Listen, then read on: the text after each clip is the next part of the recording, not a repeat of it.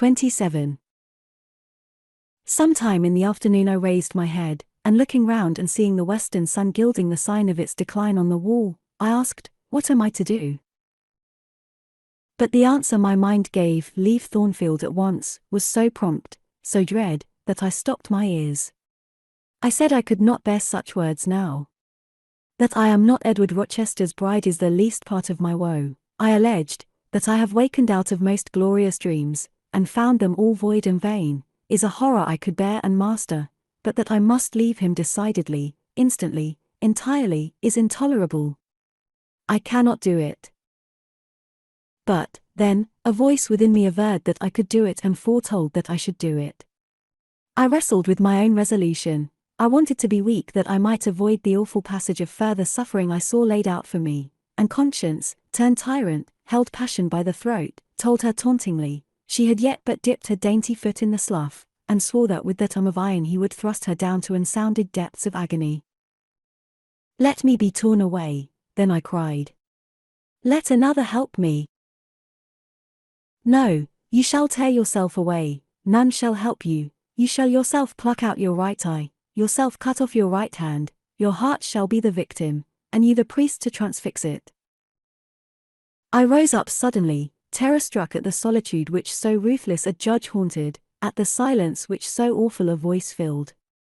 My head swam as I stood erect. I perceived that I was sickening from excitement and inanition. Neither meat nor drink had passed my lips that day, for I had taken no breakfast. And, with a strange pang, I now reflected that, long as I had been shut up here, no message had been sent to ask how I was, or to invite me to come down. Not even little Adèle had tapped at the door, not even Mrs. Fairfax had sought me. "Friends always forget those whom fortune forsakes," I murmured, as I undrew the bolt and passed out. I stumbled over an obstacle, my head was still dizzy, my sight was dim, and my limbs were feeble. I could not soon recover myself. I fell, but not onto the ground. An outstretched arm caught me. I looked up. I was supported by Mr. Rochester, who sat in a chair across my chamber threshold. "You come out at last," he said. "Well, I have been waiting for you long, and listening, yet not one movement have I heard, nor one sob. 5 minutes more of that deathlike hush, and I should have forced the lock like a burglar. So you shun me, you shut yourself up and grieve alone. I would rather you had come and upbraided me with vehemence. You are passionate. I expected a scene of some kind. I was prepared for the hot rain of tears, only I wanted them to be shed on my breast. Now a senseless floor has received them, or your drenched handkerchief. But you have not wept at all. I see a white cheek and a faded eye, but no trace of tears. I suppose, then, your heart has been weeping blood?" "Well, Jane." "Not a word of reproach? Nothing bitter, nothing poignant? Nothing to cut a feeling or sting a passion? You sit quietly where I have placed you, and regard me with a weary, passive look. Jane, I never meant to wound you thus. If the man who had but one little ewe lamb that was dear to him as a daughter, that ate of his bread and drank of his cup, and lay in his bosom, had by some mistake slaughtered it at the shambles, he would not have rued his bloody blunder more than I now rue mine. Will you ever forgive me?" Reader, I forgave him at the moment and on the spot. There was such deep remorse in his eye, such true pity in his tone, such manly energy in his manner, and besides, there was such unchanged love in his whole look and mien. I forgave him all, yet not in words, not outwardly, only at my heart's core. "You know I am a scoundrel, Jane?" ere long he inquired wistfully, wondering, I suppose, at my continued silence and tameness, the result rather of weakness than of will. "Yes, sir." "Then tell me so roundly and sharply, don't spare me." "I cannot, I am tired and sick. I want some water." He heaved a sort of shuddering sigh, and taking me in his arms, carried me downstairs.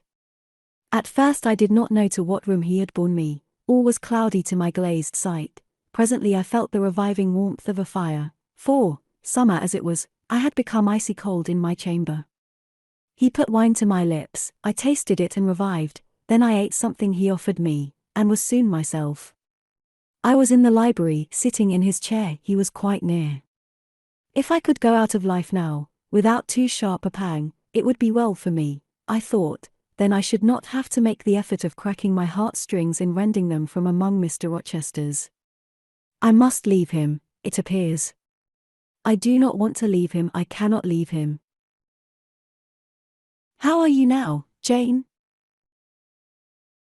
Much better, sir, I shall be well soon. Taste the wine again, Jane. I obeyed him, then he put the glass on the table, stood before me, and looked at me attentively. Suddenly he turned away, with an inarticulate exclamation, full of passionate emotion of some kind. He walked fast through the room and came back. He stooped towards me as if to kiss me, but I remembered caresses were now forbidden. I turned my face away and put his aside. What, how is this? He exclaimed hastily. Oh, I know.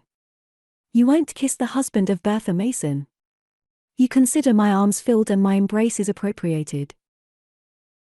At any rate, there is neither room nor claim for me, sir. Why, Jane?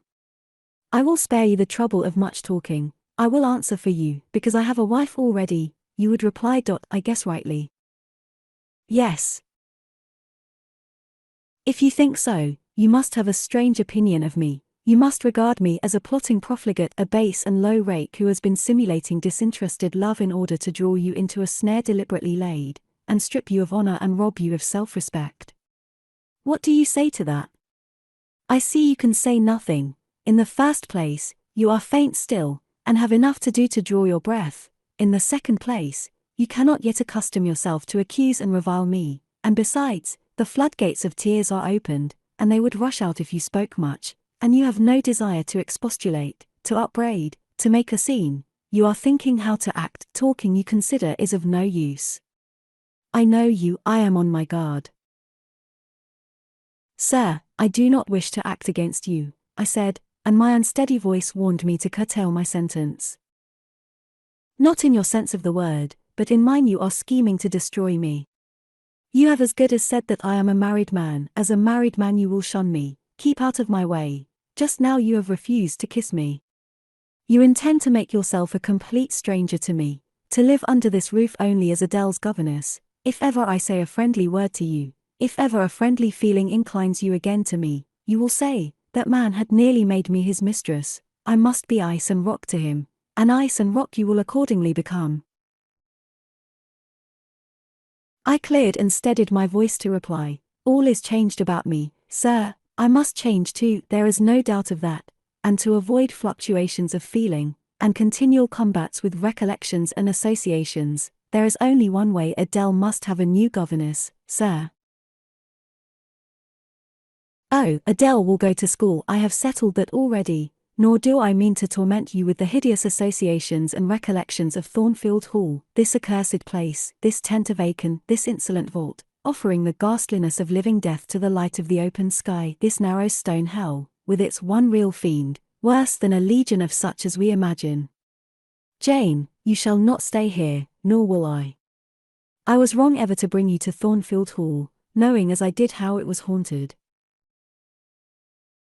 I charged them to conceal from you, before I ever saw you, all knowledge of the curse of the place, merely because I feared Adèle never would have a governess to stay if she knew with what inmates she was housed, and my plans would not permit me to remove the maniac elsewhere, though I possess an old house, Ferndean Manor, even more retired and hidden than this, where I could have lodged her safely enough, had not a scruple about the unhealthiness of the situation. In the heart of a wood, made my conscience recoil from the arrangement. Probably those damp walls would soon have eased me of her charge, but to each villain his own vice, and mine is not a tendency to indirect assassination, even of what I most hate. Concealing the madwoman's neighborhood from you, however, was something like covering a child with a cloak and laying it down near a upas tree. That demon's vicinage is poisoned, and always was. But I'll shut up Thornfield Hall, I'll nail up the front door and board the lower windows, I'll give Mrs. Poole 200 a year to live here with my wife, as you term that fearful hag. Grace will do much for money, and she shall have her son, the keeper at Grimsby Retreat, to bear her company and be at hand to give her aid in the paroxysms, when my wife is prompted by her familiar to burn people in their beds at night, to stab them, to bite their flesh from their bones, and so on. Sir, I interrupted him, you are inexorable for that unfortunate lady, you speak of her with hate, with vindictive antipathy. It is cruel, she cannot help being mad. Jane, my little darling, so I will call you, for so you are, you don't know what you are talking about, you misjudge me again, it is not because she is mad I hate her. If you were mad, do you think I should hate you?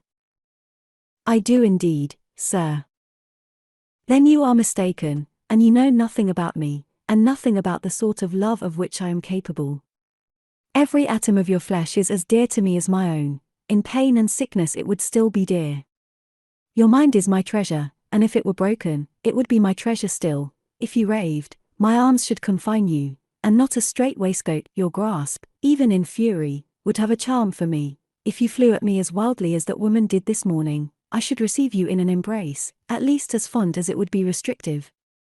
I should not shrink from you with disgust as I did from her. In your quiet moments you should have no watcher and no nurse but me, and I could hang over you with untiring tenderness, though you gave me no smile in return, and never weary of gazing into your eyes, though they had no longer a ray of recognition for me. But why do I follow that train of ideas? I was talking of removing you from Thornfield. All, you know, is prepared for prompt departure, tomorrow you shall go. I only ask you to endure one more night under this roof, Jane, and then, farewell to its miseries and terrors forever. I have a place to repair to, which will be a secure sanctuary from hateful reminiscences, from unwelcome intrusion, even from falsehood and slander. And take Adèle with you, sir, I interrupted, she will be a companion for you. What do you mean, Jane?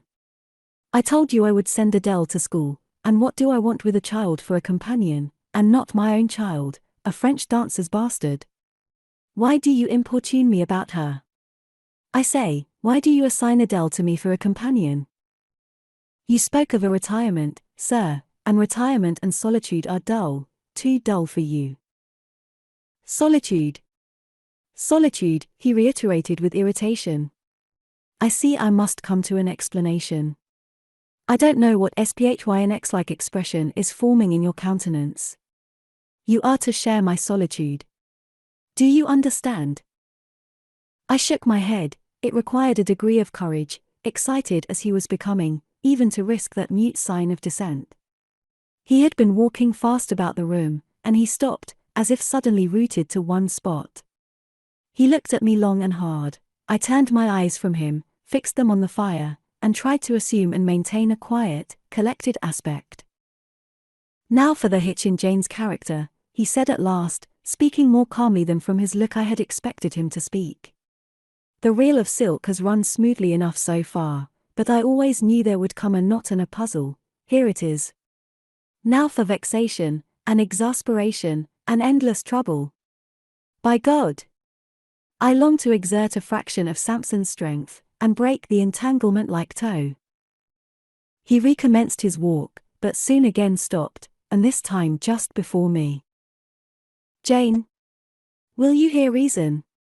He stooped and approached his lips to my ear, because, if you won't, I'll try violence. His voice was hoarse, his look that of a man who is just about to burst an insufferable bond and plunge headlong into wild license. I saw that in another moment, and with one impetus of frenzy more, I should be able to do nothing with him. The present, the passing second of time, was all I had in which to control and restrain him. A movement of repulsion, flight, fear would have sealed my doom, and his. But I was not afraid, not in the least. I felt an inward power, a sense of influence, which supported me. The crisis was perilous, but not without its charm, such as the Indian, perhaps, feels when he slips over the rapid in his canoe. I took hold of his clenched hand, loosened the contorted fingers, and said to him, soothingly, "Sit down, I'll talk to you as long as you like, and hear all you have to say, whether reasonable or unreasonable." He sat down, but he did not get leave to speak directly. I had been struggling with tears for some time. I had taken great pains to repress them, because I knew he would not like to see me weep. Now, However, I considered it well to let them flow as freely and as long as they liked. If the flood annoyed him, so much the better. So I gave way and cried heartily. Soon I heard him earnestly entreating me to be composed. I said I could not while he was in such a passion. But I am not angry, Jane, I only love you too well, and you had steeled your little pale face with such a resolute, frozen look, I could not endure it. Hush, now, and wipe your eyes. His softened voice announced that he was subdued, so I, in my turn, became calm. Now he made an effort to rest his head on my shoulder, but I would not permit it. Then he would draw me to him. No. Jane. Jane, he said, in such an accent of bitter sadness it thrilled along every nerve I had, you don't love me, then. It was only my station, and the rank of my wife, that you valued. Now that you think me disqualified to become your husband, you recoil from my touch as if I were some toad or ape. These words cut me, yet what could I do or I say? I ought probably to have done or said nothing, but I was so tortured by a sense of remorse at thus hurting his feelings, I could not control the wish to drop balm where I had wounded.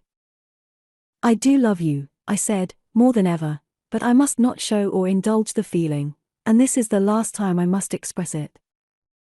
The last time, Jane. What? Do you think you can live with me, and see me daily, and yet, if you still love me, be always cold and distant? No, sir, that I am certain I could not, and therefore I see there is but one way, but you will be furious if I mention it.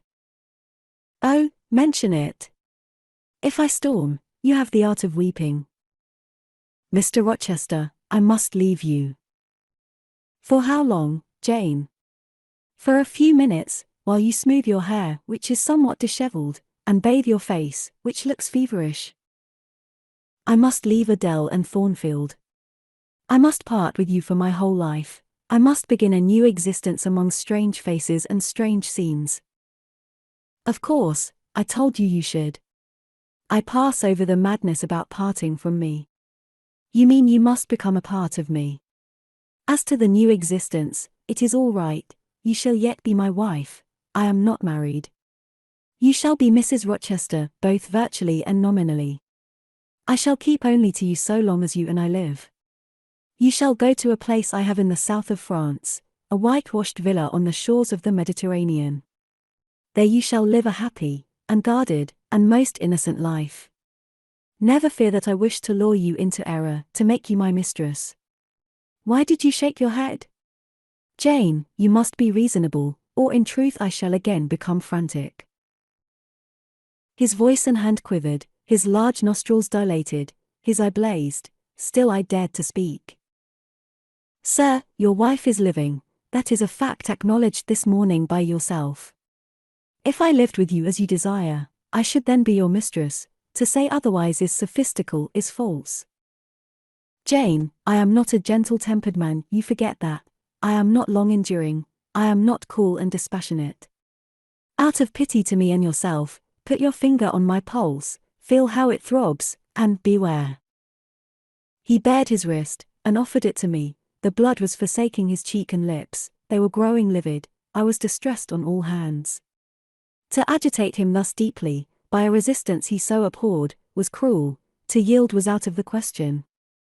I did what human beings do instinctively when they are driven to utter extremity, looked for aid to one higher than man. The words "God help me" burst involuntarily from my lips.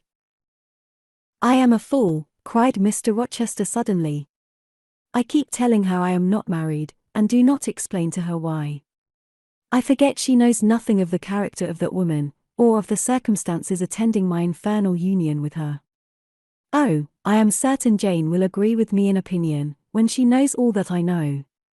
Just put your hand in mine, Janet, that I may have the evidence of touch as well as sight, to prove you are near me, and I will in a few words show you the real state of the case. Can you listen to me? Yes, sir, for hours if you will. I ask only minutes. Jane, did you ever hear or know that I was not the eldest son of my house, that I had once a brother older than I? I remember Mrs. Fairfax told me so once. And did you ever hear that my father was an avaricious, grasping man? I have understood something to that effect. Well, Jane, being so, it was his resolution to keep the property together. He could not bear the idea of dividing his estate and leaving me a fair portion. All, he resolved, should go to my brother, Roland. Yet as little could he endure that a son of his should be a poor man. I must be provided for by a wealthy marriage. He sought me a partner betimes. Mr. Mason, a West India planter and merchant, was his old acquaintance. He was certain his possessions were real and vast. He made inquiries. Mr. Mason, he found, had a son and daughter, and he learned from him that he could and would give the latter a fortune of £30,000. That sufficed. When I left college, I was sent out to Jamaica, to espouse a bride already courted for me. My father said nothing about her money, but he told me Miss Mason was the boast of Spanish Town for her beauty, and this was no lie. I found her a fine woman, in the style of Blanche Ingram, tall, dark, and majestic. Her family wished to secure me because I was of a good race, and so did she. They showed her to me in parties, splendidly dressed. I seldom saw her alone, and had very little private conversation with her. She flattered me, and lavishly displayed for my pleasure her charms and accomplishments. All the men in her circle seemed to admire her and envy me. I was dazzled, stimulated, my senses were excited, and being ignorant, raw, and inexperienced, I thought I loved her. There is no folly so besotted that the idiotic rivalries of society, the prurience, the rashness, the blindness of youth, will not hurry a man to its commission. Her relatives encouraged me, competitors piqued me, she allured me, a marriage was achieved almost before I knew where I was. Oh, I have no respect for myself when I think of that act, an agony of inward contempt masters me.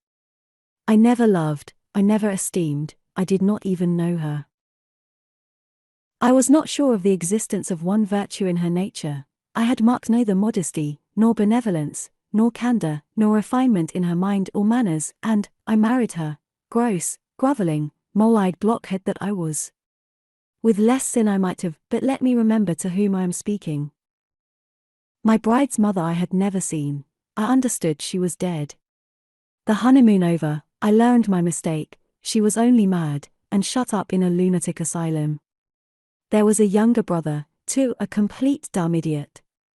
The elder one, whom you have seen, and whom I cannot hate, whilst I abhor all his kindred, because he has some grains of affection in his feeble mind, shown in the continued interest he takes in his wretched sister, and also in a dog-like attachment he once bore me, will probably be in the same state one day. My father and my brother Roland knew all this, but they thought only of the £30,000, and joined in the plot against me. These were vile discoveries, but except for the treachery of concealment, I should have made them no subject of reproach to my wife, even when I found her nature wholly alien to mine, her tastes obnoxious to me, her cast of mind common, low, narrow, and singularly incapable of being led to anything higher, expanded to anything larger. When I found that I could not pass a single evening, nor even a single hour of the day with her in comfort, that kindly conversation could not be sustained between us, because whatever topic I started, immediately received from her a turn at once coarse and trite, perverse and imbecile. When I perceived that I should never have a quiet or settled household, because no servant would bear the continued outbreaks of her violent and unreasonable temper, or the vexations of her absurd, contradictory, exacting orders, even then I restrained myself. I eschewed upbraiding, I curtailed remonstrance, I tried to devour my repentance and disgust in secret. I repressed the deep antipathy I felt.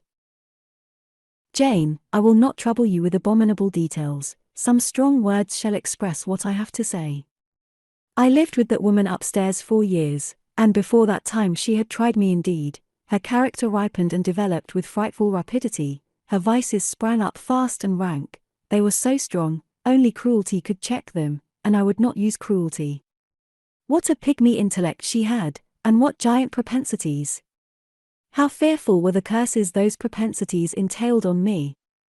Bertha Mason, the true daughter of an infamous mother, dragged me through all the hideous and degrading agonies which must attend a man bound to a wife at once intemperate and unchaste. My brother in the interval was dead, and at the end of the 4 years my father died too. I was rich enough now, yet poor to hideous indigence. A nature the most gross, impure, depraved I ever saw, was associated with mine, and called by the law and by society a part of me. And I could not rid myself of it by any legal proceedings, for the doctors now discovered that my wife was mad. Her excesses had prematurely developed the germs of insanity. Jane, you don't like my narrative, you look almost sick. Shall I defer the rest to another day? No, sir, finish it now. I pity you, I do earnestly pity you. Pity, Jane, from some people is a noxious and insulting sort of tribute, which one is justified in hurling back in the teeth of those who offer it, but that is the sort of pity native to callous, selfish hearts. It is a hybrid, egotistical pain at hearing of woes, crossed with ignorant contempt for those who have endured them. But that is not your pity, Jane, it is not the feeling of which your whole face is full at this moment, with which your eyes are now almost overflowing, with which your heart is heaving, with which your hand is trembling in mine.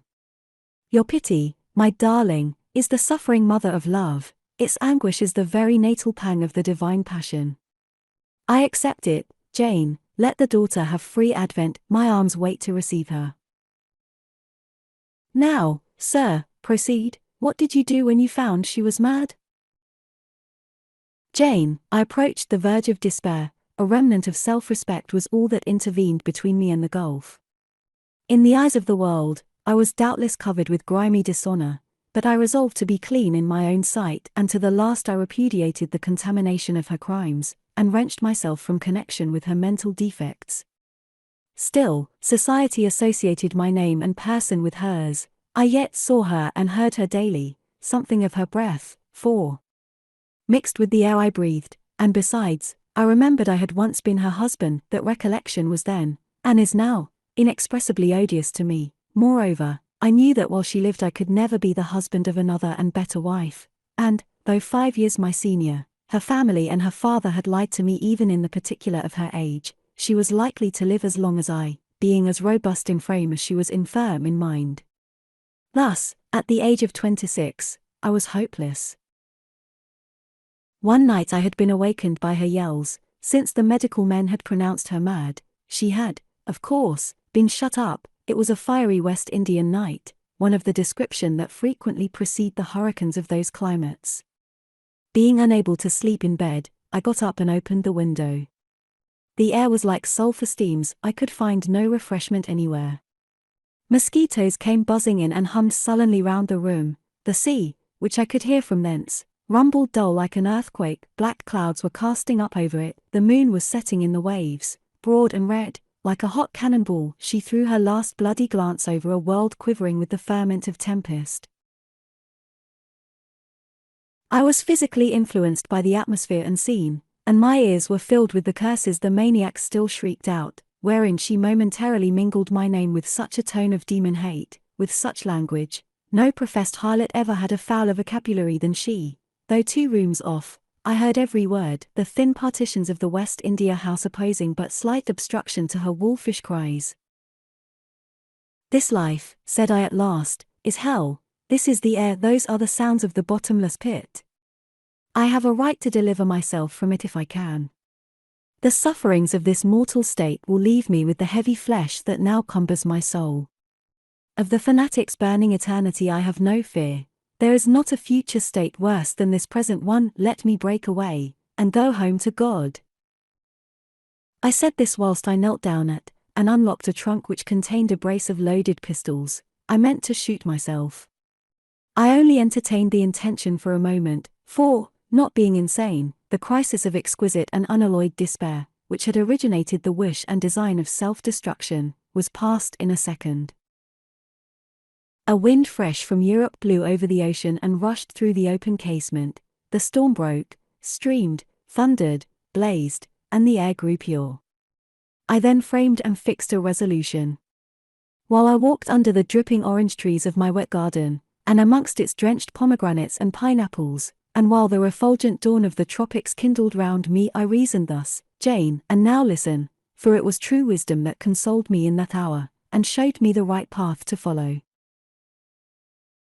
The sweet wind from Europe was still whispering in the refreshed leaves, and the Atlantic was thundering in glorious liberty. My heart, dried up and scorched for a long time, swelled to the tone, and filled with living blood. My being longed for renewal, my soul thirsted for a pure draught. I saw hope revive, and felt regeneration possible. From a flowery arch at the bottom of my garden I gazed over the sea, bluer than the sky. The old world was beyond, clear prospects opened thus. Go, said Hope, and live again in Europe. There it is not known what a sullied name you bear, nor what a filthy burden is bound to you. You may take the maniac with you to England, confine her with due attendance and precautions at Thornfield, then travel yourself to what clime you will, and form what new tie you like. That woman, who has so abused your long-suffering, so sullied your name, so outraged your honor, so blighted your youth, is not your wife, nor are you her husband. See that she is cared for as her condition demands, and you have done all that God and humanity require of you. Let her identity, her connection with yourself, be buried in oblivion. You are bound to impart them to no living being. Place her in safety and comfort, shelter her degradation with secrecy, and leave her. I acted precisely on this suggestion. My father and brother had not made my marriage known to their acquaintance, because, in the very first letter I wrote to apprise them of the union, having already begun to experience extreme disgust of its consequences, and, from the family character and constitution, seeing a hideous future opening to me, I added an urgent charge to keep it secret, and very soon the infamous conduct of the wife my father had selected for me was such as to make him blush to own her as his daughter-in-law. Far from desiring to publish the connection, he became as anxious to conceal it as myself. To England, then, I conveyed her, a fearful voyage I had with such a monster in the vessel. Glad was I when I at last got her to Thornfield, and saw her safely lodged in that third-story room, of whose secret inner cabinet she has now for 10 years made a wild beast's den, a goblin's cell. I had some trouble in finding an attendant for her, as it was necessary to select one on whose fidelity dependence could be placed, for her ravings would inevitably betray my secret. Besides, she had lucid intervals of days, sometimes weeks, which she filled up with abuse of me. At last I hired Grace Poole from the Grimsby retreat. She and the surgeon, Carter, who dressed Mason's wounds that night he was stabbed and worried, are the only two I have ever admitted to my confidence. Mrs. Fairfax may indeed have suspected something, but she could have gained no precise knowledge as to facts. Grace has, on the whole, proved a good keeper, though, owing partly to a fault of her own, of which it appears nothing can cure her, and which is incident to her harassing profession, her vigilance has been more than once lulled and baffled. The lunatic is both cunning and malignant. She has never failed to take advantage of her guardian's temporary lapses, once to secrete the knife with which she stabbed her brother, and twice to possess herself of the key of her cell, and issue therefrom in the night time. On the first of these occasions, she perpetrated the attempt to burn me in my bed. On the second, she paid that ghastly visit to you. I thank Providence, who watched over you, that she then spent her fury on your wedding apparel, which perhaps brought back vague reminiscences of her own bridal days, but on what might have happened, I cannot endure to reflect. When I think of the thing which flew at my throat this morning, hanging its black and scarlet visage over the nest of my dove, my blood curdles. And what, sir, I asked, while he paused, did you do when you had settled her here? Where did you go? What did I do, Jane? I transformed myself into a will-o'-the-wisp. Where did I go? I pursued wanderings as wild as those of the March spirit. I sought the continent, and went devious through all its lands. My fixed desire was to seek and find a good and intelligent woman, whom I could love, a contrast to the fury I left at Thornfield. But you could not marry, sir. I had determined and was convinced that I could and ought. It was not my original intention to deceive, as I have deceived you. I meant to tell my tale plainly, and make my proposals openly, and it appeared to me so absolutely rational that I should be considered free to love and be loved, I never doubted some woman might be found willing and able to understand my case and accept me, in spite of the curse with which I was burdened. Well, sir? When you are inquisitive, Jane, you always make me smile. You open your eyes like an eager bird, and make every now and then a restless movement, as if answers in speech did not flow fast enough for you, and you wanted to read the tablet of one's heart. But before I go on, tell me what you mean by your well, sir? It is a small phrase very frequent with you, and which many a time has drawn me on and on through interminable talk. I don't very well know why. I mean, what next? How did you proceed? What came of such an event? Precisely. And what do you wish to know now? Whether you found anyone you liked, whether you asked her to marry you, and what she said. I can tell you whether I found anyone I liked, and whether I asked her to marry me, but what she said is yet to be recorded in the book of fate. For 10 long years I roved about, living first in one capital, then another, sometimes in St. Petersburg, oftener in Paris, occasionally in Rome, Naples, and Florence. Provided with plenty of money and the passport of an old name, I could choose my own society, no circles were closed against me. I sought my ideal of a woman amongst English ladies, French countesses, Italian signoras, and German graffinnen. I could not find her. Sometimes, for a fleeting moment, I thought I caught a glance, heard a tone, beheld a form, which announced the realization of my dream, but I was presently undeceived. You are not to suppose that I desired perfection, either of mind or person. I longed only for what suited me, for the antipodes of the Creole, and I longed vainly. Amongst them all I found not one whom, had I been ever so free, warned as I was of the risks, the horrors, the loathings of incongruous unions, would have asked to marry me. Disappointment made me reckless. I tried dissipation, never debauchery, that I hated, and hate. That was my Indian Messalina's attribute, rooted disgust at it and her restrained me much, even in pleasure. Any enjoyment that bordered on riot seemed to approach me to her and her vices, and I eschewed it. Yet I could not live alone, so I tried the companionship of mistresses. The first I chose was Céline Varens, another of those steps which make a man spurn himself when he recalls them. You already know what she was, and how my liaison with her terminated. She had 2 successors, an Italian, Jacinta, and a German, Clara, both considered singularly handsome. What was their beauty to me in a few weeks? Jacinta was unprincipled and violent, I tired of her in 3 months. Clara was honest and quiet, but heavy, mindless, and unimpressible, not one whit to my taste. I was glad to give her a sufficient sum to set her up in a good line of business, and so get decently rid of her. But, Jane, I see by your face you are not forming a very favorable opinion of me just now. You think me an unfeeling, loose-principled rake, don't you? I don't like you so well as I have done sometimes, indeed, sir. Did it not seem to you in the least wrong to live in that way, first with one mistress and then another? You talk of it as a mere matter of course. It was with me, and I did not like it. It was a grovelling fashion of existence, I should never like to return to it. Hiring a mistress is the next worst thing to buying a slave, both are often by nature, and always by position, inferior, and to live familiarly with inferiors is degrading. I now hate the recollection of the time I passed with Céline, Jacinta, and Clara. I felt the truth of these words, and I drew from them the certain inference, that if I was so far to forget myself and all the teaching that had ever been instilled into me, as, under any pretext, with any justification, through any temptation, to become the successor of these poor girls, he would one day regard me with the same feeling which now in his mind desecrated their memory. I did not give utterance to this conviction, it was enough to feel it. I impressed it on my heart, that it might remain there to serve me as aid in the time of trial. Now, Jane, why don't you say well, sir? I have not done. You are looking grave. You disapprove of me still, I see. But let me come to the point.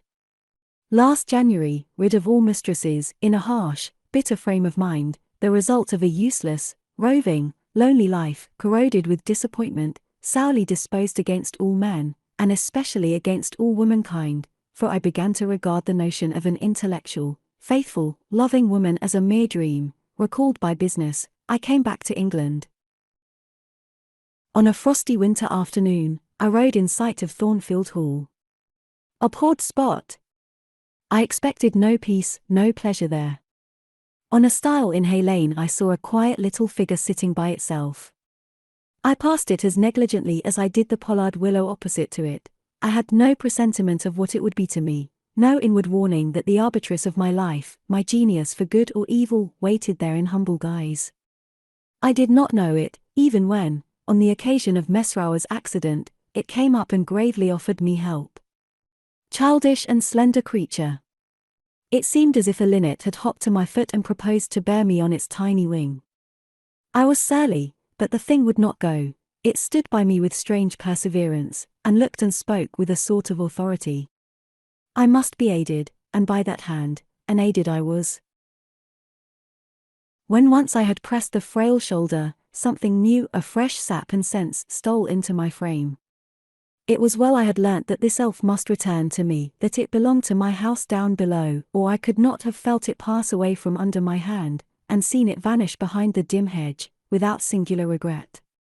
I heard you come home that night, Jane, though probably you were not aware that I thought of you or watched for you. The next day I observed you, myself unseen, for half an hour, while you played with Adèle in the gallery. It was a snowy day, I recollect, and you could not go out of doors. I was in my room, the door was ajar, I could both listen and watch. Adèle claimed your outward attention for a while, yet I fancied your thoughts were elsewhere, but you were very patient with her, my little Jane. You talked to her and amused her a long time.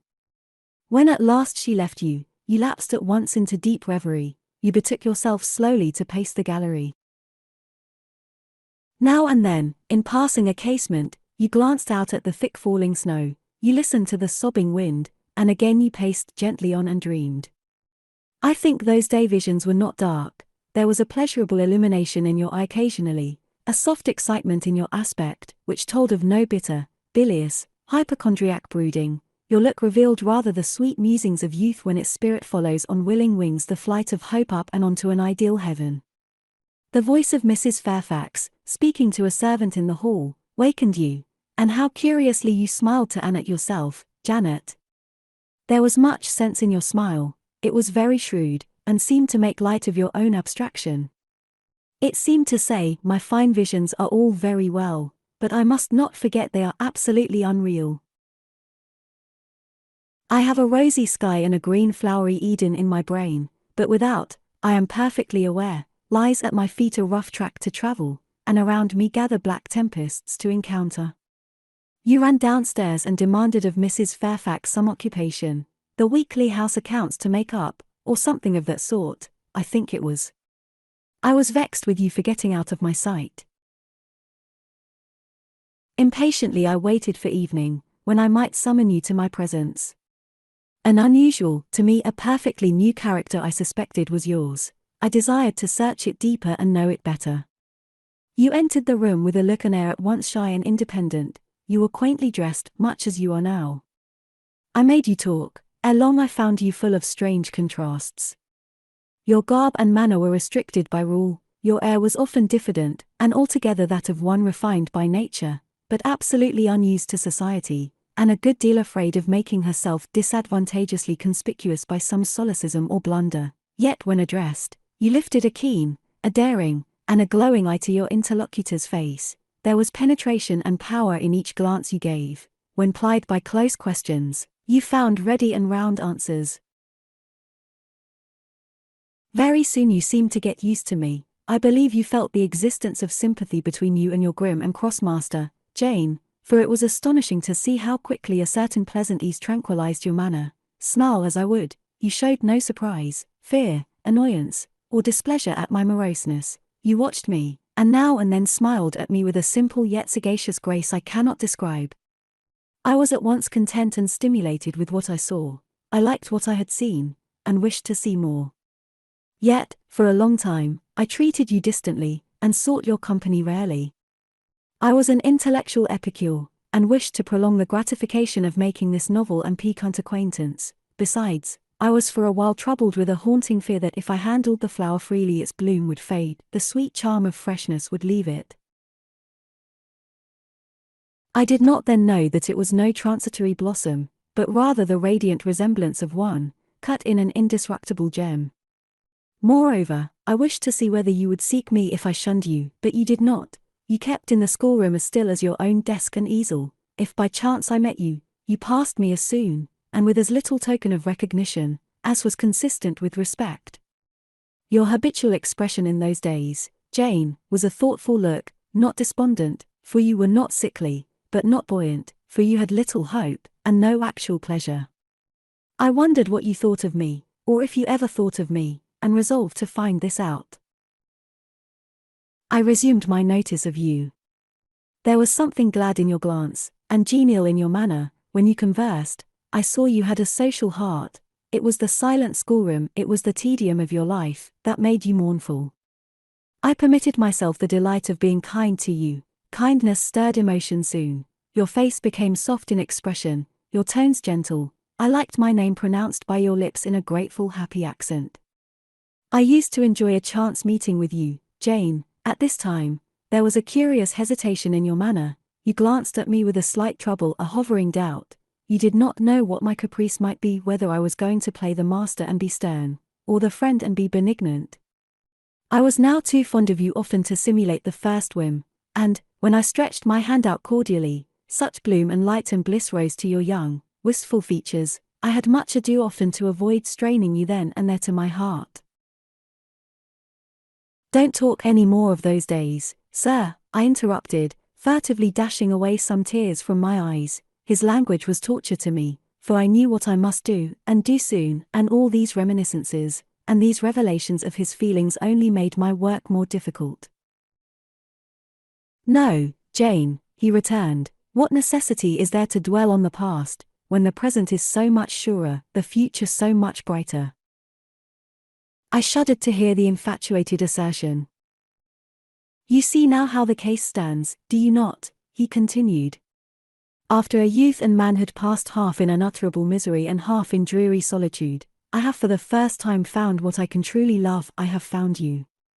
You are my sympathy, my better self, my good angel. I am bound to you with a strong attachment.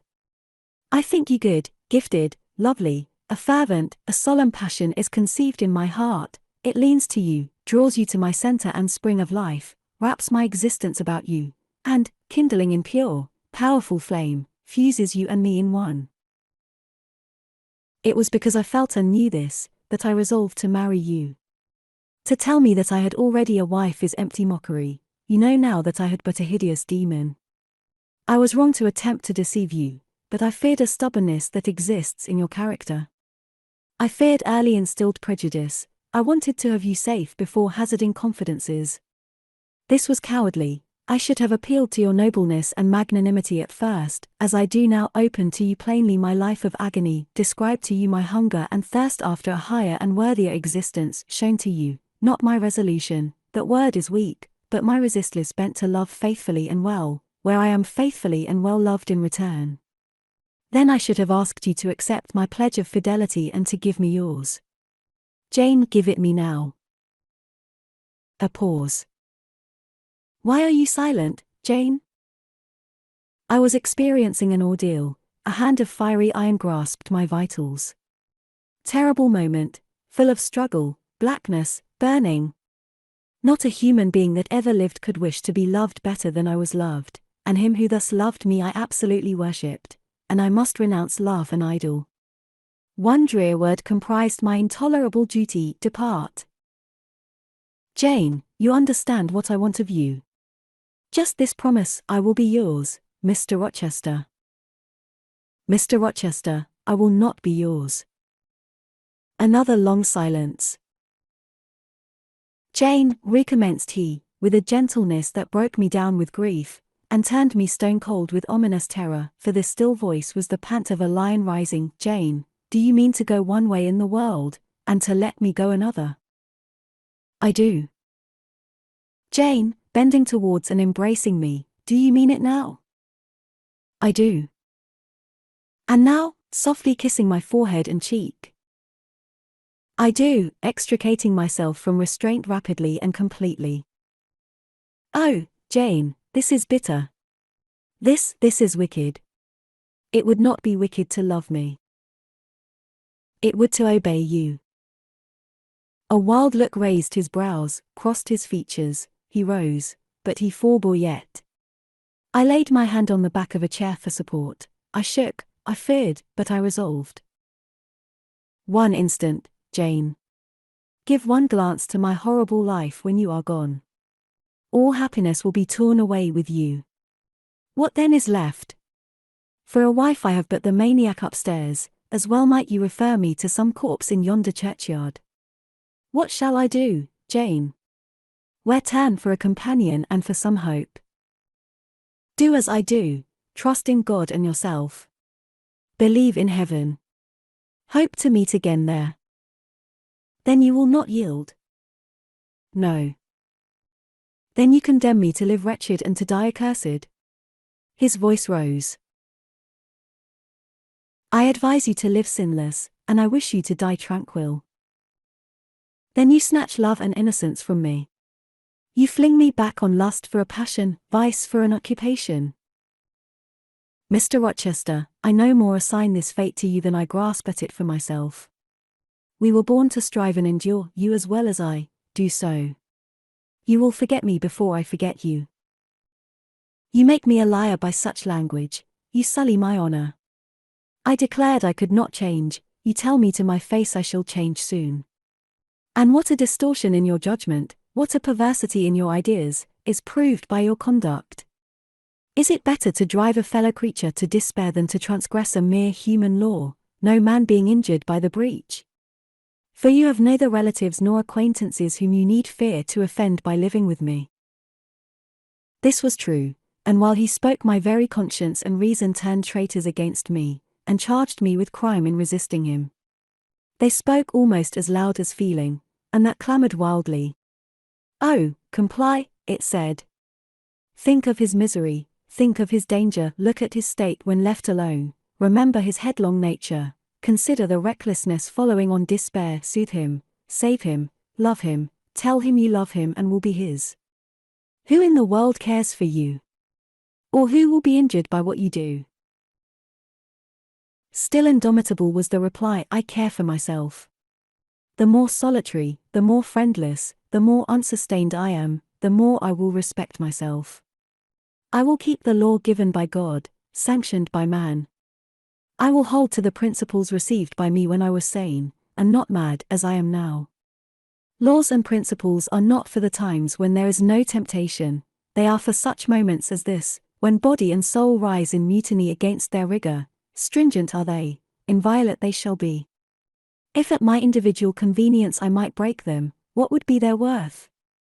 They have a worth, so I have always believed, and if I cannot believe it now, it is because I am insane, quite insane, with my veins running fire, and my heart beating faster than I can count its throbs. Preconceived opinions, foregone determinations, are all I have at this hour to stand by, there I plant my foot. I did. Mr. Rochester, reading my countenance, saw I had done so.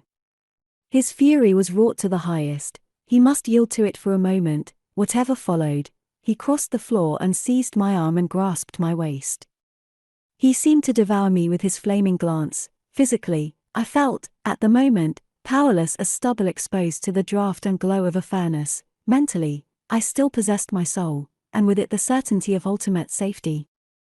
The soul, fortunately, has an interpreter, often an unconscious, but still a truthful interpreter, in the eye. My eye rose to his, and while I looked in his fierce face I gave an involuntary sigh. His gripe was painful, and my overtaxed strength almost exhausted. Never, said he, as he ground his teeth, never was anything at once so frail and so indomitable. A mere reed she feels in my hand. And he shook me with the force of his hold. I could bend her with my finger and thumb, and what good would it do if I bent, if I uptore, if I crushed her? Consider the resolute, wild, free thing looking out of it, defying me, with more than courage, with a stern triumph. Whatever I do with its cage, I cannot get at it, the savage, beautiful creature. If I tear, if I rend the slight prison, my outrage will only let the captive loose. Conqueror I might be of the house, but the inmate would escape to heaven before I could call myself possessor of its clay-dwelling place. And it is you, spirit, with will and energy, and virtue, and purity, that I want, not alone your brittle frame. Of yourself you could come with soft flight and nestle against my heart, if you would, seized against your will, you will elude the grasp like an essence, you will vanish ere I inhale your fragrance. Oh! Come, Jane, come. As he said this, he released me from his clutch, and only looked at me. The look was far worse to resist than the frantic strain. Only an idiot, however, would have succumbed now. I had dared and baffled his fury, I must elude his sorrow. I retired to the door. You are going, Jane? I am going, sir. You are leaving me? Yes. You will not come. You will not be my comforter, my rescuer. My deep love, my wild woe, my frantic prayer, are all nothing to you. What unutterable pathos was in his voice! How hard it was to reiterate firmly, I am going. Jane. Mr. Rochester. Withdraw, then, I consent, but remember, you leave me here in anguish. Go up to your own room, think over all I have said, and, Jane, cast a glance on my sufferings, think of me. He turned away, he threw himself on his face on the sofa. Oh, Jane! My hope, my love, my life, broke in anguish from his lips. Then came a deep, strong sob. I had already gained the door, but, reader, I walked back as determinedly as I had retreated. I knelt down by him, I turned his face from the cushion to me, I kissed his cheek, I smoothed his hair with my hand. God bless you, my dear master, I said. God keep you from harm and wrong, direct you, solace you, reward you well for your past kindness to me. Little Jane's love would have been my best reward, he answered, without it, my heart is broken. But Jane will give me her love, yes, nobly, generously. Up the blood rushed to his face, forth flashed the fire from his eyes, erect he sprang, he held his arms out, but I evaded the embrace, and at once quitted the room. Farewell, was the cry of my heart as I left him. Despair added, farewell forever. That night I never thought to sleep, but a slumber fell on me as soon as I lay down in bed. I was transported in thought to the scenes of childhood. I dreamt I lay in the Red Room at Gateshead, that the night was dark, and my mind impressed with strange fears. The light that long ago had struck me into syncope, recalled in this vision, seemed glidingly to mount the wall, and tremblingly to pause in the center of the obscured ceiling. I lifted up my head to look, the roof resolved to clouds, high and dim, the gleam was such as the moon imparts to vapors she is about to sever. I watched her come, watched with the strangest anticipation, as though some word of doom were to be written on her disk. She broke forth as never moon yet burst from cloud, a hand first penetrated the sable folds and waved them away, then, not a moon, but a white human form shone in the azure, inclining a glorious brow earthward. It gazed and gazed on me. It spoke to my spirit, immeasurably distant was the tone, yet so near, it whispered in my heart. My daughter, flee temptation. Mother, I will. So I answered after I had waked from the trance-like dream. It was yet night, but July nights are short, soon after midnight, dawn comes. It cannot be too early to commence the task I have to fulfill, thought I. I rose, I was dressed, for I had taken off nothing but my shoes. I knew where to find in my drawers some linen, a locket, a ring. In seeking these articles, I encountered the beads of a pearl necklace Mr. Rochester had forced me to accept a few days ago. I left that, it was not mine, it was the visionary bride's who had melted in air.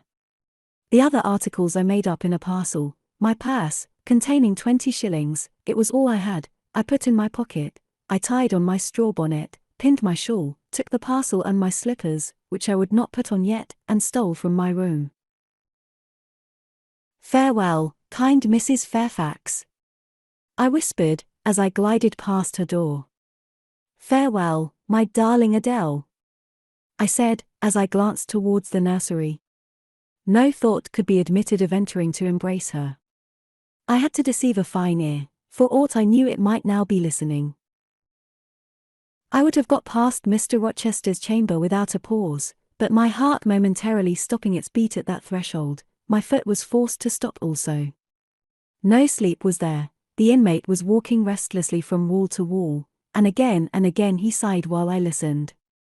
There was a heaven, a temporary heaven, in this room for me. If I chose, I had but to go in and to say, "Mr. Rochester, I will love you and live with you through life till death," and a fount of rapture would spring to my lips.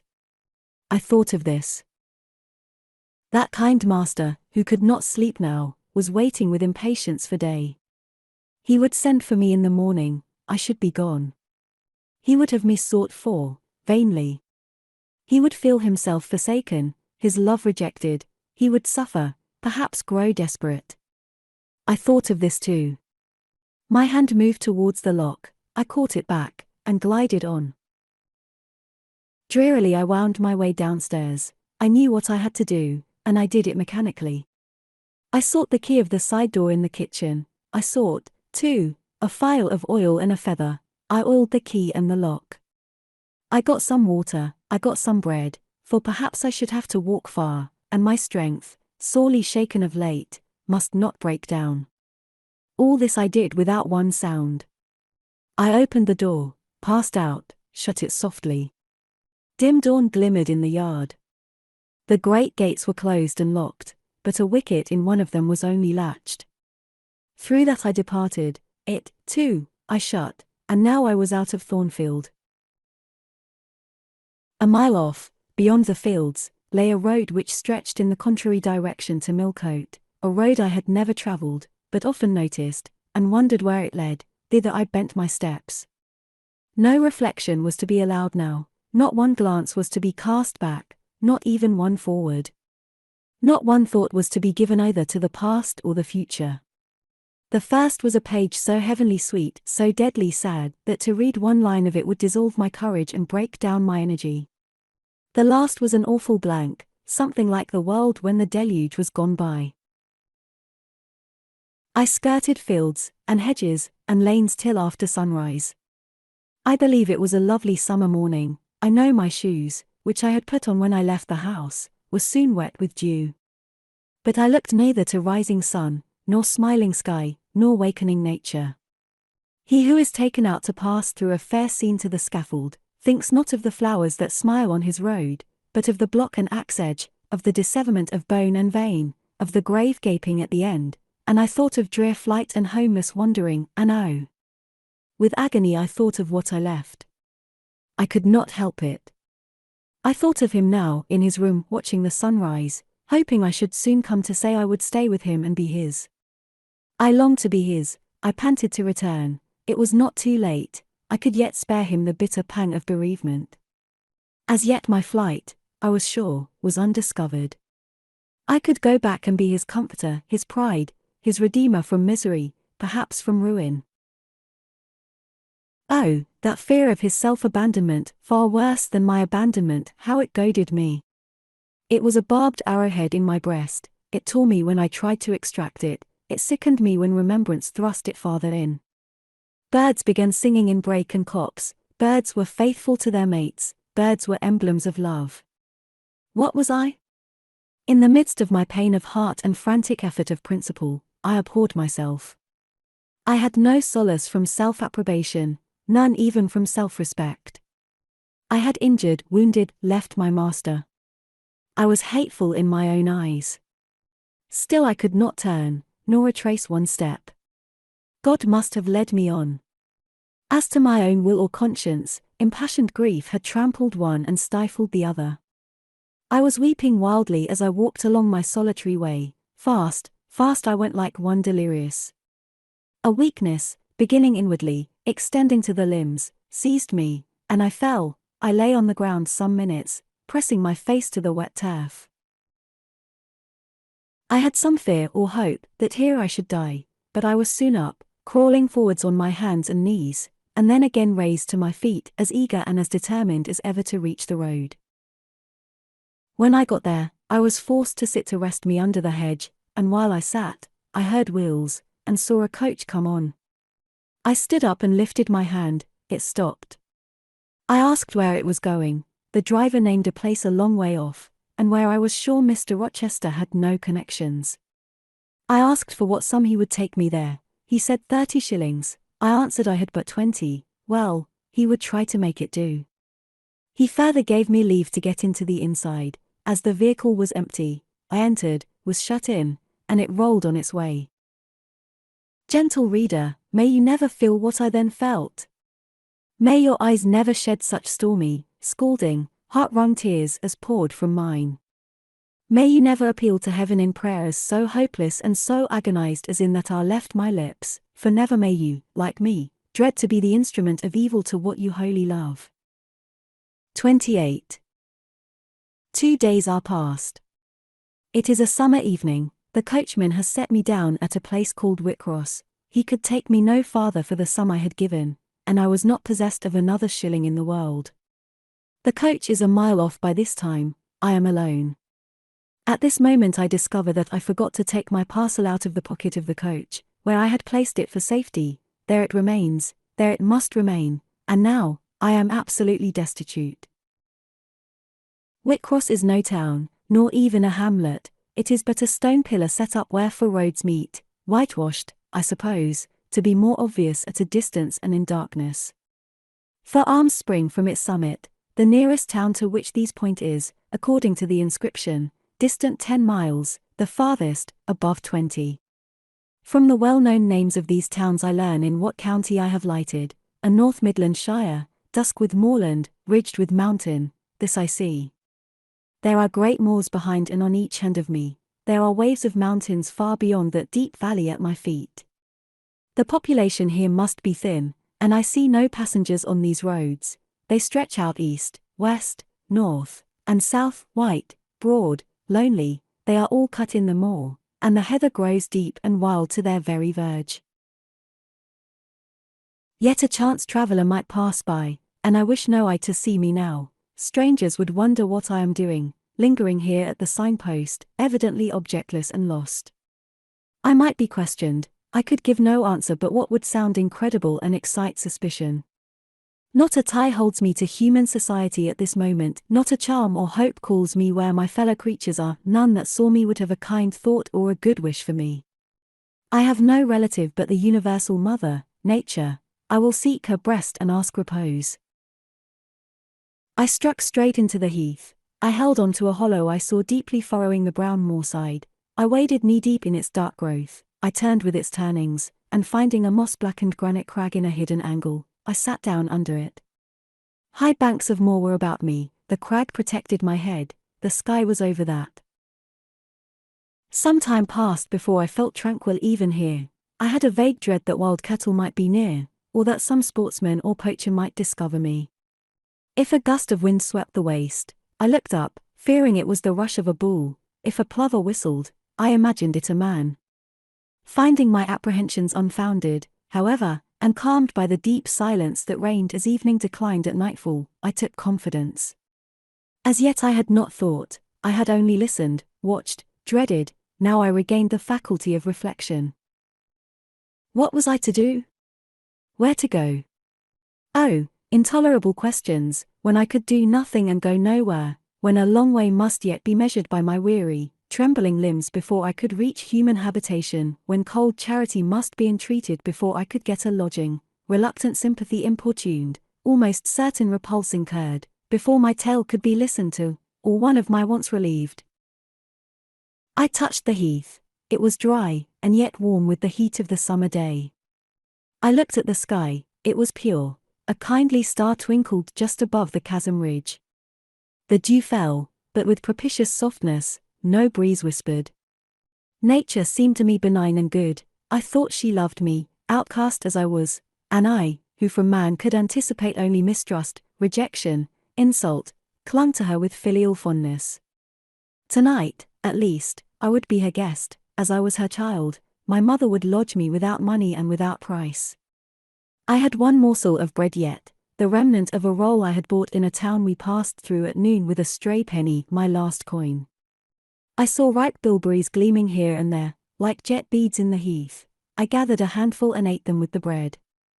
My hunger, sharp before, was, if not satisfied, appeased by this hermit's meal. I said my evening prayers at its conclusion, and then chose my couch. Beside the crag the heath was very deep. When I lay down my feet were buried in it, rising high on each side. It left only a narrow space for the night air to invade. I folded my shawl double, and spread it over me for a coverlet. A low, mossy swell was my pillow. Thus lodged, I was not, at least at the commencement of the night, cold. My rest might have been blissful enough, only a sad heart broke it. It plained of its gaping wounds, its inward bleeding, its riven cords.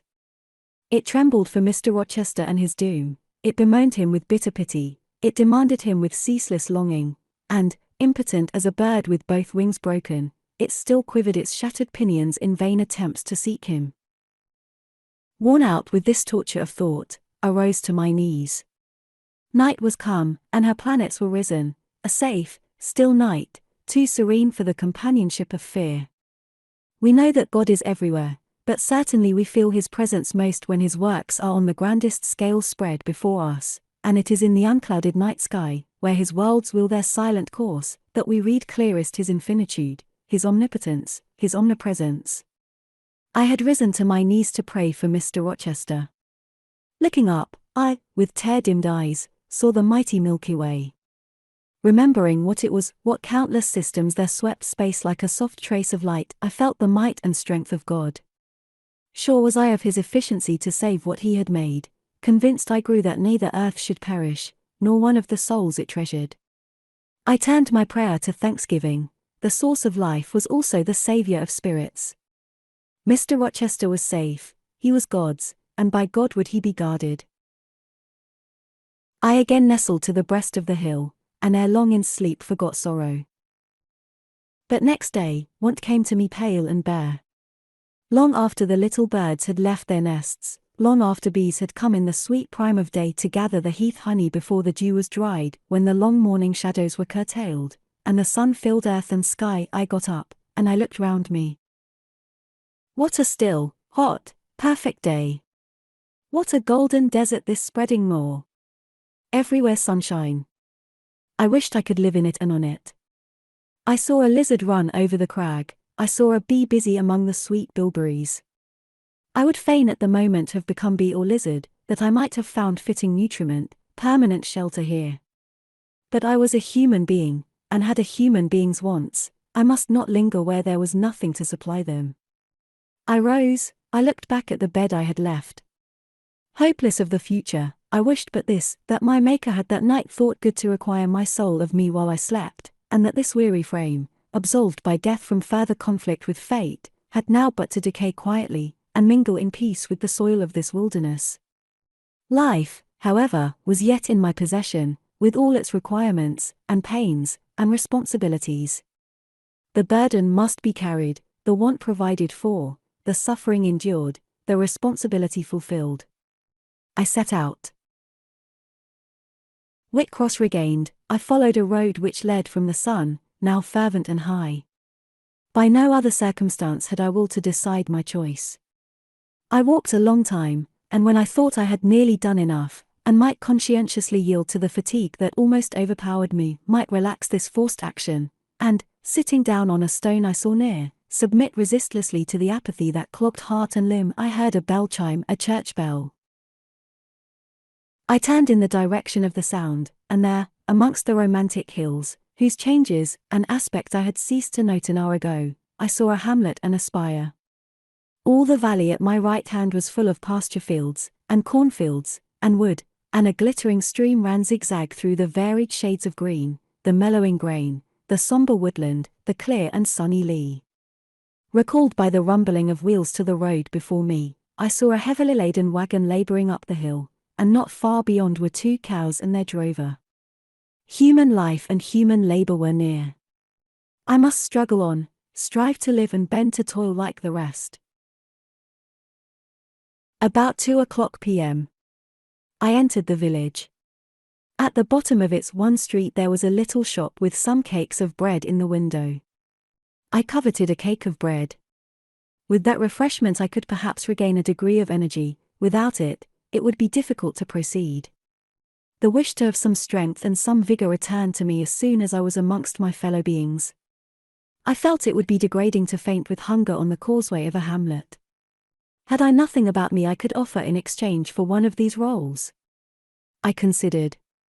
I had a small silk handkerchief tied round my throat, I had my gloves. I could hardly tell how men and women in extremities of destitution proceeded. I did not know whether either of these articles would be accepted; probably they would not, but I must try. I entered the shop. A woman was there. Seeing a respectably dressed person, a lady as she supposed, she came forward with civility. How could she serve me? I was seized with shame; my tongue would not utter the request I had prepared. I dared not offer her the half-worn gloves, the creased handkerchief; besides, I felt it would be absurd. I only begged permission to sit down a moment, as I was tired. Disappointed in the expectation of a customer, she coolly acceded to my request. She pointed to a seat; I sank into it.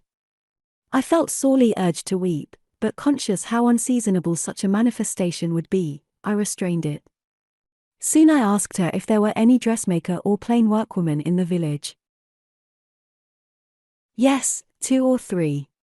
Quite as many as there was employment for. I reflected. I was driven to the point now. I was brought face to face with necessity. I stood in the position of one without a resource, without a friend, without a coin. I must do something. What? I must apply somewhere. Where? Did she know of any place in the neighborhood where a servant was wanted? Nay, she couldn't say. What was the chief trade in this place? What did most of the people do? Some were farm laborers; a good deal worked at Mr. Oliver's needle factory, and at the foundry. Did Mr. Oliver employ women? Nay, it was men's work. And what do the women do?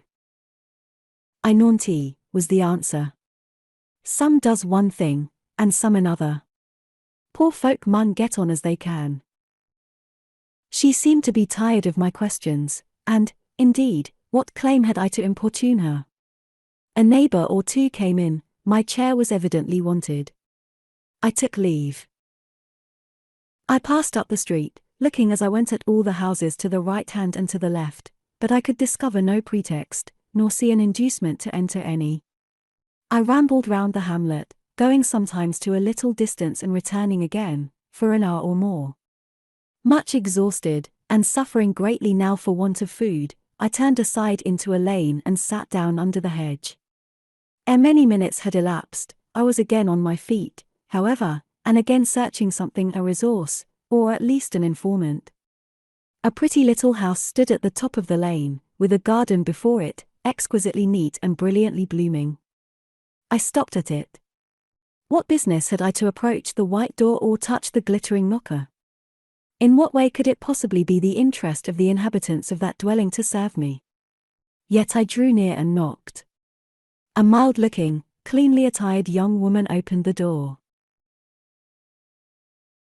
In such a voice as might be expected from a hopeless heart and fainting frame, a voice wretchedly low and faltering, I asked if a servant was wanted here.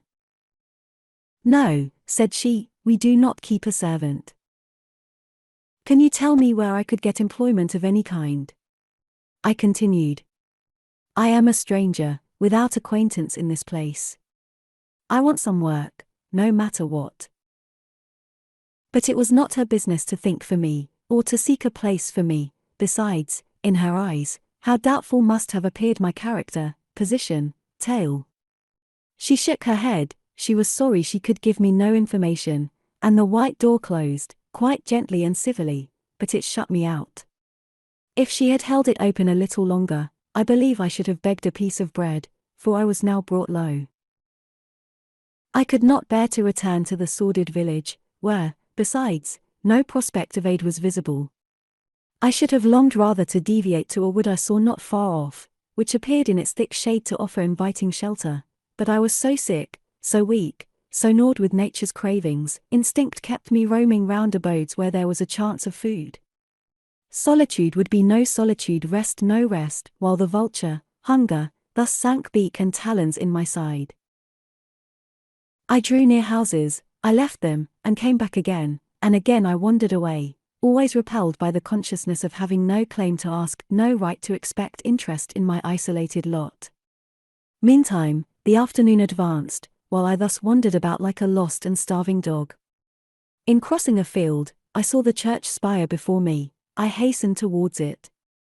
Near the churchyard, and in the middle of a garden, stood a well-built though small house, which I had no doubt was the parsonage. I remembered that strangers who arrive at a place where they have no friends, and who want employment, sometimes apply to the clergyman for introduction and aid. It is the clergyman's function to help, at least with advice, those who wish to help themselves. I seemed to have something like a right to seek counsel here. Renewing then my courage, and gathering my feeble remains of strength, I pushed on. I reached the house, and knocked at the kitchen door. An old woman opened. I asked, was this the parsonage? Yes. Was the clergyman in? No. Would he be in soon? No, he was gone from home. To a distance. Not so far, happened 3 miles. He had been called away by the sudden death of his father. He was at Marsh End now, and would very likely stay there a fortnight longer. Was there any lady of the house? Nay, there was naught but her, and she was housekeeper, and of her, reader, I could not bear to ask the relief for want of which I was sinking. I could not yet beg, and again I crawled away. Once more I took off my handkerchief, once more I thought of the cakes of bread in the little shop. Oh, for but a crust! For but one mouthful to allay the pang of famine! Instinctively I turned my face again to the village. I found the shop again, and I went in, and though others were there besides the woman, I ventured the request, would she give me a roll for this handkerchief? She looked at me with evident suspicion. Nay, she never sold stuff that way. Almost desperate, I asked for half a cake. She again refused. How could she tell where I had got the handkerchief? She said. Would she take my gloves? No. What could she do with them? Reader, it is not pleasant to dwell on these details. Some say there is enjoyment in looking back to painful experience past, but at this day I can scarcely bear to review the times to which I allude. The moral degradation, blent with the physical suffering, form too distressing a recollection ever to be willingly dwelt on. I blamed none of those who repulsed me. I felt it was what was to be expected, and what could not be helped. An ordinary beggar is frequently an object of suspicion, a well-dressed beggar inevitably so. To be sure, what I begged was employment, but whose business was it to provide me with employment? Not, certainly, that of persons who saw me then for the first time, and who knew nothing about my character. And as to the woman who would not take my handkerchief in exchange for her bread, why, she was right, if the offer appeared to her sinister or the exchange unprofitable. Let me condense now. I am sick of the subject. A little before dark I passed a farmhouse, at the open door of which the farmer was sitting, eating his supper of bread and cheese. I stopped and said, "Will you give me a piece of bread? For I am very hungry." He cast on me a glance of surprise, but without answering, he cut a thick slice from his loaf, and gave it to me. I imagine he did not think I was a beggar, but only an eccentric sort of lady, who had taken a fancy to his brown loaf. As soon as I was out of sight of his house, I sat down and ate it. I could not hope to get a lodging under a roof, and sought it in the wood I have before alluded to. But my night was wretched, my rest broken, the ground was damp, the air cold, besides, intruders passed near me more than once, and I had again and again to change my quarters. No sense of safety or tranquility befriended me. Towards morning it rained, the whole of the following day was wet. Do not ask me, reader, to give a minute account of that day. As before, I sought work, as before, I was repulsed, as before, I starved, but once did food pass my lips. At the door of a cottage I saw a little girl about to throw a mess of cold porridge into a pig trough. "Will you give me that?" I asked. She stared at me. "Mother," she exclaimed, "there is a woman wants me to give her these porridge." "Well, lass," replied a voice within, "give it her if she's a beggar. Pig doesn't want it." The girl emptied the stiffened mould into my hand, and I devoured it ravenously. As the wet twilight deepened, I stopped in a solitary bridle path, which I had been pursuing an hour or more. "My strength is quite failing me," I said in a soliloquy. "I feel I cannot go much farther. Shall I be an outcast again this night? While the rain descends so, must I lay my head on the cold, drenched ground? I fear I cannot do otherwise, for who will receive me? But it will be very dreadful, with this feeling of hunger, faintness, chill, and this sense of desolation, this total prostration of hope. In all likelihood, though, I should die before morning. And why cannot I reconcile myself to the prospect of death? Why do I struggle to retain a valueless life? Because I know, or believe, Mr. Rochester is living, and then, to die of want and cold is a fate to which nature cannot submit passively. Oh, Providence! Sustain me a little longer. Aid, direct me. My glazed eye wandered over the dim and misty landscape. I saw I had strayed far from the village, it was quite out of sight. The very cultivation surrounding it had disappeared. I had, by crossways and bypaths, once more drawn near the tract of moorland, and now, only a few fields, almost as wild and unproductive as the heath from which they were scarcely reclaimed, lay between me and the dusky hill. Well, I would rather die yonder than in a street or on a frequented road, I reflected. And far better that crows and ravens, if any ravens there be in these regions, should pick my flesh from my bones, than that they should be prisoned in a workhouse coffin and moulder in a pauper's grave. To the hill, then, I turned. I reached it. It remained now only to find a hollow where I could lie down, and feel at least hidden, if not secure. But all the surface of the waste looked level. It showed no variation but of tint, green, where rush and moss overgrew the marshes, black, where the dry soil bore only heath. Dark as it was getting, I could still see these changes, though but as mere alternations of light and shade, for colour had faded with the daylight.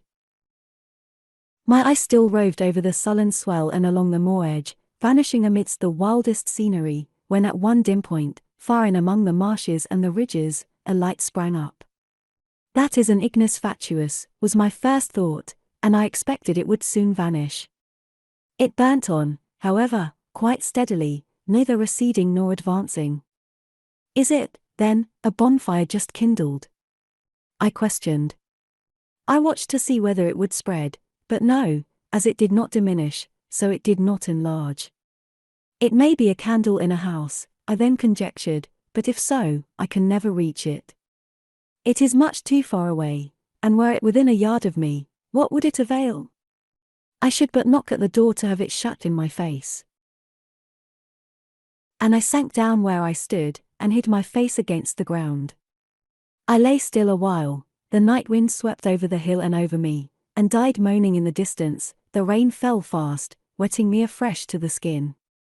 Could I but have stiffened to the still frost, the friendly numbness of death, it might have pelted on. I should not have felt it, but my yet living flesh shuddered at its chilling influence. I rose ere long. The light was yet there, shining dim but constant through the rain. I tried to walk again, I dragged my exhausted limbs slowly towards it.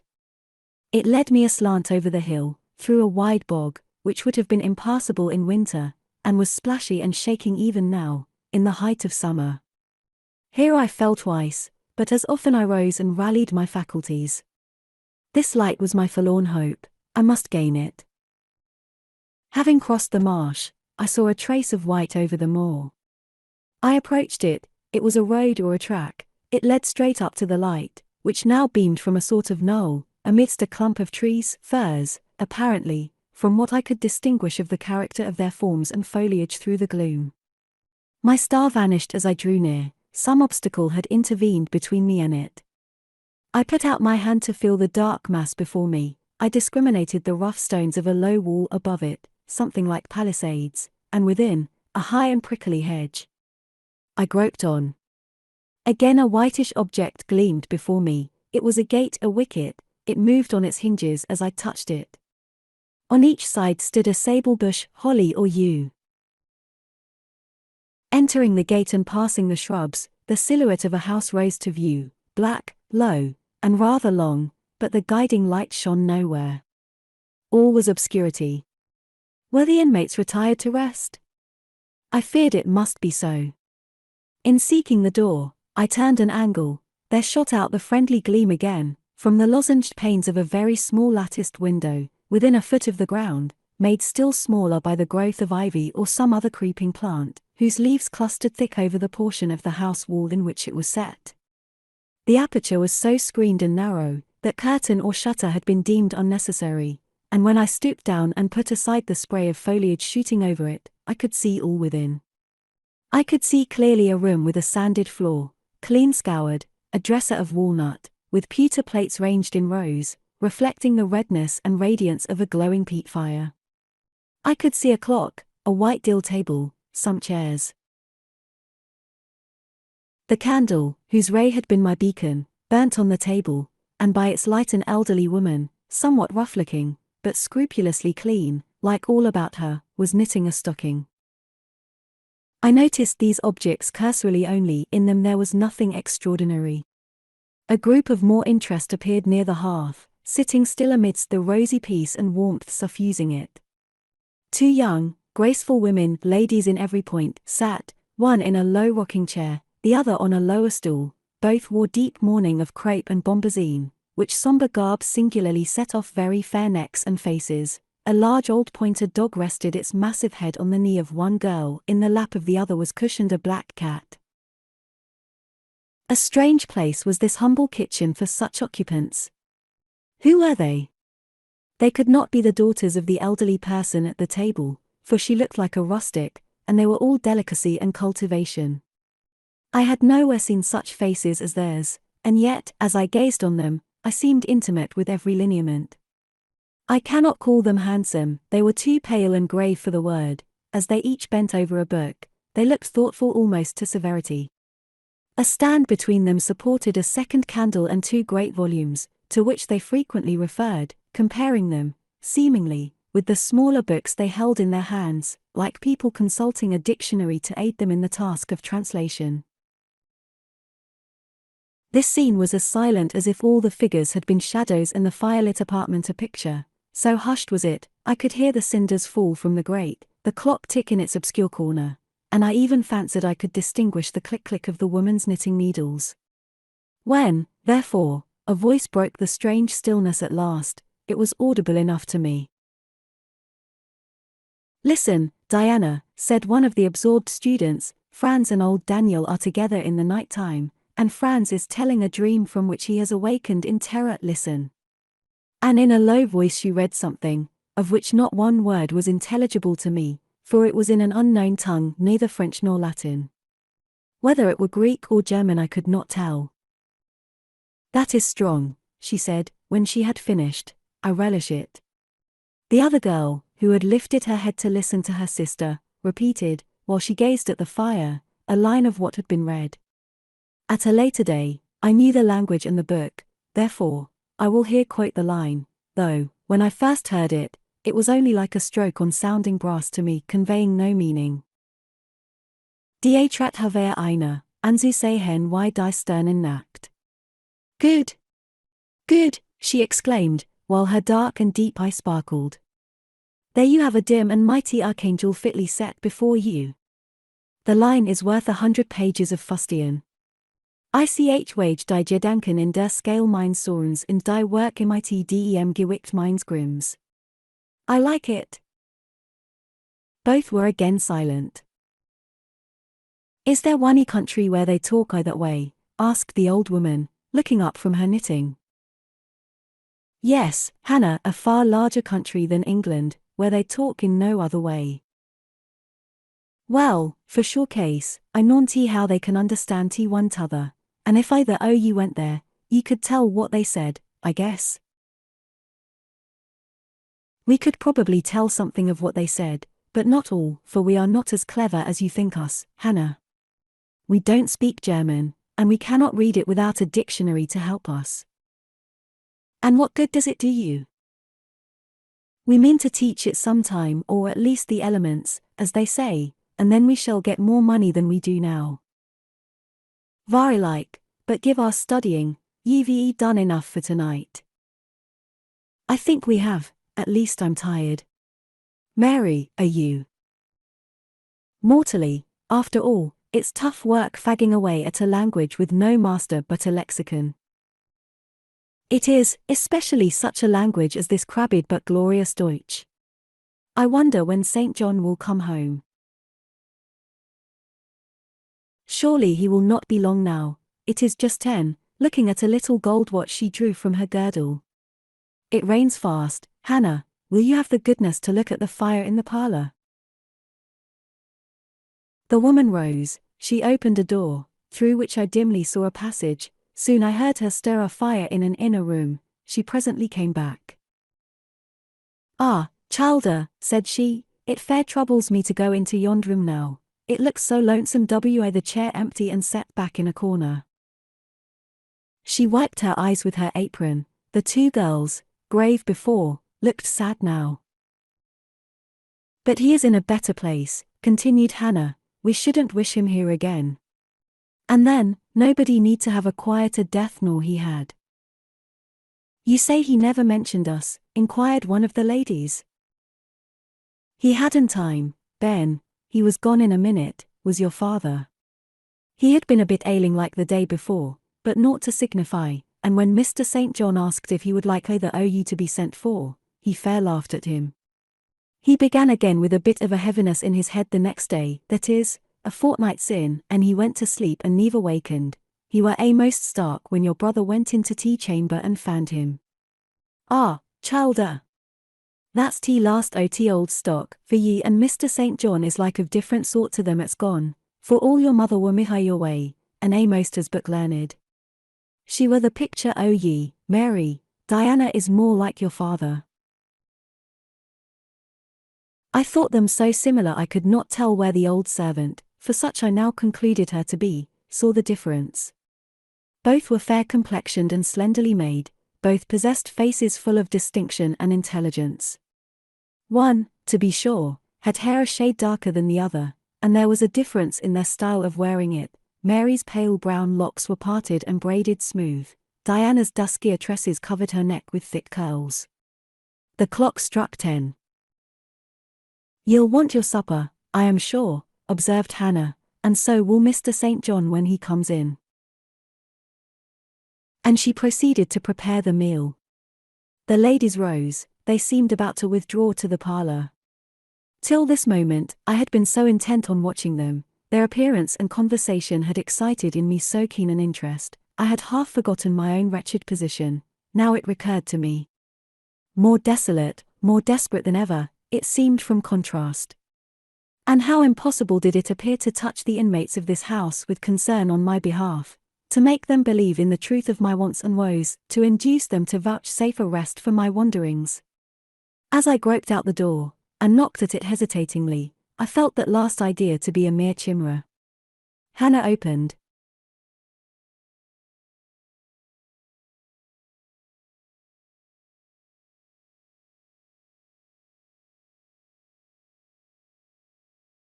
What do you want? She inquired, in a voice of surprise, as she surveyed me by the light of the candle she held. May I speak to your mistresses? I said. You had better tell me what you have to say to them. Where do you come from? I am a stranger. What is your business here at this hour? I want a night's shelter in an outhouse or anywhere, and a morsel of bread to eat. Distrust, the very feeling I dreaded, appeared in Hannah's face. I'll give you a piece of bread, she said, after a pause, but we can't take in a vagrant to lodge. It isn't likely. Do let me speak to your mistresses. No, not I. What can they do for you? You should not be roving about now, it looks very ill. But where shall I go if you drive me away? What shall I do? Oh, I'll warrant you know where to go and what to do. Mind you don't do wrong, that's all. Here is a penny, now go. A penny cannot feed me, and I have no strength to go farther. Don't shut the door, oh, don't, for God's sake. I must, the rain is driving in. Tell the young ladies. Let me see them. Indeed, I will not. You are not what you ought to be, or you wouldn't make such a noise. Move off. But I must die if I am turned away. Not you. I'm feared you have some ill plans, Agate, that bring you about folks' houses at this time o' night. If you've any followers, housebreakers or such like anywhere near, you may tell them we are not by ourselves in the house, we have a gentleman, and dogs, and guns. Here the honest but inflexible servant clapped the door to and bolted it within. This was the climax. A pang of exquisite suffering, a throe of true despair rent and heaved my heart. Worn out, indeed, I was, not another step could I stir. I sank on the wet doorstep, I groaned, I wrung my hands, I wept in utter anguish. Oh, this spectre of death! Oh, this last hour, approaching in such horror! Alas, this isolation, this banishment from my kind! Not only the anchor of hope, but the footing of fortitude was gone, at least for a moment, but the last I soon endeavoured to regain. I can but die, I said, and I believe in God. Let me try to wait His will in silence. These words I not only thought, but uttered, and thrusting back all my misery into my heart, I made an effort to compel it to remain there dumb and still. All men must die, said a voice quite close at hand, but all are not condemned to meet a lingering and premature doom, such as yours would be if you perished here of want. Who or what speaks? I asked, terrified at the unexpected sound, and incapable now of deriving from any occurrence a hope of aid. A form was near. What form? The pitch-dark night and my enfeebled vision prevented me from distinguishing. With a loud long knock, the newcomer appealed to the door. Is it you, Mr. St. John? Cried Hannah. Yes, yes, open quickly. Well, how wet and cold you must be, such a wild night as it is. Come in, your sisters are quite uneasy about you, and I believe there are bad folks about. There has been a beggar woman, I declare she is not gone yet, laid down there. Get up. For shame. Move off, I say. Hush, Hannah. I have a word to say to the woman. You have done your duty in excluding, now let me do mine in admitting her. I was near, and listened to both you and her. I think this is a peculiar case, I must at least examine into it. Young woman, rise, and pass before me into the house. With difficulty I obeyed him. Presently I stood within that clean, bright kitchen on the very hearth, trembling, sickening, conscious of an aspect in the last degree ghastly, wild, and weather-beaten. The two ladies, their brother, Mr. St. John, the old servant, were all gazing at me. St. John, who is it? I heard one ask. I cannot tell, I found her at the door, was the reply. She does look white, said Hannah. As white as clay or death, was responded. She will fall, let her sit. And indeed my head swam, I dropped, but a chair received me. I still possessed my senses, though just now I could not speak. Perhaps a little water would restore her.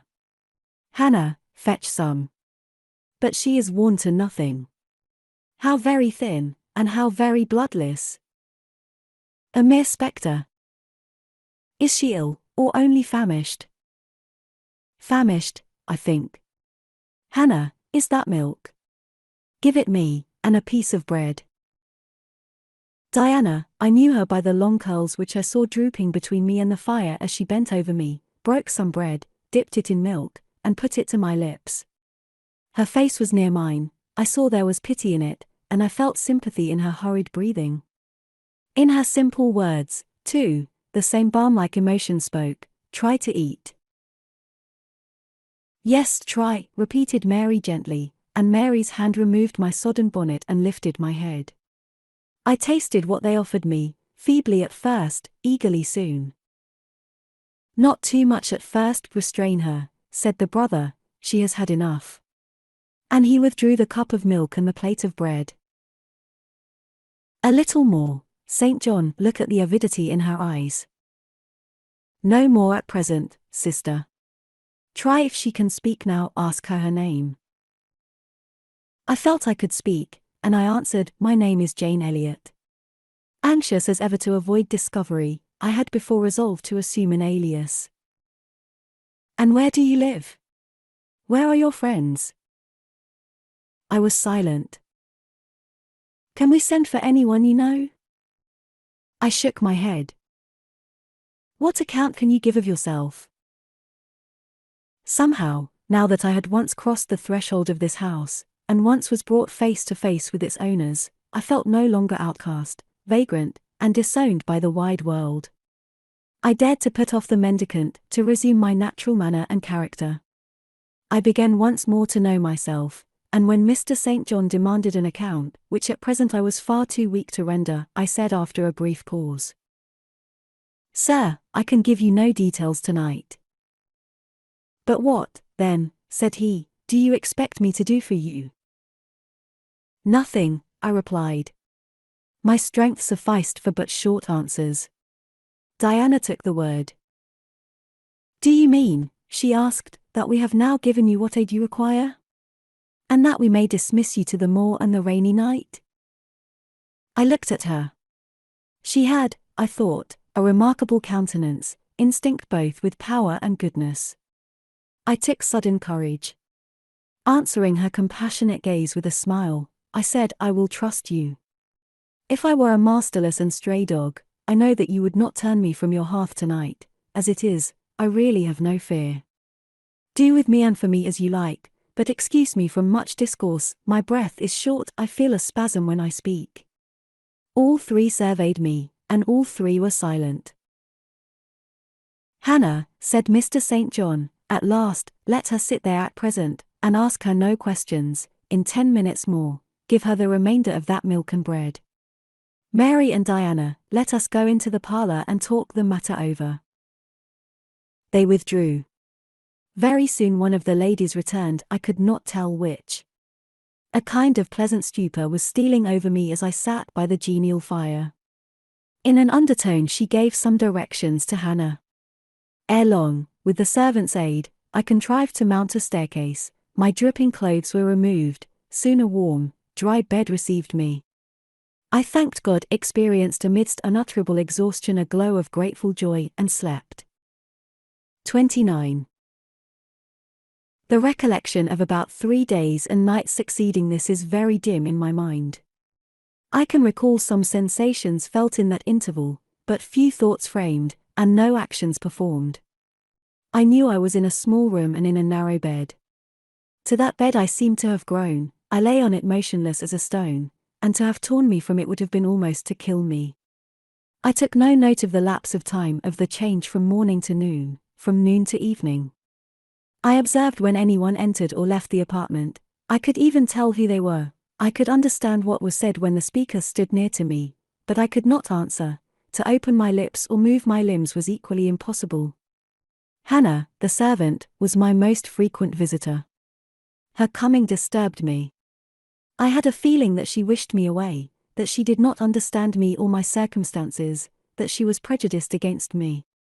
Diana and Mary appeared in the chamber once or twice a day. They would whisper sentences of this sort at my bedside. "It is very well we took her in." Yes, she would certainly have been found dead at the door in the morning had she been left out all night. I wonder what she has gone through.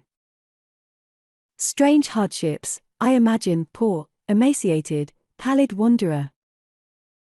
She is not an uneducated person, I should think, by her manner of speaking. Her accent was quite pure, and the clothes she took off, though splashed and wet, were little worn and fine. She has a peculiar face, fleshless and haggard as it is. I rather like it, and when in good health and animated, I can fancy her physiognomy would be agreeable. Never once in their dialogues did I hear a syllable of regret at the hospitality they had extended to me, or of suspicion of, or aversion to, myself. I was comforted. Mr. St. John came but once. He looked at me, and said my state of lethargy was the result of reaction from excessive and protracted fatigue. He pronounced it needless to send for a doctor. Nature, he was sure, would manage best, left to herself. He said every nerve had been overstrained in some way, and the whole system must sleep torpid a while. There was no disease. He imagined my recovery would be rapid enough when once commenced. These opinions he delivered in a few words, in a quiet, low voice, and added, after a pause, in the tone of a man little accustomed to expansive comment, rather an unusual physiognomy, certainly, not indicative of vulgarity or degradation. Far otherwise, responded Diana. To speak truth, St. John, my heart rather warms to the poor little soul. I wish we may be able to benefit her permanently. That is hardly likely, was the reply. You will find she is some young lady who has had a misunderstanding with her friends, and has probably injudiciously left them.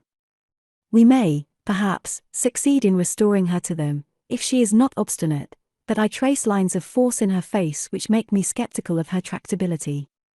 He stood considering me some minutes, then added, she looks sensible, but not at all handsome. She is so ill, St. John. Ill or well, she would always be plain. The grace and harmony of beauty are quite wanting in those features. On the third day I was better, on the fourth, I could speak, move, rise in bed, and turn. Hannah had brought me some gruel and dry toast, about, as I supposed, the dinner hour. I had eaten with relish. The food was good, void of the feverish flavor which had hitherto poisoned what I had swallowed. When she left me, I felt comparatively strong and revived. A long satiety of repose and desire for action stirred me. I wished to rise, but what could I put on? Only my damp and bemired apparel, in which I had slept on the ground and fallen in the marsh. I felt ashamed to appear before my benefactors so clad. I was spared the humiliation. On a chair by the bedside were all my own things, clean and dry. My black silk frock hung against the wall. The traces of the bog were removed from it, the creases left by the wet smoothed out. It was quite decent. My very shoes and stockings were purified and rendered presentable. There were the means of washing in the room, and a comb and brush to smooth my hair. After a weary process, and resting every 5 minutes, I succeeded in dressing myself. My clothes hung loose on me, for I was much wasted, but I covered deficiencies with a shawl, and once more, clean and respectable looking, no speck of the dirt, no trace of the disorder I so hated, and which seemed so to degrade me, left, I crept down a stone staircase with the aid of the banisters, to a narrow low passage, and found my way presently to the kitchen. It was full of the fragrance of new bread and the warmth of a generous fire.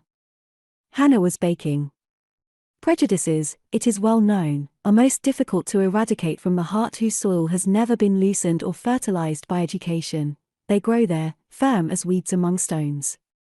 Hannah had been cold and stiff, indeed, at the first. Latterly she had begun to relent a little, and when she saw me come in tidy and well dressed, she even smiled.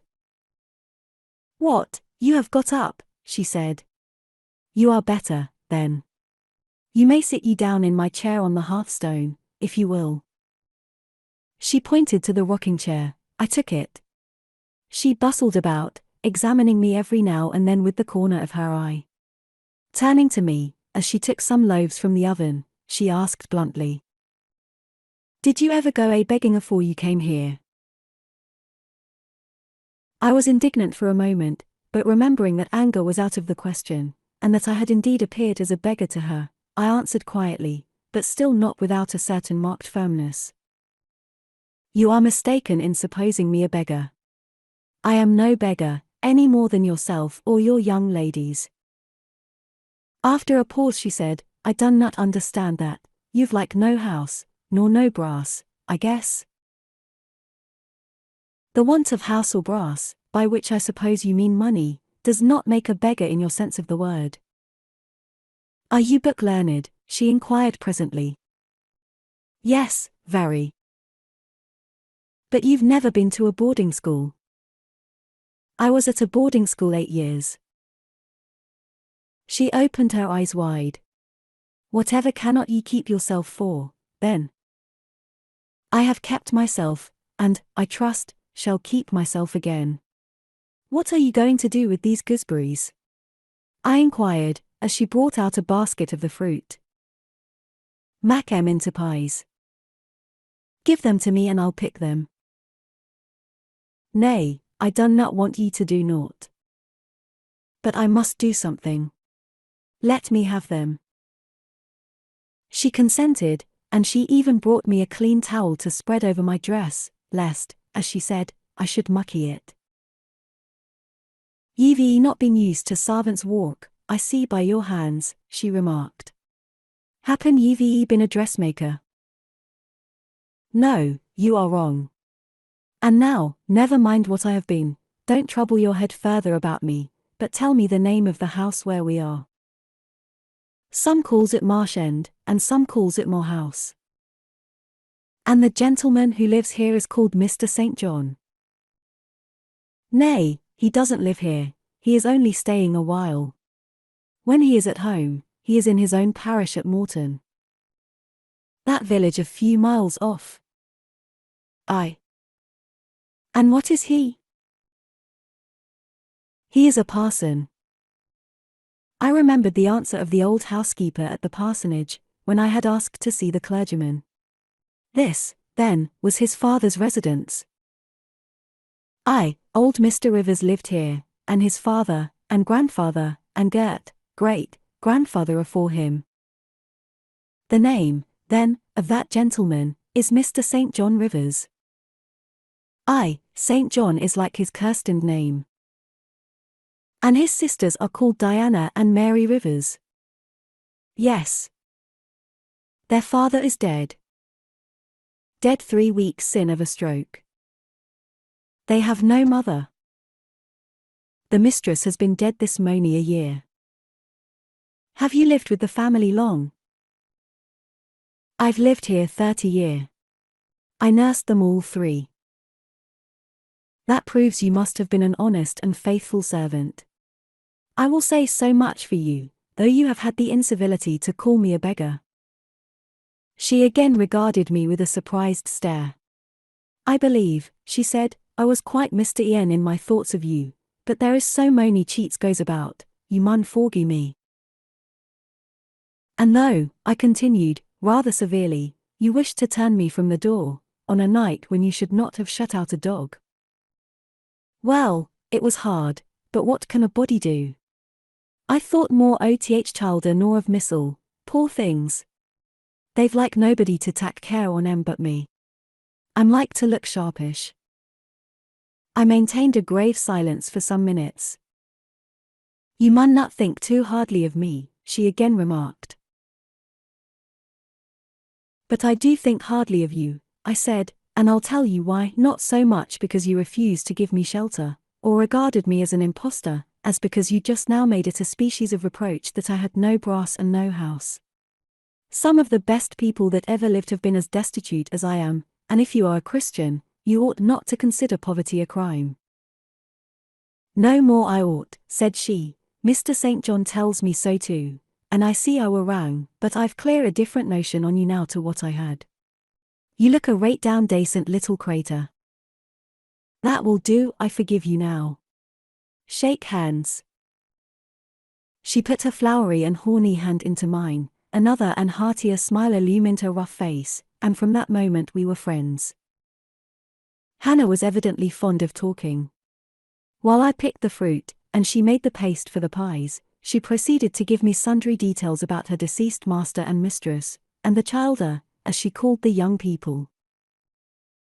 Old Mr. Rivers, she said, was a plain man enough, but a gentleman, and of as ancient a family as could be found. Marsh End had belonged to the Rivers ever since it was a house, and it was, she affirmed, a boon 200-year-old for all it looked but a small, humble place, naught to compare wi Mr. Oliver's grand hall down I Morton Vale. But she could remember Bill Oliver's father a journeyman needlemaker, and H. Rivers were gentry itho days oth Henrys, as onybody might see by looking into th registers I Morton church vestry. Still, she allowed, the old maester was like other folk, naught mihout ot common way, stark mad o shooting, and farming, and sich like. The mistress was different.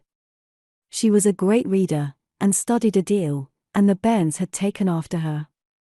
There was nothing like them in these parts, nor ever had been. They had liked learning, all three, almost from the time they could speak, and they had always been of a mack of their own. Mr. St. John, when he grew up, would go to college and be a parson, and the girls, as soon as they left school, would seek places as governesses, for they had told her their father had some years ago lost a great deal of money by a man he had trusted turning bankrupt, and as he was now not rich enough to give them fortunes, they must provide for themselves. They had lived very little at home for a long while, and were only come now to stay a few weeks on account of their father's death, but they did so like Marsh End and Morton, and all these moors and hills about. They had been in London, and many other grand towns, but they always said there was no place like home, and then they were so agreeable with each other, never fell out nor thrept. She did not know where there was such a family for being united. Having finished my task of gooseberry picking, I asked where the two ladies and their brother were now. Gone over to Morton for a walk, but they would be back in half an hour to tea. They returned within the time Hannah had allotted them. They entered by the kitchen door. Mr. St. John, when he saw me, merely bowed and passed through. The two ladies stopped. Mary, in a few words, kindly and calmly expressed the pleasure she felt in seeing me well enough to be able to come down. Diana took my hand. She shook her head at me. "You should have waited for my leave to descend," she said. "You still look very pale and so thin. Poor child, poor girl." Diana had a voice toned, to my ear, like the cooing of a dove. She possessed eyes whose gaze I delighted to encounter. Her whole face seemed to me full of charm. Mary's countenance was equally intelligent, her features equally pretty, but her expression was more reserved, and her manners, though gentle, more distant. Diana looked and spoke with a certain authority. She had a will, evidently. It was my nature to feel pleasure in yielding to an authority supported like hers, and to bend, where my conscience and self-respect permitted, to an active will. "And what business have you here?" she continued. "It is not your place. Mary and I sit in the kitchen sometimes, because at home we like to be free, even to license, but you are a visitor, and must go into the parlor." "I am very well here." "Not at all, with Hannah bustling about and covering you with flour." "Besides, the fire is too hot for you," interposed Mary. "To be sure," added her sister. "Come, you must be obedient." And still holding my hand she made me rise, and led me into the inner room. "Sit there," she said, placing me on the sofa, "while we take our things off and get the tea ready. It is another privilege we exercise in our little moorland home, to prepare our own meals when we are so inclined, or when Hannah is baking, brewing, washing, or ironing." She closed the door, leaving me solus with Mr. St. John, who sat opposite, a book or newspaper in his hand. I examined first the parlor, and then its occupant. The parlor was rather a small room, very plainly furnished, yet comfortable, because clean and neat. The old-fashioned chairs were very bright, and the walnut-wood table was like a looking-glass. A few strange, antique portraits of the men and women of other days decorated the stained walls. A cupboard with glass doors contained some books and an ancient set of china. There was no superfluous ornament in the room, not one modern piece of furniture, save a brace of workboxes and a lady's desk in rosewood, which stood on a side table. Everything, including the carpet and curtains, looked at once well-worn and well-saved. Mr. St. John, sitting as still as one of the dusty pictures on the walls, keeping his eyes fixed on the page he perused, and his lips mutely sealed, was easy enough to examine. Had he been a statue instead of a man, he could not have been easier.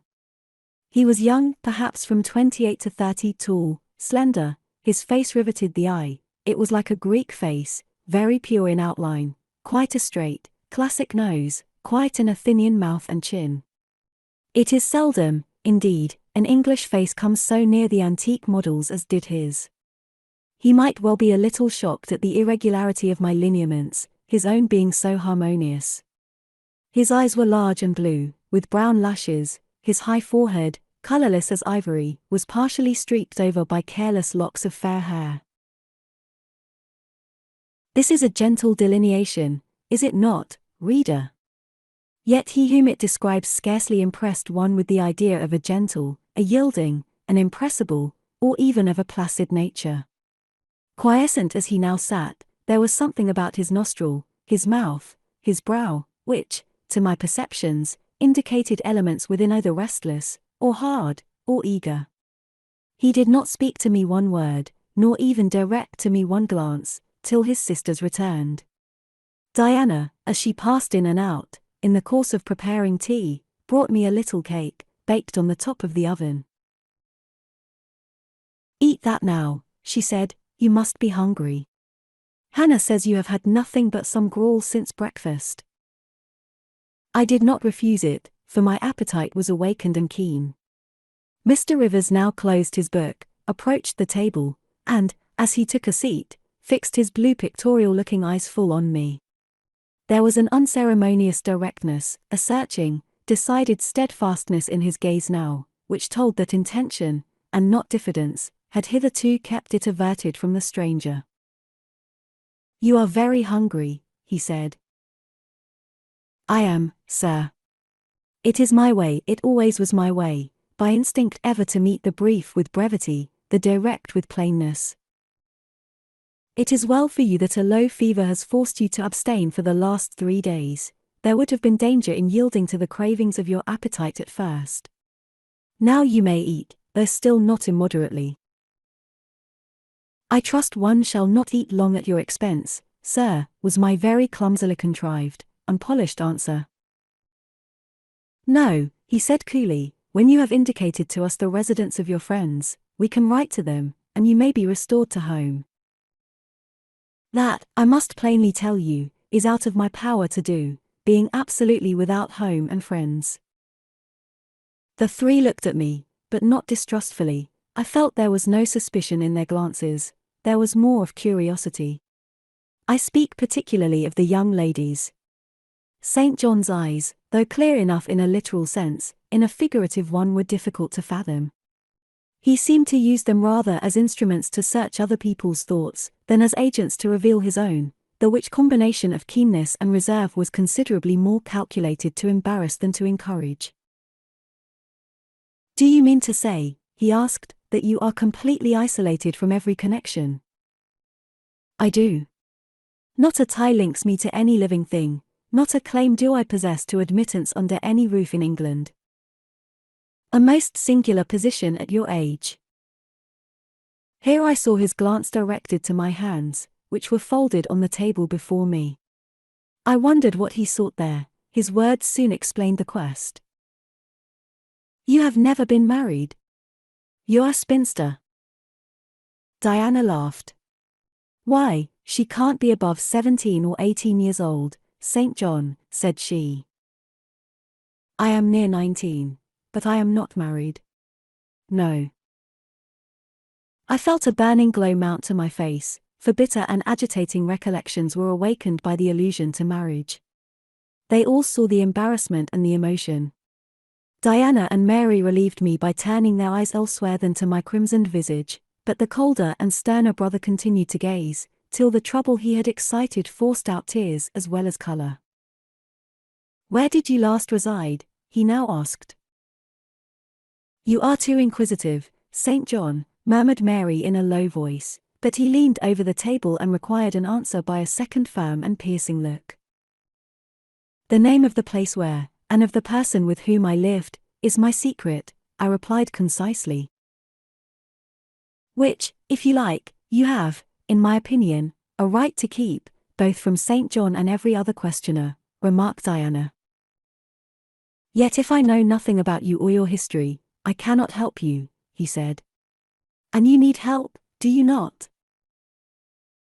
"I need it, and I seek it so far, sir, that some true philanthropist will put me in the way of getting work which I can do, and the remuneration for which will keep me, if but in the barest necessaries of life. I know not whether I am a true philanthropist, yet I am willing to aid you to the utmost of my power in a purpose so honest. First, then, tell me what you have been accustomed to do, and what you can do." I had now swallowed my tea. I was mightily refreshed by the beverage, as much so as a giant with wine. It gave new tone to my unstrung nerves, and enabled me to address this penetrating young judge steadily. "Mr. Rivers," I said, turning to him, and looking at him, as he looked at me, openly and without diffidence, "you and your sisters have done me a great service, the greatest man can do his fellow being. You have rescued me, by your noble hospitality, from death. This benefit conferred gives you an unlimited claim on my gratitude, and a claim, to a certain extent, on my confidence. I will tell you as much of the history of the wanderer you have harbored, as I can tell without compromising my own peace of mind, my own security, moral and physical, and that of others. I am an orphan, the daughter of a clergyman. My parents died before I could know them. I was brought up a dependent, educated in a charitable institution. I will even tell you the name of the establishment, where I passed 6 years as a pupil, and 2 as a teacher. Lowood Orphan Asylum, Shire. You will have heard of it, Mr. Rivers. The Reverend Robert Brocklehurst is the treasurer." "I have heard of Mr. Brocklehurst, and I have seen the school. I left Lowood nearly a year since to become a private governess. I obtained a good situation, and was happy. This place I was obliged to leave 4 days before I came here. The reason of my departure I cannot and ought not to explain. It would be useless, dangerous, and would sound incredible. No blame attached to me. I am as free from culpability as any one of you 3. Miserable I am, and must be for a time, for the catastrophe which drove me from a house I had found a paradise was of a strange and direful nature. I observed but 2 points in planning my departure: speed, secrecy. To secure these, I had to leave behind me everything I possessed except a small parcel, which, in my hurry and trouble of mind, I forgot to take out of the coach that brought me to Whitcross. To this neighbourhood, then, I came, quite destitute. I slept 2 nights in the open air, and wandered about 2 days without crossing a threshold, but twice in that space of time did I taste food, and it was when brought by hunger, exhaustion, and despair almost to the last gasp, that you, Mr. Rivers, forbade me to perish of want at your door, and took me under the shelter of your roof. I know all your sisters have done for me since, for I have not been insensible during my seeming torpor, and I owe to their spontaneous, genuine, genial compassion as large a debt as to your evangelical charity." "Don't make her talk any more now, St. John," said Diana, as I paused. "She is evidently not yet fit for excitement. Come to the sofa and sit down now, Miss Elliot." I gave an involuntary half-start at hearing the alias. I had forgotten my new name. Mr. Rivers, whom nothing seemed to escape, noticed it at once. "You said your name was Jane Elliot," he observed. "I did say so, and it is the name by which I think it expedient to be called at present, but it is not my real name, and when I hear it, it sounds strange to me." "Your real name you will not give?" "No, I fear discovery above all things, and whatever disclosure would lead to it, I avoid." "You are quite right, I am sure," said Diana. Now do, brother, let her be at peace a while. But when St. John had mused a few moments, he recommenced as imperturbably and with as much acumen as ever. You would not like to be long dependent on our hospitality. You would wish, I see, to dispense as soon as may be with my sister's compassion, and, above all, with my charity. I am quite sensible of the distinction drawn, nor do I resent it. It is just you desire to be independent of us. I do, I have already said so. Show me how to work, or how to seek work, that is all I now ask, then let me go, if it be but to the meanest cottage, but till then, allow me to stay here. I dread another essay of the horrors of homeless destitution. Indeed you shall stay here, said Diana, putting her white hand on my head. You shall, repeated Mary, in the tone of undemonstrative sincerity which seemed natural to her. My sisters, you see, have a pleasure in keeping you, said Mr. St. John, as they would have a pleasure in keeping and cherishing a half-frozen bird, some wintry wind might have driven through their casement. I feel more inclination to put you in the way of keeping yourself, and shall endeavour to do so, but observe, my sphere is narrow. I am but the incumbent of a poor country parish, my aid must be of the humblest sort. And if you are inclined to despise the day of small things, seek some more efficient succour than such as I can offer. She has already said that she is willing to do anything honest she can do, answered Diana for me, and you know, St. John, she has no choice of helpers, she is forced to put up with such crusty people as you. I will be a dressmaker, I will be a plain workwoman, I will be a servant, a nurse girl, if I can be no better, I answered. Right, said Mr. St. John, quite coolly. If such is your spirit, I promise to aid you, in my own time and way. He now resumed the book with which he had been occupied before tea. I soon withdrew, for I had talked as much, and sat up as long, as my present strength would permit. 30. The more I knew of the inmates of Moor House, the better I liked them. In a few days I had so far recovered my health that I could sit up all day, and walk out sometimes. I could join with Diana and Mary in all their occupations, converse with them as much as they wished, and aid them when and where they would allow me.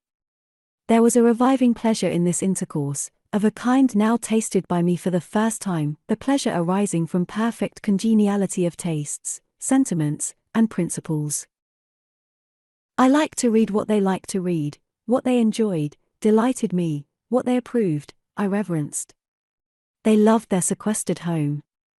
I, too, in the grey, small, antique structure, with its low roof, its latticed casements, its mouldering walls, its avenue of aged firs all grown aslant under the stress of mountain winds, its garden, dark with yew and holly and where no flowers but of the hardiest species would bloom, found a charm both potent and permanent.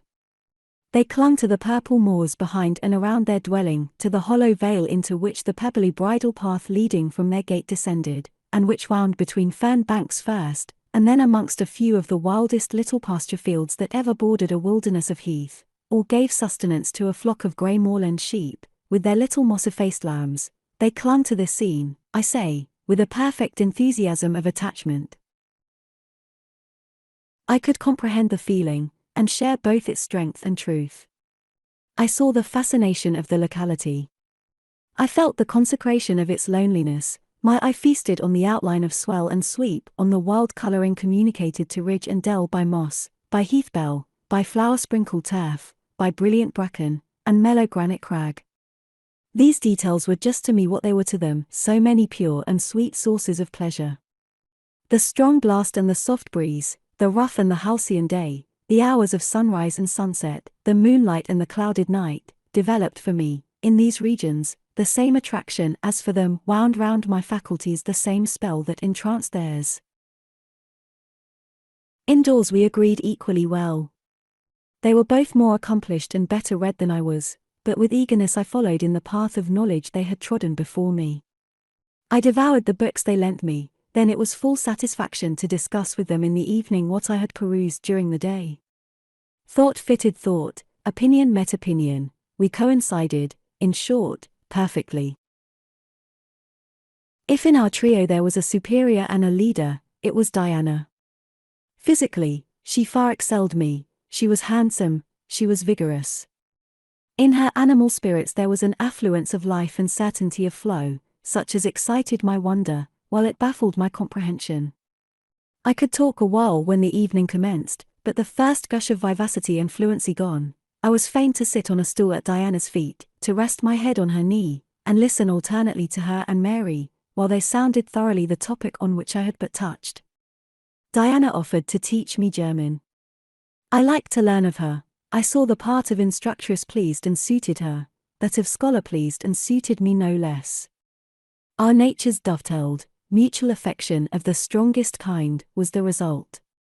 They discovered I could draw. Their pencils and colour boxes were immediately at my service. My skill, greater in this one point than theirs, surprised and charmed them. Mary would sit and watch me by the hour together, then she would take lessons, and a docile, intelligent, assiduous pupil she made. Thus occupied, and mutually entertained, days passed like hours, and weeks like days. As to Mr. St. John, the intimacy which had arisen so naturally and rapidly between me and his sisters did not extend to him. One reason of the distance yet observed between us was, that he was comparatively seldom at home. A large proportion of his time appeared devoted to visiting the sick and poor among the scattered population of his parish. No weather seemed to hinder him in these pastoral excursions, rain or fair. He would, when his hours of morning study were over, take his hat, and, followed by his father's old pointer, Carlo, go out on his mission of love or duty. I scarcely know in which light he regarded it. Sometimes, when the day was very unfavourable, his sisters would expostulate.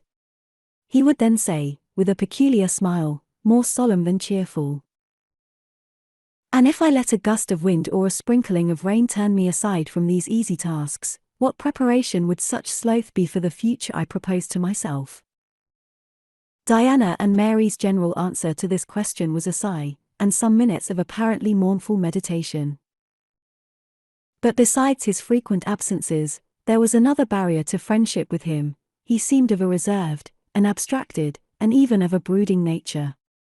Zealous in his ministerial labours, blameless in his life and habits, he yet did not appear to enjoy that mental serenity, that inward content, which should be the reward of every sincere Christian and practical philanthropist. Often, of an evening, when he sat at the window, his desk and papers before him, he would cease reading or writing, rest his chin on his hand, and deliver himself up to I know not what course of thought, but that it was perturbed and exciting might be seen in the frequent flash and changeful dilation of his eye. I think, moreover, that nature was not to him that treasury of delight it was to his sisters. He expressed once, and but once in my hearing, a strong sense of the rugged charm of the hills, and an inborn affection for the dark roof and hoary walls he called his home, but there was more of gloom than pleasure in the tone and words in which the sentiment was manifested, and never did he seem to roam the moors for the sake of their soothing silence, never seek out or dwell upon the thousand peaceful delights they could yield. Incommunicative as he was, some time elapsed before I had an opportunity of gauging his mind. I first got an idea of its calibre when I heard him preach in his own church at Morton. I wish I could describe that sermon, but it is past my power. I cannot even render faithfully the effect it produced on me.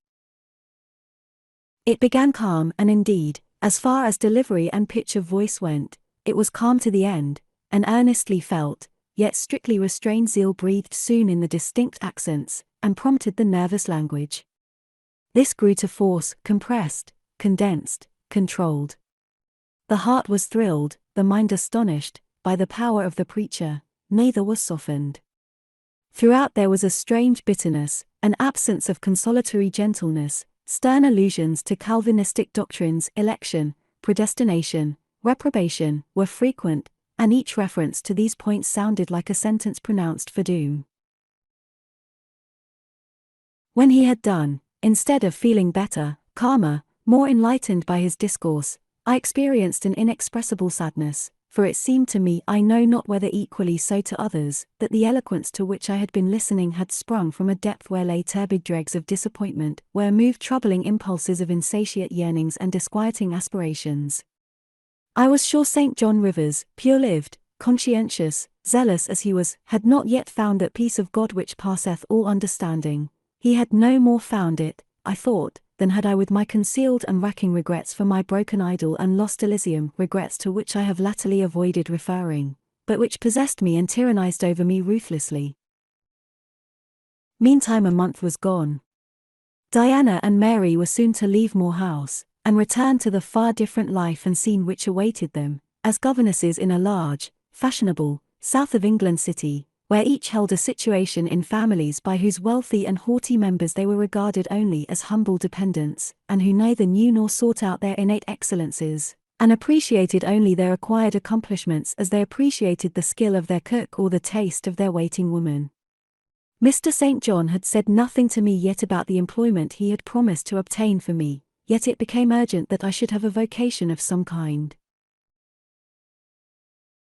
One morning, being left alone with him a few minutes in the parlour, I ventured to approach the window recess, which his table, chair, and desk consecrated as a kind of study, and I was going to speak, though not very well knowing in what words to frame my inquiry, for it is at all times difficult to break the ice of reserve glassing over such natures as his, when he saved me the trouble by being the first to commence a dialogue.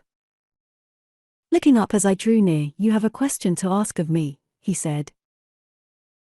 "Yes, I wish to know whether you have heard of any service I can offer myself to undertake. I found or devised something for you 3 weeks ago, but as you seemed both useful and happy here, as my sisters had evidently become attached to you, and your society gave them unusual pleasure, I deemed it inexpedient to break in on your mutual comfort till their approaching departure from Marsh End should render yours necessary." "And they will go in 3 days now?" I said. "Yes, and when they go, I shall return to the parsonage at Morton. Hannah will accompany me, and this old house will be shut up." I waited a few moments, expecting he would go on with the subject first broached, but he seemed to have entered another train of reflection. His look denoted abstraction from me and my business. I was obliged to recall him to a theme which was of necessity one of close and anxious interest to me. "What is the employment you had in view, Mr. Rivers? I hope this delay will not have increased the difficulty of securing it." "Oh, no, since it is an employment which depends only on me to give, and you to accept." He again paused. There seemed a reluctance to continue. I grew impatient. A restless movement or two, and an eager and exacting glance fastened on his face, conveyed the feeling to him as effectually as words could have done, and with less trouble. "You need be in no hurry to hear," he said. "Let me frankly tell you, I have nothing eligible or profitable to suggest. Before I explain, recall, if you please, my notice, clearly given, that if I helped you, it must be as the blind man would help the lame. I am poor, for I find that, when I have paid my father's debts, all the patrimony remaining to me will be this crumbling grange, the row of scathed firs behind, and the patch of moorish soil, with the yew trees and holly bushes in front.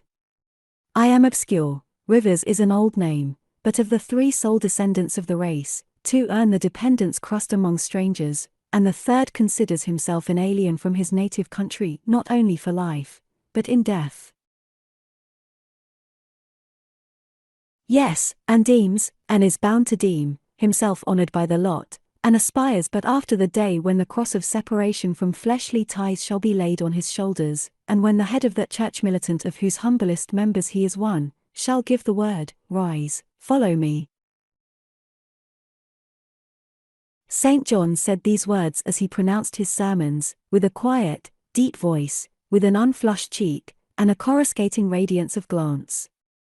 He resumed, "And since I am myself poor and obscure, I can offer you but a service of poverty and obscurity.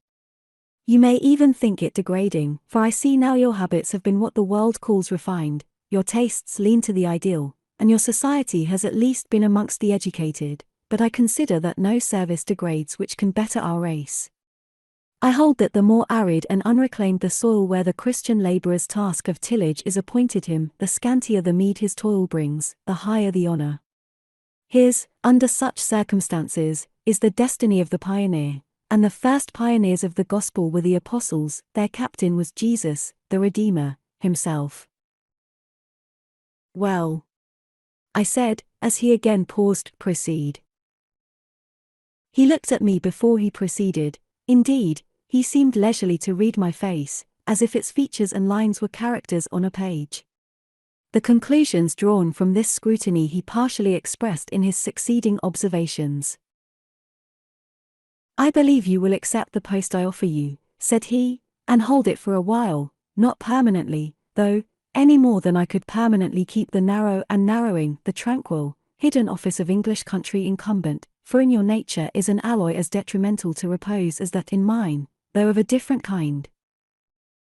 "Do explain," I urged, when he halted once more. "I will, and you shall hear how poor the proposal is, how trivial, how cramping. I shall not stay long at Morton, now that my father is dead, and that I am my own master. I shall leave the place probably in the course of a 12-month, but while I do stay, I will exert myself to the utmost for its improvement. Morton, when I came to it 2 years ago, had no school. The children of the poor were excluded from every hope of progress.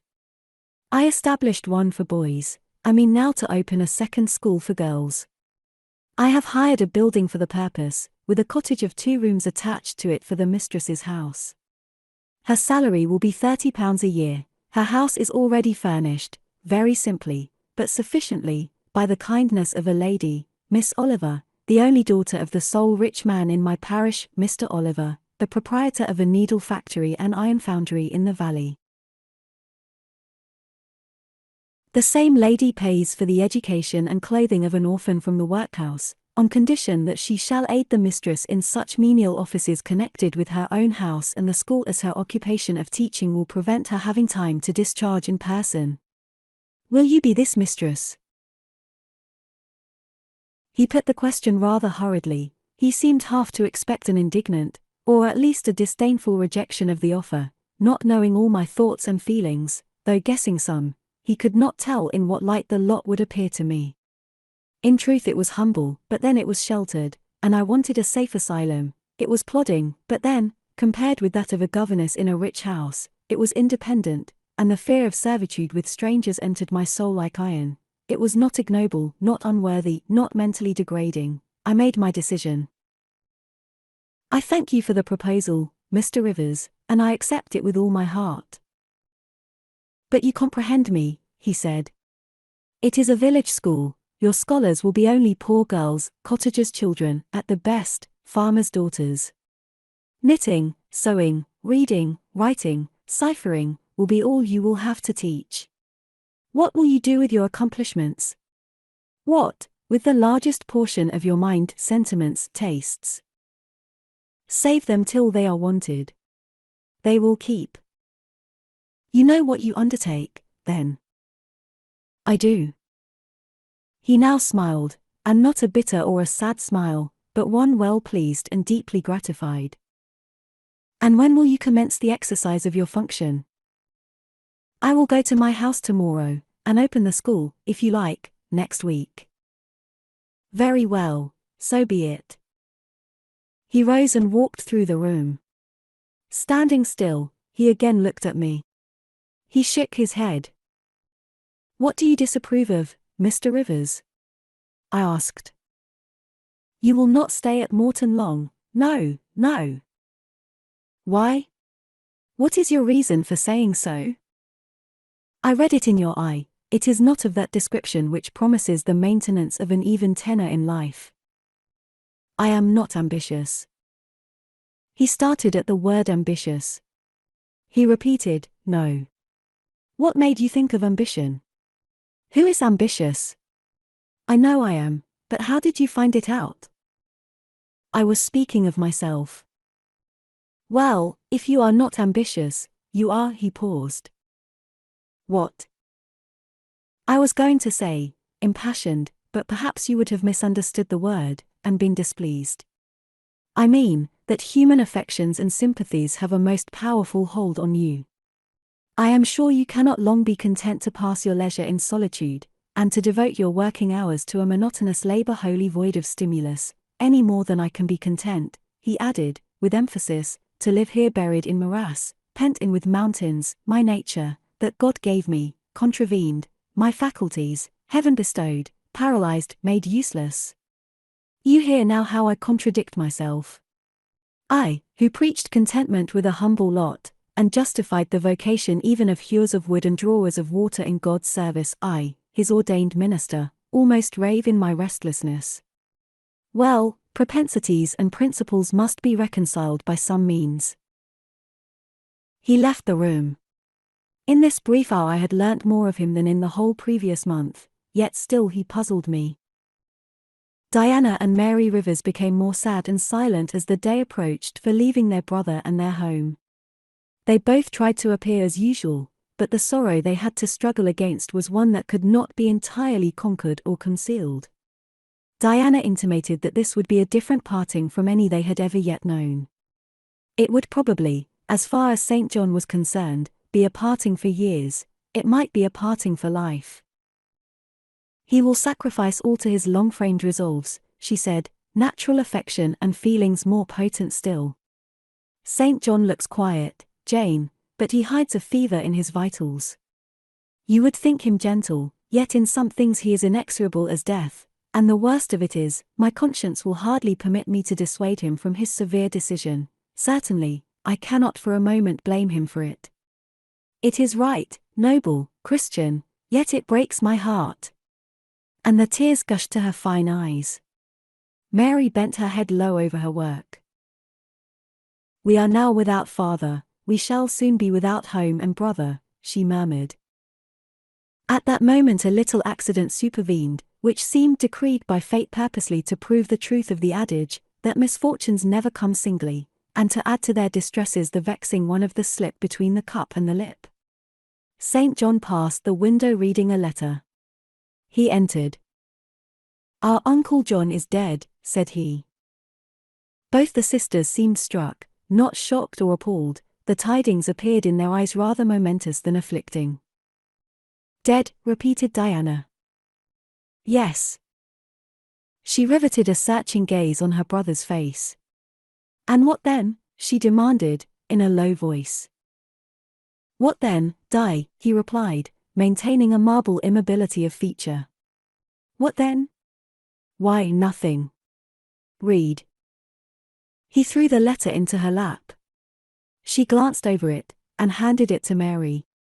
Mary perused it in silence, and returned it to her brother. All three looked at each other, and all three smiled a dreary, pensive smile enough. "Amen. We can yet live," said Diana at last. "At any rate, it makes us no worse off than we were before," remarked Mary. "Only it forces rather strongly on the mind the picture of what might have been," said Mr. Rivers, "and contrasts it somewhat too vividly with what is." He folded the letter, locked it in his desk, and again went out. For some minutes no one spoke. Diana then turned to me. "Jane, you all wonder at us and our mysteries," she said, "and think us hard-hearted beings not to be more moved at the death of so near a relation as an uncle, but we have never seen him or known him. He was my mother's brother. My father and he quarreled long ago. It was by his advice that my father risked most of his property in the speculation that ruined him. Mutual recrimination passed between them, they parted in anger, and were never reconciled. My uncle engaged afterwards in more prosperous undertakings. It appears he realized a fortune of £20,000. He was never married, and had no near kindred but ourselves and one other person, not more closely related than we. My father always cherished the idea that he would atone for his error by leaving his possessions to us. That letter informs us that he has bequeathed every penny to the other relation, with the exception of 30 guineas, to be divided between St. John, Diana, and Mary Rivers, for the purchase of 3 mourning rings. He had a right, of course, to do as he pleased, and yet a momentary damp is cast on the spirits by the receipt of such news. Mary and I would have esteemed ourselves rich with £1,000 each, and to St. John's such a sum would have been valuable, for the good it would have enabled him to do. This explanation given, the subject was dropped, and no further reference made to it by either Mr. Rivers or his sisters. The next day I left Marsh End for Morton. The day after, Diana and Mary quitted it for distant B. In a week, Mr. Rivers and Hannah repaired to the parsonage, and so the old Grange was abandoned. 31. My home, then, when I at last find a home, is a cottage, a little room with whitewashed walls and a sanded floor, containing 4 painted chairs and a table, a clock, a cupboard, with 2 or 3 plates and dishes, and a set of tea things in delf. Above, a chamber of the same dimensions as the kitchen, with a deal bedstead and chest of drawers, small, yet too large to be filled with my scanty wardrobe, though the kindness of my gentle and generous friends has increased that, by a modest stock of such things as are necessary. It is evening. I have dismissed, with the fee of an orange, the little orphan who serves me as a handmaid. I am sitting alone on the hearth. This morning, the village school opened. I had 20 scholars. But 3 of the number can read, none write or cipher. Several knit, and a few sew a little. They speak with the broadest accent of the district. At present, they and I have a difficulty in understanding each other's language. Some of them are unmannered, rough, intractable, as well as ignorant, but others are docile, have a wish to learn, and evince a disposition that pleases me. I must not forget that these coarsely-clad little peasants are of flesh and blood as good as the scions of gentlest genealogy, and that the germs of native excellence, refinement, intelligence, kind feeling, are as likely to exist in their hearts as in those of the best-born. My duty will be to develop these germs. Surely I shall find some happiness in discharging that office. Much enjoyment I do not expect in the life opening before me, yet it will, doubtless, if I regulate my mind, and exert my powers as I ought, yield me enough to live on from day to day. Was I very gleeful, settled, content, during the hours I passed in yonder bare, humble schoolroom this morning and afternoon? Not to deceive myself, I must reply no. I felt desolate to a degree. I felt, yes, idiot that I felt degraded. I doubted I had taken a step which sank instead of raising me in the scale of social existence. I was weakly dismayed at the ignorance, the poverty, the coarseness of all I heard and saw round me.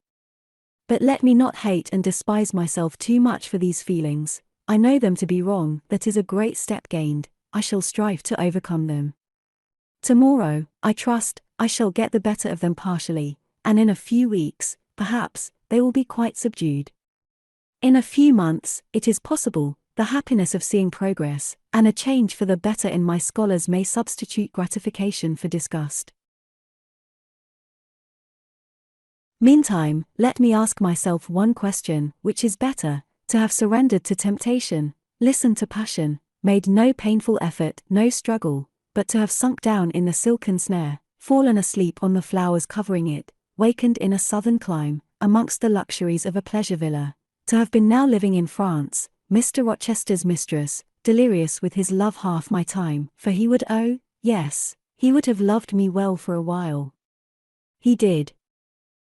Love me, no one will ever love me so again. I shall never more know the sweet homage given to beauty, youth, and grace, for never to anyone else shall I seem to possess these charms. He was fond and proud of me. It is what no man besides will ever be. But where am I wandering, and what am I saying, and above all, feeling? Whether is it better, I ask, to be a slave in a fool's paradise at Marseilles, fevered with delusive bliss one hour, suffocating with the bitterest tears of remorse and shame the next, or to be a village schoolmistress, free and honest, in a breezy mountain nook in the healthy heart of England? Yes, I feel now that I was right when I adhered to principle and law, and scorned and crushed the insane promptings of a frenzied moment. God directed me to a correct choice. I thank His providence for the guidance. Having brought my eventide musings to this point, I rose, went to my door, and looked at the sunset of the harvest day, and at the quiet fields before my cottage, which, with the school, was distant half a mile from the village. The birds were singing their last strains. The air was mild, the dew was balm. While I looked, I thought myself happy, and was surprised to find myself ere long weeping, and why? For the doom which had reft me from adhesion to my master, for him I was no more to see, for the desperate grief and fatal fury consequences of my departure, which might now, perhaps, be dragging him from the path of right, too far to leave hope of ultimate restoration thither. At this thought, I turned my face aside from the lovely sky of eve and lonely vale of Morton. I say lonely, for in that bend of it visible to me there was no building apparent save the church and the parsonage, half hid in trees, and, quite at the extremity, the roof of Vale Hall, where the rich Mr. Oliver and his daughter lived. I hid my eyes, and leant my head against the stone frame of my door, but soon a slight noise near the wicket which shut in my tiny garden from the meadow beyond it made me look up. A dog, old Carlo, Mr. Rivers' pointer, as I saw in a moment, was pushing the gate with his nose, and St. John himself leant upon it with folded arms, his brow knit, his gaze, grave almost to displeasure, fixed on me. I asked him to come in. "No, I cannot stay, I have only brought you a little parcel my sisters left for you. I think it contains a colour box, pencils, and paper." I approached to take it, a welcome gift it was. He examined my face, I thought, with austerity, as I came near. The traces of tears were doubtless very visible upon it. "Have you found your first day's work harder than you expected?" he asked. "Oh, no. On the contrary, I think in time I shall get on with my scholars very well. But perhaps your accommodations, your cottage, your furniture, have disappointed your expectations." "They are, in truth, scanty enough," but I interrupted. "My cottage is clean and weatherproof, my furniture sufficient and commodious. All I see has made me thankful, not despondent. I am not absolutely such a fool and sensualist as to regret the absence of a carpet, a sofa, and silver plate. Besides, 5 weeks ago I had nothing. I was an outcast, a beggar, a vagrant. Now I have acquaintance, a home, a business. I wonder at the goodness of God, the generosity of my friends, the bounty of my lot. I do not repine. But you feel solitude and oppression. The little house there behind you is dark and empty. I have hardly had time yet to enjoy a sense of tranquility, much less to grow impatient under one of loneliness." "Very well, I hope you feel the content you express. At any rate, your good sense will tell you that it is too soon yet to yield to the vacillating fears of Lot's wife. What you had left before I saw you, of course I do not know, but I counsel you to resist firmly every temptation which would incline you to look back. Pursue your present career steadily, for some months at least." "It is what I mean to do," I answered. St. John continued. "It is hard work to control the workings of inclination and turn the bent of nature, but that it may be done, I know from experience. God has given us, in a measure, the power to make our own fate, and when our energies seem to demand a sustenance they cannot get, when our will strains after a path we may not follow, we need neither starve from inanition, nor stand still in despair. We have but to seek another nourishment for the mind, as strong as the forbidden food it longed to taste, and perhaps purer, and to hew out for the adventurous foot a road as direct and broad as the one fortune has blocked up against us, if rougher than it. A year ago I was myself intensely miserable, because I thought I had made a mistake in entering the ministry. Its uniform duties wearied me to death. I burnt for the more active life of the world, for the more exciting toils of a literary career, for the destiny of an artist, author, orator, anything rather than that of a priest.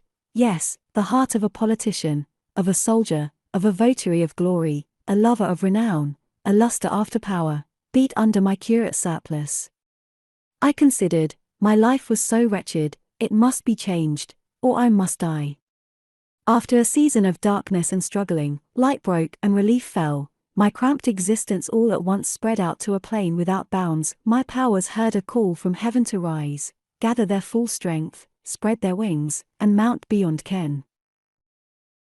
God had an errand for me, to bear which afar, to deliver it well. Skill and strength, courage and eloquence, the best qualifications of soldier, statesman, and orator, were all needed, for these all center in the good missionary.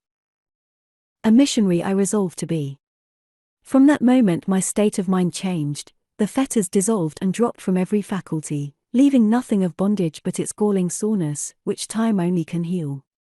My father, indeed, imposed the determination, but since his death, I have not a legitimate obstacle to contend with, some affairs settled, a successor for Morton provided, an entanglement or two of the feelings broken through or cut asunder, a last conflict with human weakness, in which I know I shall overcome, because I have vowed that I will overcome, and I leave Europe for the East.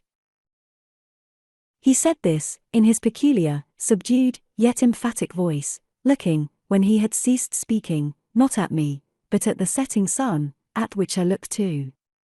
Both he and I had our backs towards the path leading up the field to the wicket.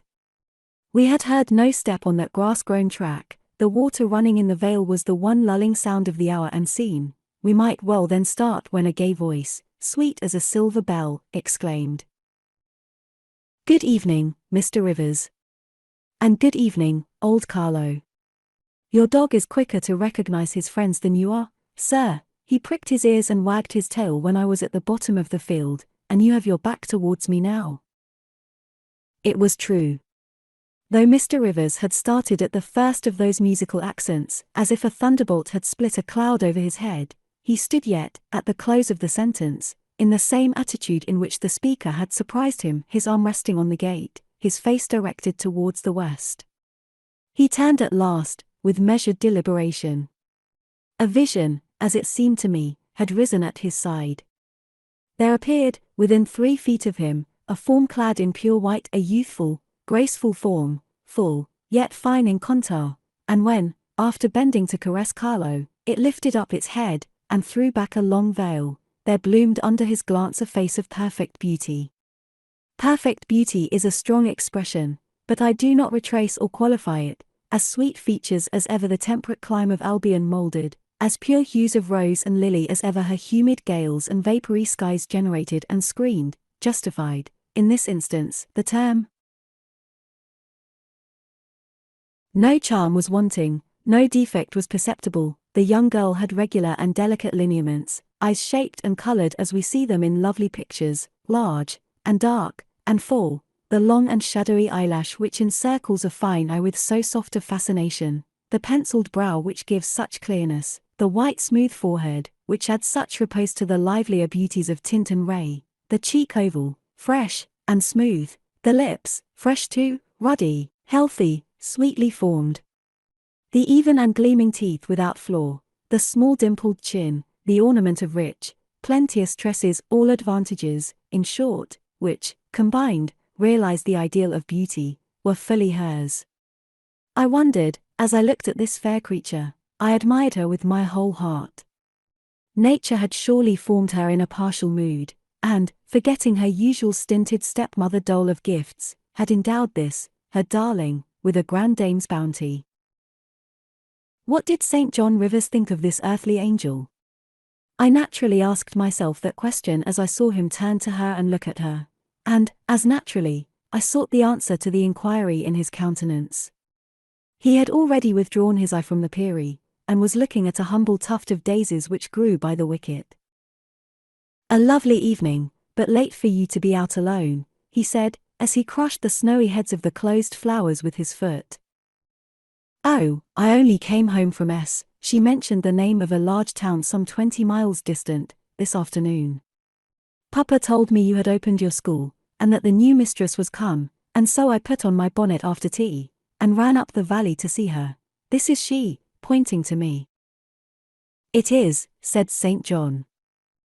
"Do you think you shall like Morton?" she asked of me, with a direct and naive simplicity of tone and manner, pleasing, if childlike. "I hope I shall. I have many inducements to do so." "Did you find your scholars as attentive as you expected?" "Quite." "Do you like your house?" "Very much." "Have I furnished it nicely?" "Very nicely, indeed." "And made a good choice of an attendant for you in Alice Wood?"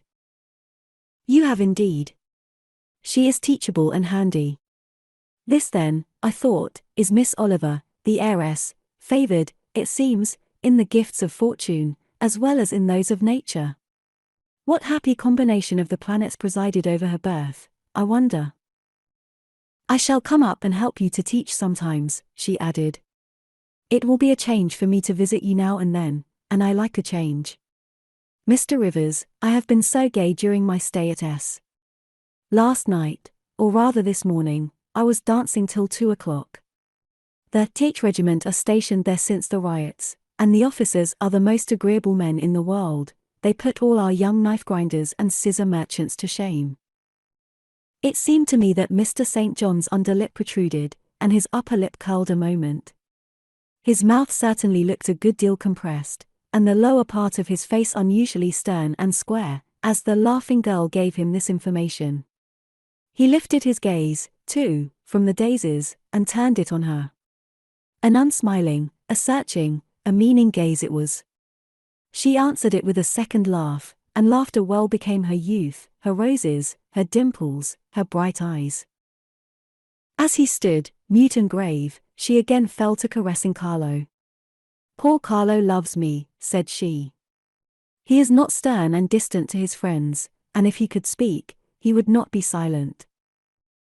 As she patted the dog's head, bending with native grace before his young and austere master, I saw a glow rise to that master's face. I saw his solemn eye melt with sudden fire, and flicker with resistless emotion. Flushed and kindled thus, he looked nearly as beautiful for a man as she for a woman. His chest heaved once, as if his large heart, weary of despotic constriction, had expanded, despite the wool, and made a vigorous bound for the attainment of liberty.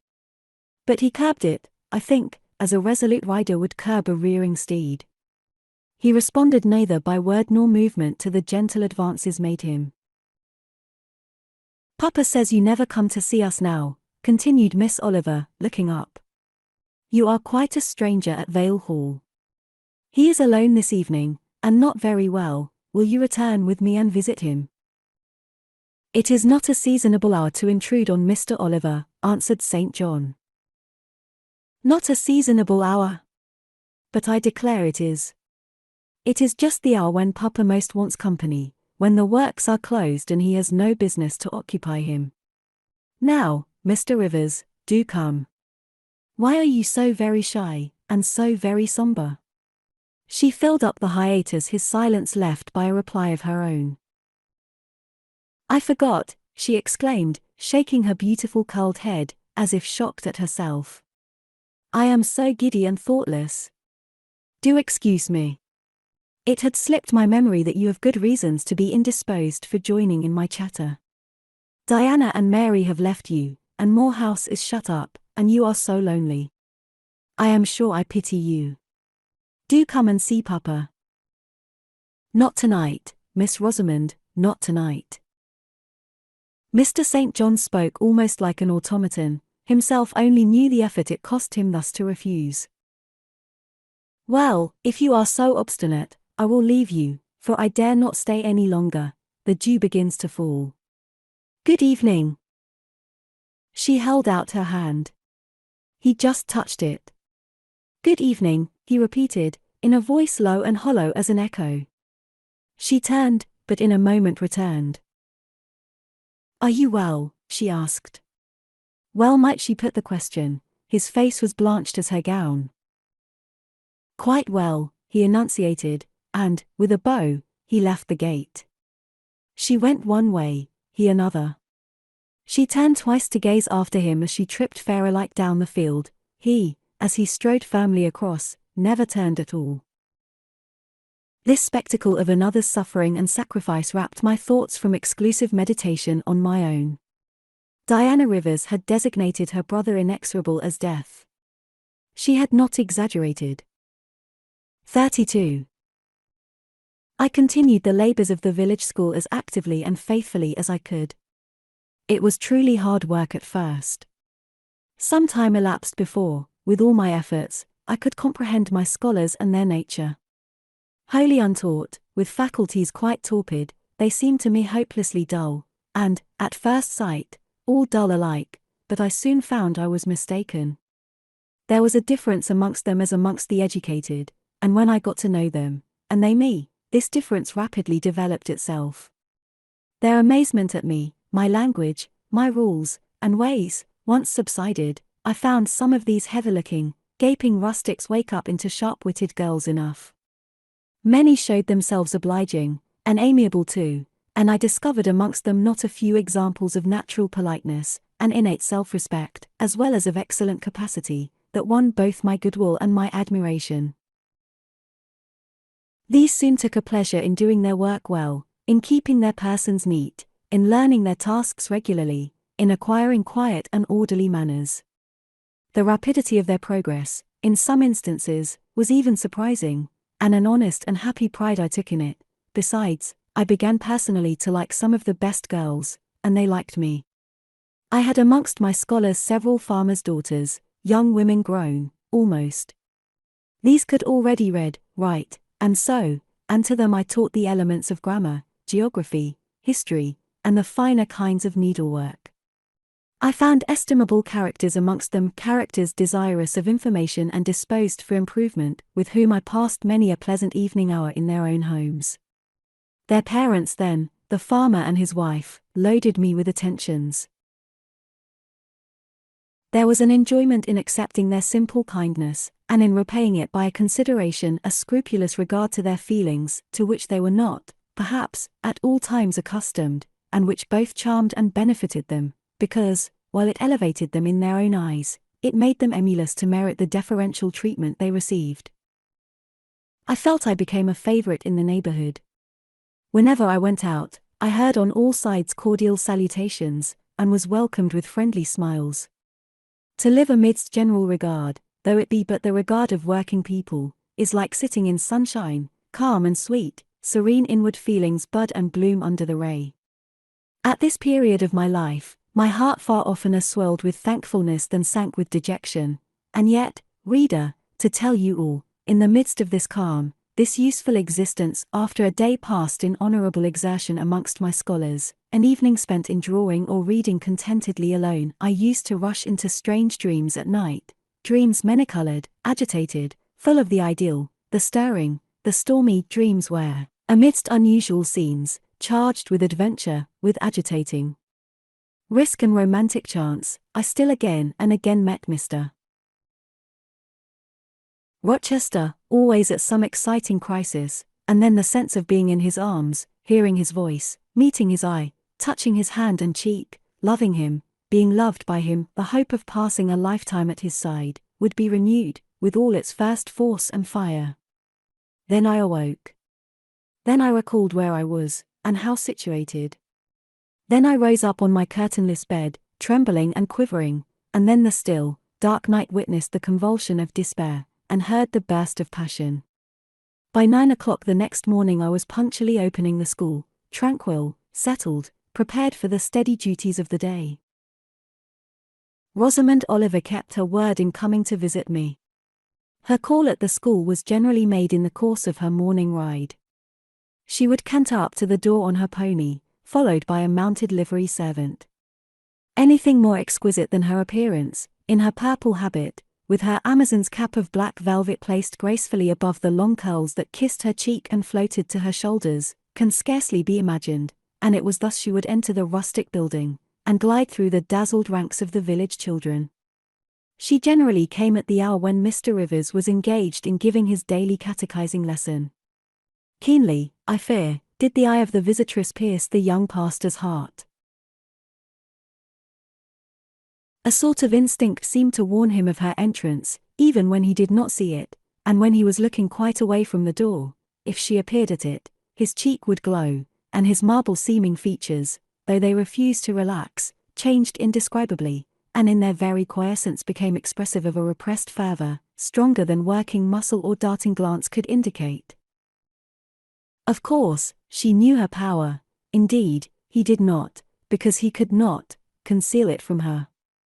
In spite of his Christian stoicism, when she went up and addressed him, and smiled gaily, encouragingly, even fondly in his face, his hand would tremble and his eye burn. He seemed to say, with his sad and resolute look, if he did not say it with his lips, "I love you, and I know you prefer me. It is not despair of success that keeps me dumb." If I offered my heart, I believe you would accept it. But that heart is already laid on a sacred altar, the fire is arranged round it. It will soon be no more than a sacrifice consumed. And then she would pout like a disappointed child, a pensive cloud would soften her radiant vivacity, she would withdraw her hand hastily from his, and turn in transient petulance from his aspect, at once so heroic and so martyr-like. St. John, no doubt, would have given the world to follow, recall, retain her, when she thus left him, but he would not give one chance of heaven, nor relinquish, for the Elysium of her love, one hope of the true, eternal paradise.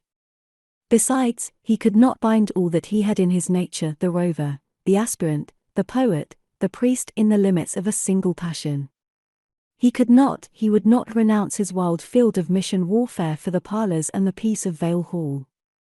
I learnt so much from himself in an inroad I once, despite his reserve, had the daring to make on his confidence. Miss Oliver already honoured me with frequent visits to my cottage.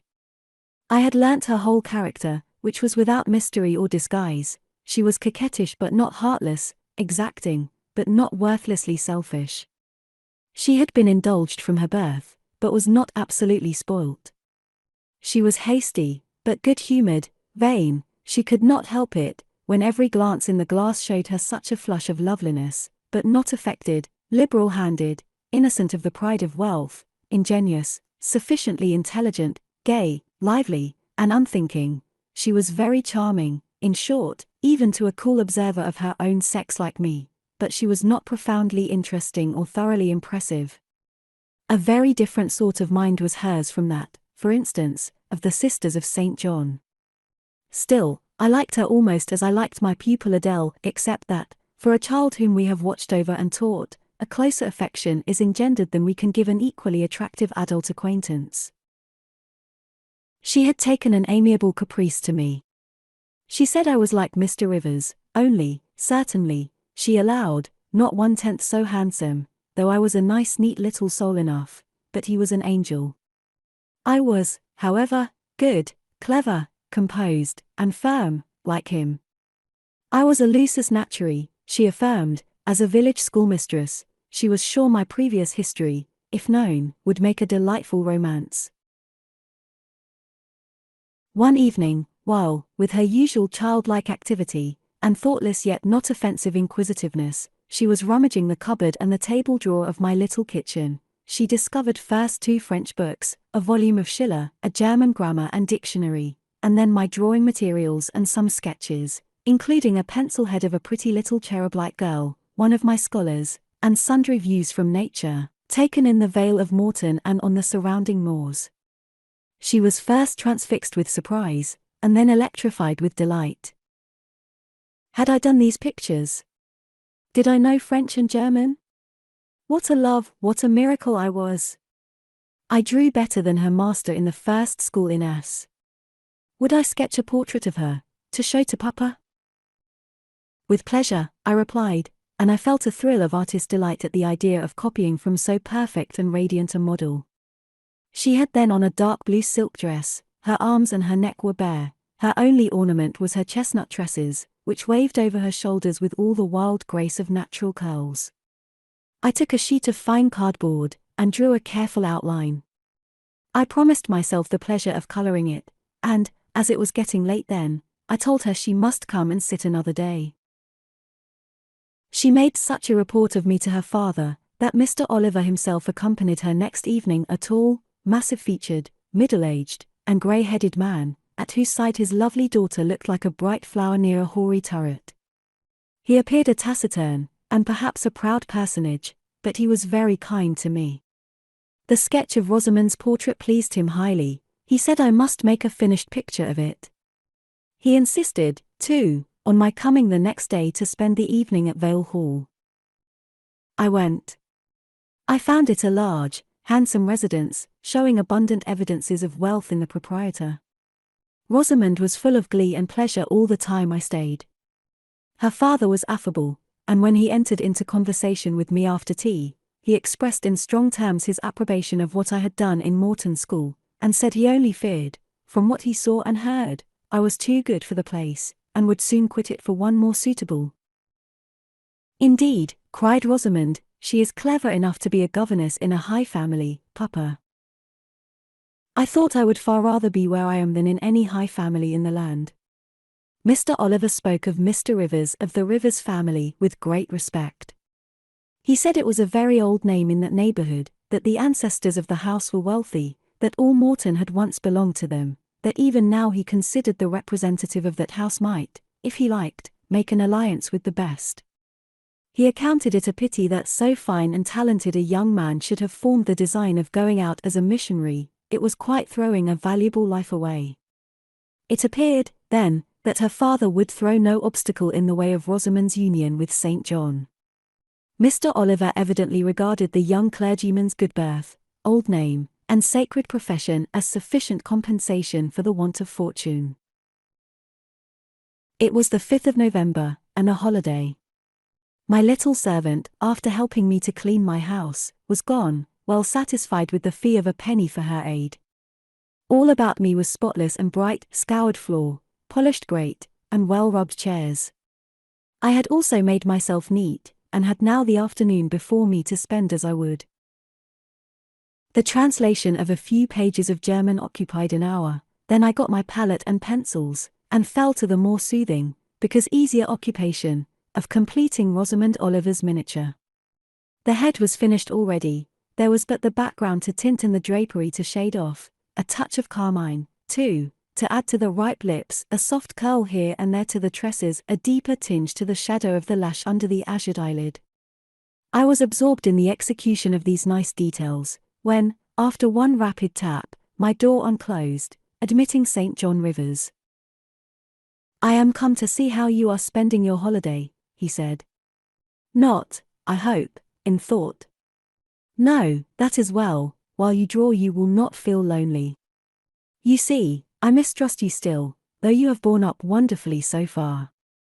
I have brought you a book for evening solace," and he laid on the table a new publication, a poem, one of those genuine productions so often vouchsafed to the fortunate public of those days, the golden age of modern literature.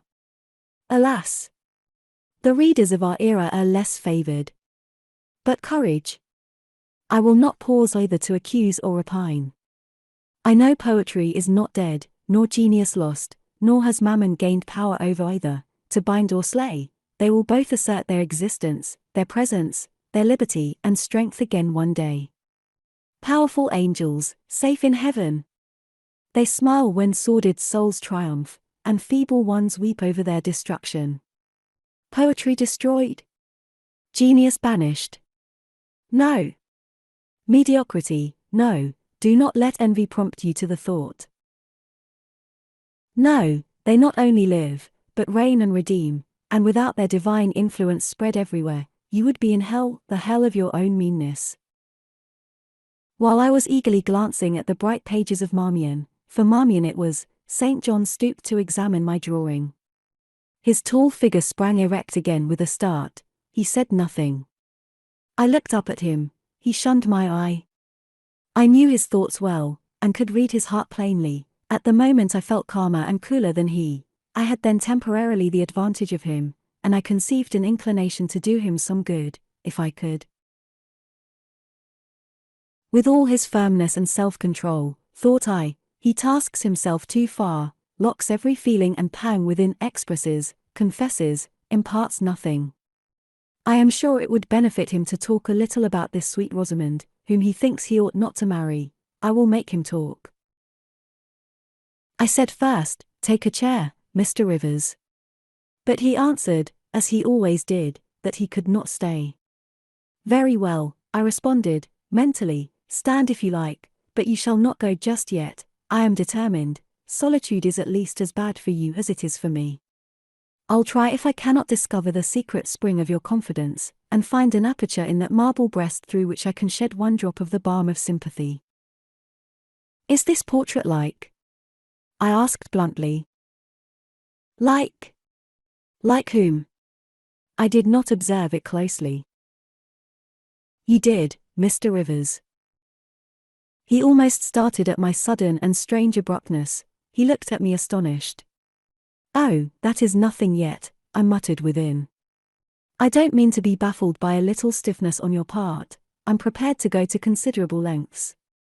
I continued, you observed it closely and distinctly, but I have no objection to your looking at it again, and I rose and placed it in his hand. A well-executed picture, he said, very soft, clear coloring, very graceful and correct drawing. Yes, I know all that. But what of the resemblance? Who is it like? Mastering some hesitation, he answered, Miss Oliver, I presume. Of course. And now, sir, to reward you for the accurate guess, I will promise to paint you a careful and faithful duplicate of this very picture, provided you admit that the gift would be acceptable to you. I don't wish to throw away my time and trouble on an offering you would deem worthless. He continued to gaze at the picture. The longer he looked, the firmer he held it, the more he seemed to covet it. It is like, he murmured, the eye is well managed, the color, light, expression, are perfect. It smiles. Would it comfort, or would it wound you to have a similar painting? Tell me that. When you are at Madagascar, or at the Cape, or in India, would it be a consolation to have that memento in your possession? Or would the sight of it bring recollections calculated to enervate and distress? He now furtively raised his eyes, he glanced at me, irresolute, disturbed, he again surveyed the picture. That I should like to have it is certain, whether it would be judicious or wise is another question.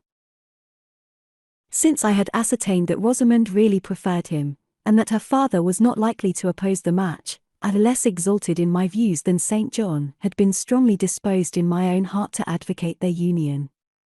It seemed to me that, should he become the possessor of Mr. Oliver's large fortune, he might do as much good with it as if he went and laid his genius out to wither, and his strength to waste, under a tropical sun. With this persuasion I now answered, as far as I can see, it would be wiser and more judicious if you were to take to yourself the original at once. By this time he had sat down, he had laid the picture on the table before him, and with his brow supported on both hands, hung fondly over it.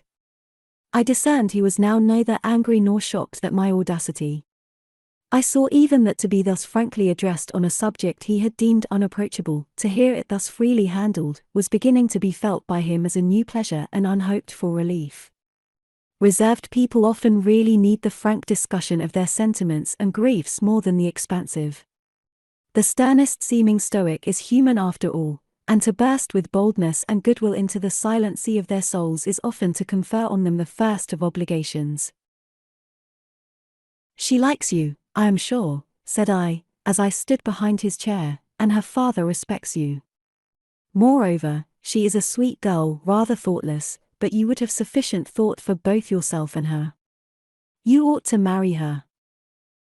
Does she like me? He asked. Certainly, better than she likes anyone else. She talks of you continually, there is no subject she enjoys so much or touches upon so often. It is very pleasant to hear this, he said. Very. Go on for another quarter of an hour. And he actually took out his watch and laid it upon the table to measure the time. But where is the use of going on, I asked, when you are probably preparing some iron blow of contradiction, or forging a fresh chain to fetter your heart? Don't imagine such hard things. Fancy me yielding and melting, as I am doing, human love rising like a freshly opened fountain in my mind and overflowing with sweet inundation all the field I have so carefully and with such labor prepared, so assiduously sown with the seeds of good intentions, of self-denying plans. And now it is deluged with a nectarous flood, the young germs swamped, delicious poison cankering them. Now I see myself stretched on an ottoman in the drawing-room at Vale Hall at my bride Rosamond Oliver's feet. She is talking to me with her sweet voice, gazing down on me with those eyes your skillful hand has copied so well, smiling at me with these coral lips. She is mine, I am hers, this present life and passing world suffice to me. Hush! Say nothing, my heart is full of delight, my senses are entranced, let the time I marked pass in peace. I humoured him, the watch ticked on, he breathed fast and low, I stood silent. Amidst this hush the quartet sped. He replaced the watch, laid the picture down, rose, and stood on the hearth. "Now," said he, "that little space was given to delirium and delusion. I rested my temples on the breast of temptation, and put my neck voluntarily under her yoke of flowers. I tasted her cup. The pillow was burning, there is an asp in the garland, the wine has a bitter taste, her promises are hollow, her offers false, I see and know all this." I gazed at him in wonder. "It is strange," pursued he, "that while I love Rosamond Oliver so wildly, with all the intensity, indeed, of a first passion, the object of which is exquisitely beautiful, graceful, fascinating, I experience at the same time a calm, unwarped consciousness that she would not make me a good wife, that she is not the partner suited to me, that I should discover this within a year after marriage, and that to 12 months' rapture would succeed a lifetime of regret. This I know." Strange indeed. I could not help ejaculating. "While something in me," he went on, "is acutely sensible to her charms, something else is as deeply impressed with her defects. They are such that she could sympathize in nothing I aspired to, cooperate in nothing I undertook. Rosamond a sufferer, a laborer, a female apostle. Rosamond a missionary's wife. No. But you need not be a missionary. You might relinquish that scheme." Relinquish? What? My vocation. My great work. My foundation laid on earth for a mansion in heaven. My hopes of being numbered in the band who have merged all ambitions in the glorious one of bettering their race, of carrying knowledge into the realms of ignorance, of substituting peace for war, freedom for bondage, religion for superstition, the hope of heaven for the fear of hell. Must I relinquish that? It is dearer than the blood in my veins. It is what I have to look forward to, and to live for." After a considerable pause, I said, "And Miss Oliver? Are her disappointment and sorrow of no interest to you?" "Miss Oliver is ever surrounded by suitors and flatterers. In less than a month, my image will be effaced from her heart. She will forget me, and will marry, probably, someone who will make her far happier than I should do." "You speak coolly enough, but you suffer in the conflict. You are wasting away." "No. If I get a little thin, it is with anxiety about my prospects, yet unsettled, my departure, continually procrastinated. Only this morning, I received intelligence that the successor, whose arrival I have been so long expecting, cannot be ready to replace me for 3 months to come yet, and perhaps the 3 months may extend to 6. You tremble and become flushed whenever Miss Oliver enters the schoolroom.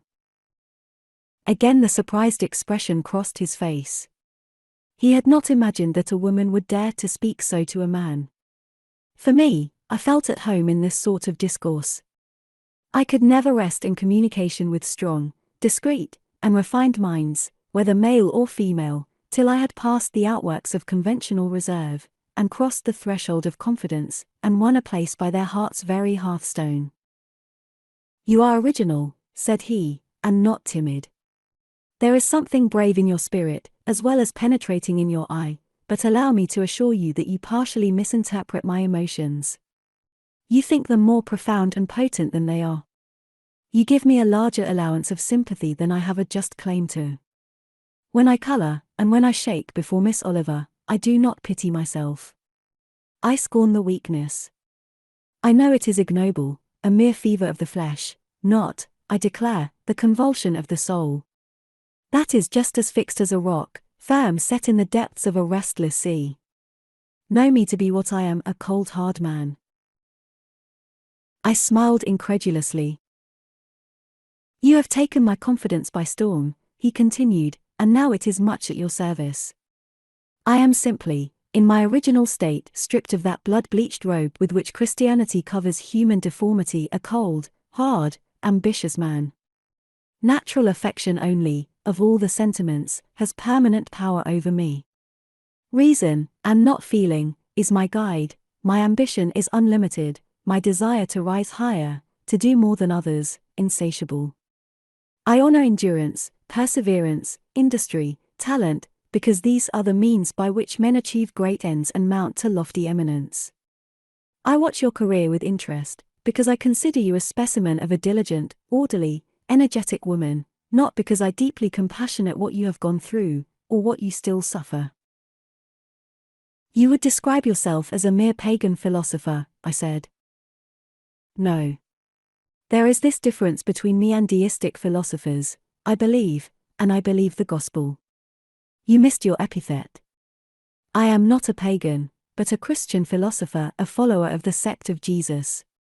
As his disciple I adopt his pure, his merciful, his benignant doctrines.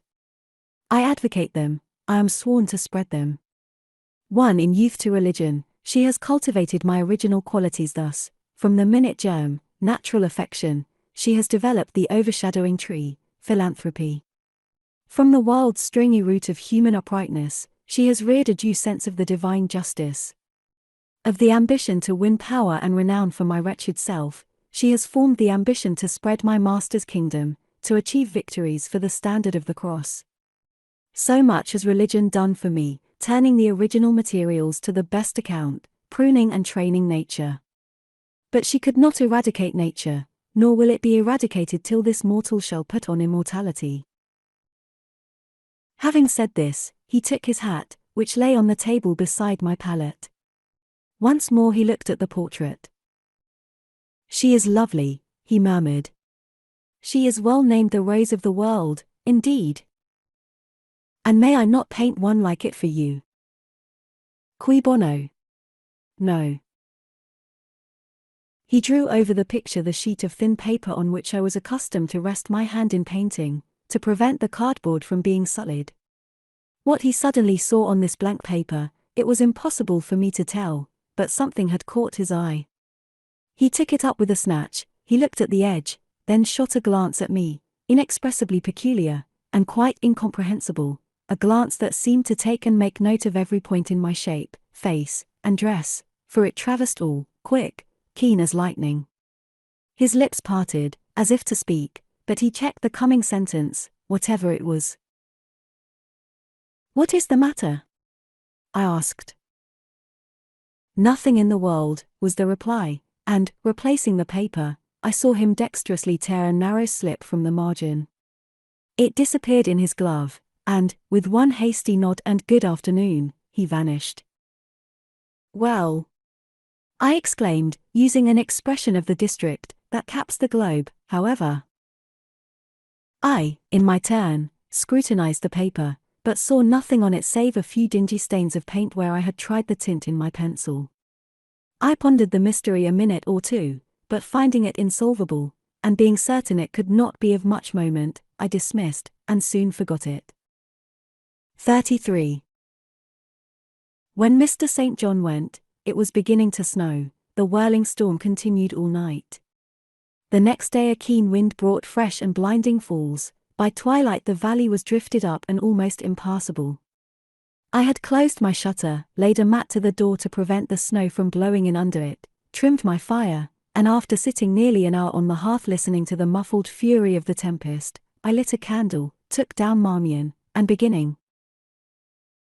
Day set on Norham's castled steep, and Tweed's fair river broad and deep, and Cheviot's mountains lone, the massive towers, the donjon keep, the flanking walls that round them sweep, in yellow lustre shone. I soon forgot storm in music. I heard a noise. The wind, I thought, shook the door.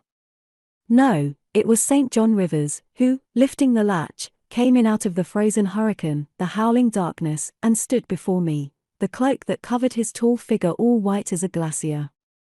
I was almost in consternation, so little had I expected any guest from the blocked-up vale that night. "Any ill news?" I demanded. "Has anything happened?" "No." "How very easily alarmed you are," he answered, removing his cloak and hanging it up against the door, towards which he again coolly pushed the mat which his entrance had deranged. He stamped the snow from his boots. "I shall sully the purity of your floor," said he, "but you must excuse me for once." Then he approached the fire. "I have had hard work to get here, I assure you," he observed, as he warmed his hands over the flame. One drift took me up to the waist. Happily the snow is quite soft yet. But why are you come? I could not forbear saying. Rather an inhospitable question to put to a visitor, but since you ask it, I answer simply to have a little talk with you. I got tired of my mute books and empty rooms. Besides, since yesterday I have experienced the excitement of a person to whom a tale has been half told, and who is impatient to hear the sequel. He sat down. I recalled his singular conduct of yesterday, and really I began to fear his wits were touched. If he were insane, however, his was a very cool and collected insanity. I had never seen that handsome-featured face of his look more like chiseled marble than it did just now, as he put aside his snow-wet hair from his forehead and let the firelight shine free on his pale brow and cheek as pale, where it grieved me to discover the hollow trace of care or sorrow now so plainly graved. I waited, expecting he would say something I could at least comprehend, but his hand was now at his chin, his finger on his lip. He was thinking. It struck me that his hand looked wasted like his face. A perhaps uncalled-for gush of pity came over my heart. I was moved to say, I wish Diana or Mary would come and live with you. It is too bad that you should be quite alone, and you are recklessly rash about your own health. Not at all, said he. I care for myself when necessary. I am well now. What do you see amiss in me? This was said with a careless, abstracted indifference, which showed that my solicitude was, at least in his opinion, wholly superfluous. I was silenced. He still slowly moved his finger over his upper lip, and still his eye dwelt dreamily on the glowing grate. Thinking it urgent to say something, I asked him presently if he felt any cold draught from the door, which was behind him. No, no, he responded shortly and somewhat testily. Well, I reflected, if you won't talk, you may be still, I'll let you alone now, and return to my book. So I snuffed the candle and resumed the perusal of Marmion. He soon stirred, my eye was instantly drawn to his movements. He only took out a morocco pocketbook, thence produced a letter, which he read in silence, folded it, put it back, relapsed into meditation. It was vain to try to read with such an inscrutable fixture before me, nor could I, in impatience, consent to be dumb. He might rebuff me if he liked, but talk I would. Have you heard from Diana and Mary lately? Not since the letter I showed you a week ago. There has not been any change made about your own arrangements. You will not be summoned to leave England sooner than you expected. I fear not, indeed, such chance is too good to befall me. Baffled so far, I changed my ground. I bethought myself to talk about the school and my scholars. Mary Garrett's mother is better, and Mary came back to the school this morning, and I shall have 4 new girls next week from the Foundry Close. They would have come today but for the snow. Indeed. Mr. Oliver pays for 2. Does he? He means to give the whole school a treat at Christmas. I know. Was it your suggestion? No. Whose, then? His daughter's, I think. It is like her, she is so good-natured. Yes. Again came the blank of a pause. The clock struck 8 strokes. It aroused him. He uncrossed his legs, sat erect, turned to me. Leave your book a moment, and come a little nearer the fire, he said. Wondering, and of my wonder finding no end, I complied. Half an hour ago, he pursued, I spoke of my impatience to hear the sequel of a tale. On reflection, I find the matter will be better managed by my assuming the narrator's part, and converting you into a listener.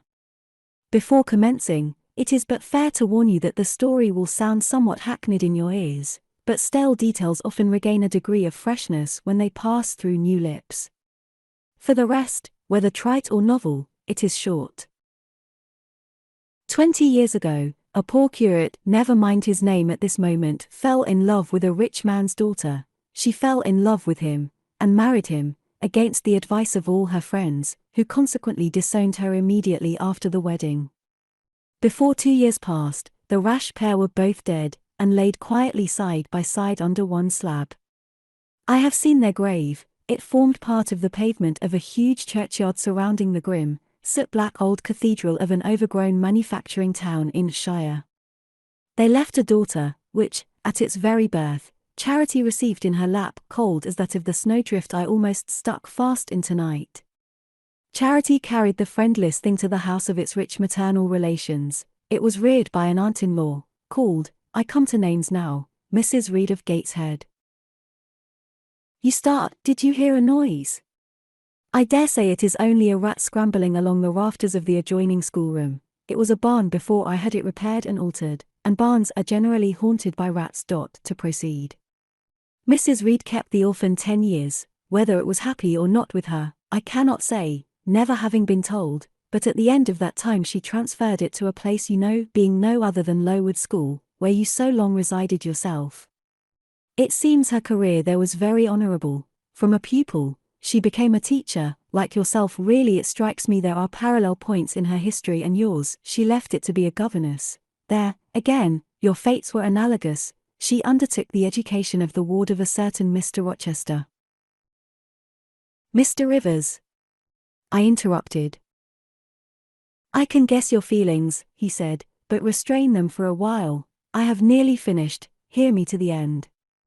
Of Mr. Rochester's character I know nothing, but the one fact that he professed to offer honourable marriage to this young girl, and that at the very altar she discovered he had a wife yet alive, though a lunatic. What his subsequent conduct and proposals were is a matter of pure conjecture, but when an event transpired which rendered inquiry after the governess necessary, it was discovered she was gone, no one could tell when, where, or how.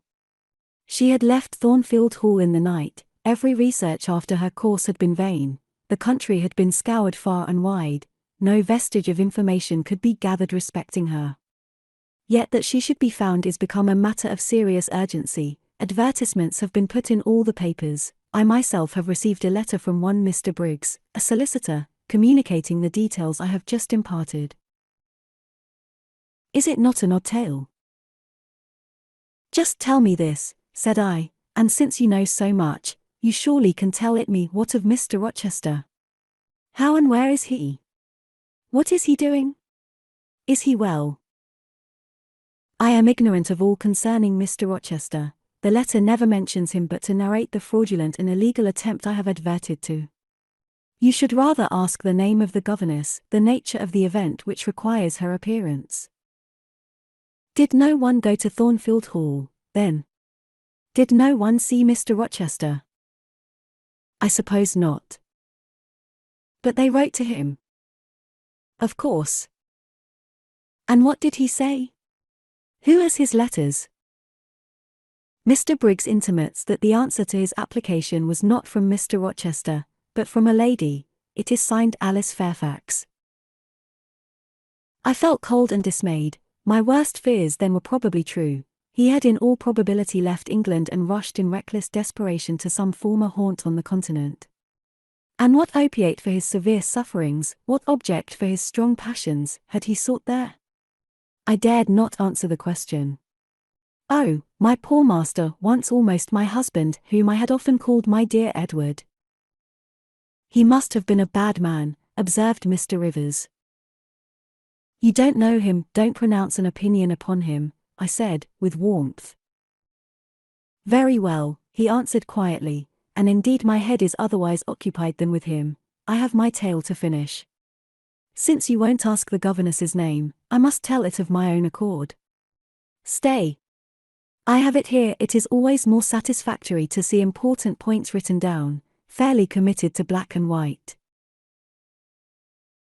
And the pocketbook was again deliberately produced, opened, sought through. From one of its compartments was extracted a shabby slip of paper, hastily torn off. I recognized in its texture and its stains of ultramarine, and lake, and vermilion, the ravished margin of the portrait cover. He got up, held it close to my eyes, and I read, traced in Indian ink, in my own handwriting, the words Jane Eyre, the work doubtless of some moment of abstraction. Briggs wrote to me of a Jane Eyre, he said. The advertisements demanded a Jane Eyre. I knew a Jane Eyre. I confess I had my suspicions, but it was only yesterday afternoon they were at once resolved into certainty. You own the name and renounce the alias? Yes, yes, but where is Mr. Briggs? He perhaps knows more of Mr. Rochester than you do. Briggs is in London. I should doubt his knowing anything at all about Mr. Rochester. It is not in Mr. Rochester he is interested. Meantime, you forget essential points in pursuing trifles. You do not inquire why Mr. Briggs sought after you, what he wanted with you. Well, what did he want? Merely to tell you that your uncle, Mr. Eyre of Madeira, is dead, that he has left you all his property, and that you are now rich, merely that, nothing more. I, rich? Yes, you, rich, quite an heiress. Silence succeeded. You must prove your identity, of course, resumed St. John presently, a step which will offer no difficulties. You can then enter on immediate possession.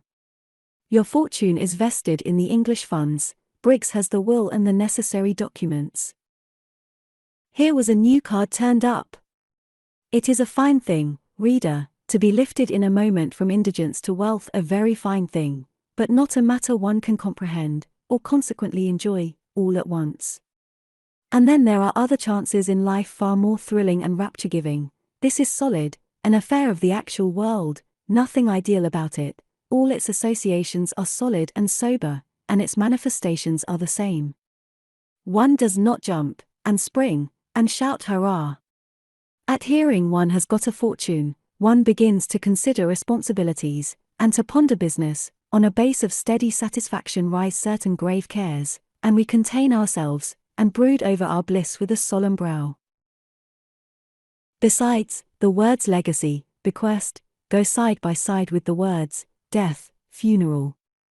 My uncle, I had heard, was dead, my only relative. Ever since being made aware of his existence, I had cherished the hope of one day seeing him. Now, I never should. And then this money came only to me, not to me and a rejoicing family, but to my isolated self. It was a grand boon doubtless, and independence would be glorious, yes, I felt that thought swelled my heart. You unbend your forehead at last, said Mr. Rivers. I thought Medusa had looked at you, and that you were turning to stone. Perhaps now you will ask how much you are worth. How much am I worth? Oh, a trifle. Nothing, of course, to speak of. £20,000, I think they say, but what is that? £20,000. Here was a new stunner. I had been calculating on 4,000 or 5,000. This news actually took my breath for a moment. Mr. St. John, whom I had never heard laugh before, laughed now. Well, said he, if you had committed a murder, and I had told you your crime was discovered, you could scarcely look more aghast. It is a large sum. Don't you think there is a mistake? No mistake at all. Perhaps you have read the figures wrong. It may be 2,000. It is written in letters, not figures, 20,000. I again felt rather like an individual of but average gastronomical powers sitting down to feast alone at a table spread with provisions for 100. Mr. Rivers rose now and put his cloak on. If it were not such a very wild night, he said, I would send Hannah down to keep you company. You look too desperately miserable to be left alone. But Hannah, poor woman, could not stride the drifts so well as I. Her legs are not quite so long, so I must e'en leave you to your sorrows. Good night. He was lifting the latch. A sudden thought occurred to me. Stop 1 minute, I cried. Well, it puzzles me to know why Mr. Briggs wrote to you about me, or how he knew you, or could fancy that you, living in such an out-of-the-way place, had the power to aid in my discovery. Oh, I am a clergyman, he said, and the clergy are often appealed to about odd matters. Again the latch rattled. No, that does not satisfy me, I exclaimed, and indeed there was something in the hasty and unexplanatory reply which, instead of allaying, piqued my curiosity more than ever. It is a very strange piece of business, I added, I must know more about it. Another time.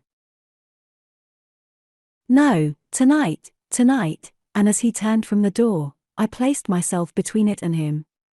He looked rather embarrassed. You certainly shall not go till you have told me all, I said. I would rather not just now. You shall, you must. I would rather Diana or Mary informed you. Of course these objections wrought my eagerness to a climax, gratified it must be, and that without delay, and I told him so. But I apprised you that I was a hard man, said he, difficult to persuade. And I am a hard woman, impossible to put off. And then, he pursued, I am cold, no fervour infects me. Whereas I am hot, and fire dissolves ice. The blaze there has thawed all the snow from your cloak, by the same token, it has streamed onto my floor, and made it like a trampled street. As you hope ever to be forgiven, Mr. Rivers, the high crime and misdemeanour of spoiling a sanded kitchen, tell me what I wish to know. Well, then, he said, I yield, if not to your earnestness, to your perseverance, as stone is worn by continual dropping. Besides, you must know some day, as well now as later. Your name is Jane Eyre. Of course, that was all settled before.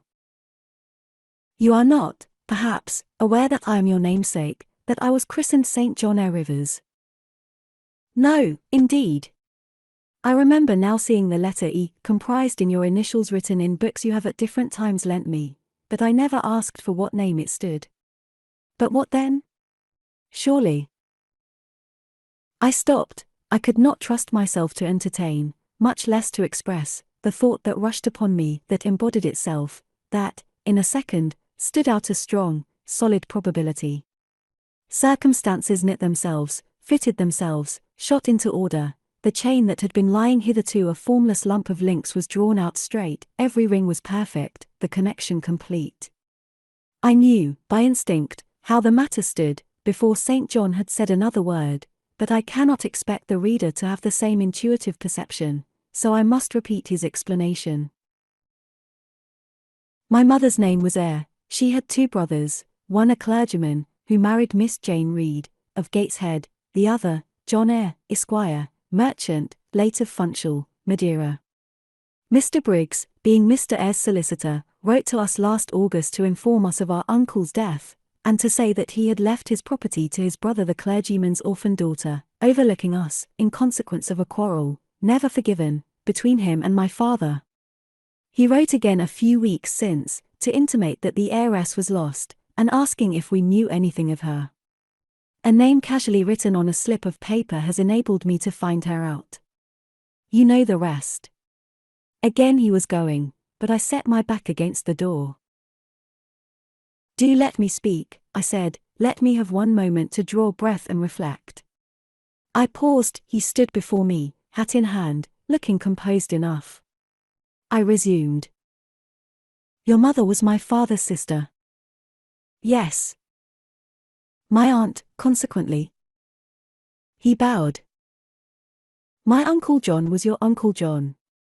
You, Diana, and Mary are his sister's children, as I am his brother's child. Undeniably. You three, then, are my cousins, half our blood on each side flows from the same source. We are cousins, yes. I surveyed him.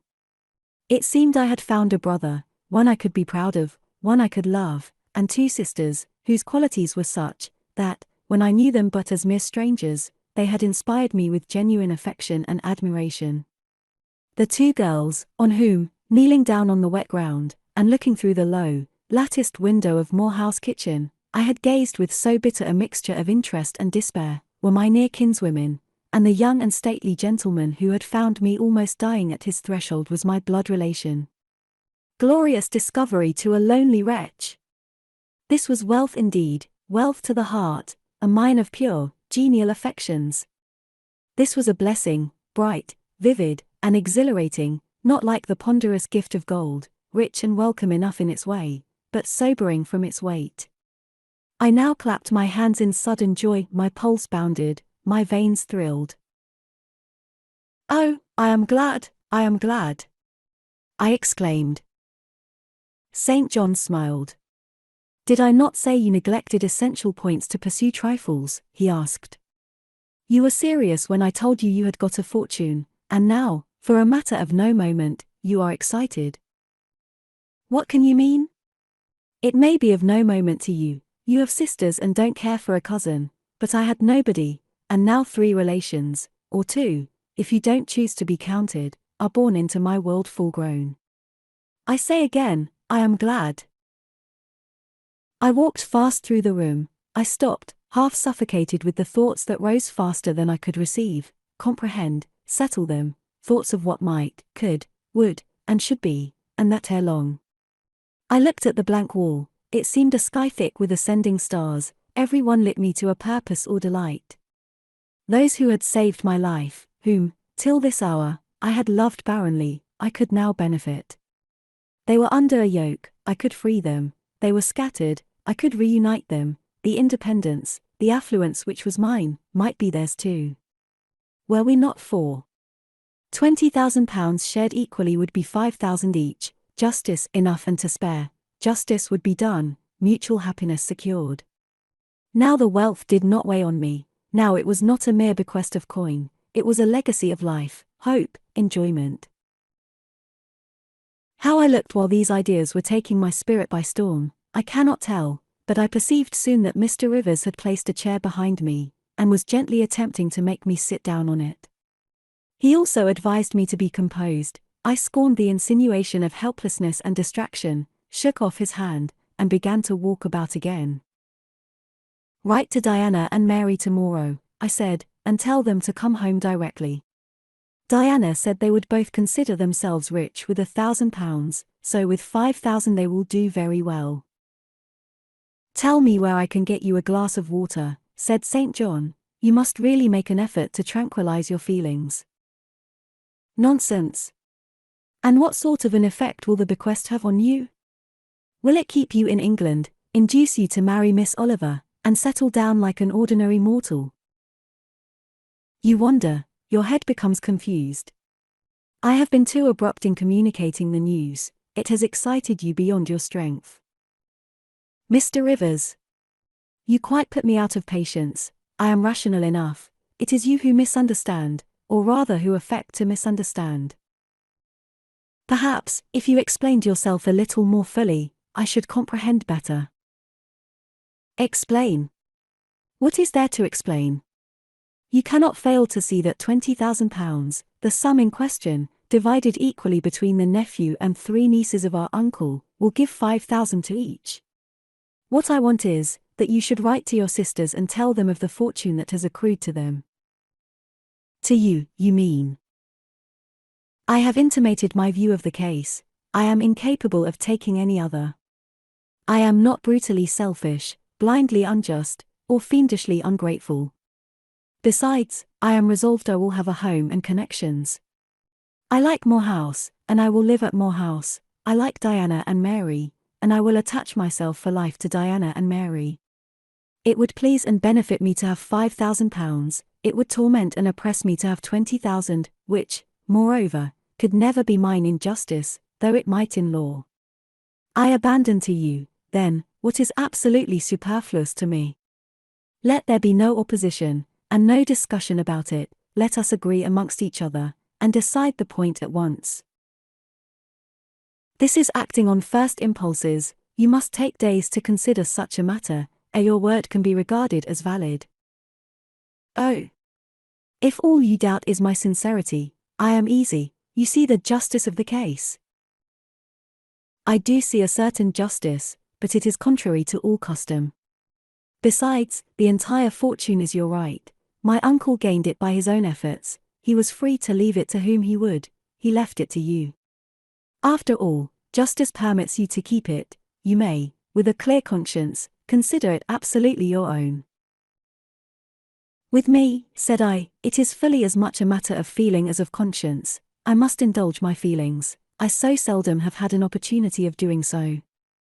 Were you to argue, object, and annoy me for a year, I could not forego the delicious pleasure of which I have caught a glimpse, that of repaying, in part, a mighty obligation, and winning to myself lifelong friends.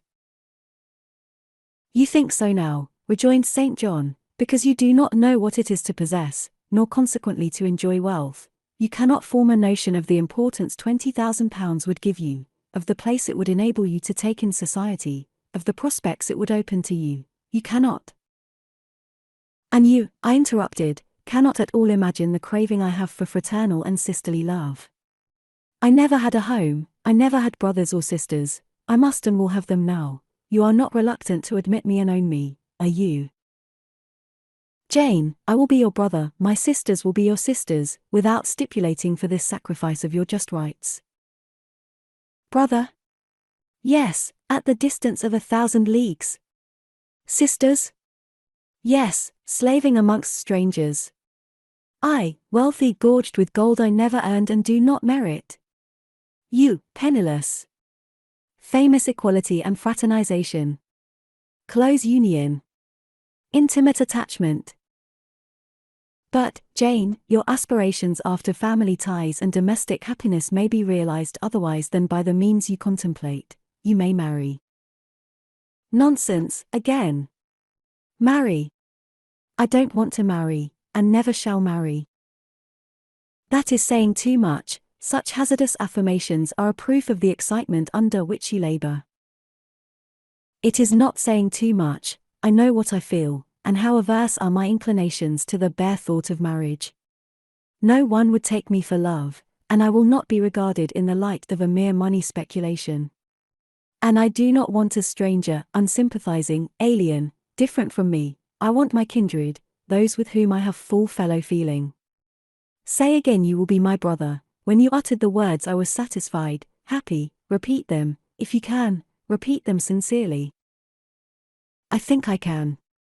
I know I have always loved my own sisters, and I know on what my affection for them is grounded, respect for their worth and admiration of their talents. You too have principle and mind, your tastes and habits resemble Diana's and Mary's, your presence is always agreeable to me, in your conversation I have already for some time found a salutary solace. I feel I can easily and naturally make room in my heart for you, as my third and youngest sister. Thank you, that contents me for tonight. Now you had better go, for if you stay longer, you will perhaps irritate me afresh by some mistrustful scruple. And the school, Miss Eyre?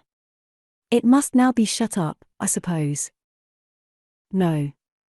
I will retain my post of mistress till you get a substitute. He smiled approbation, we shook hands, and he took leave.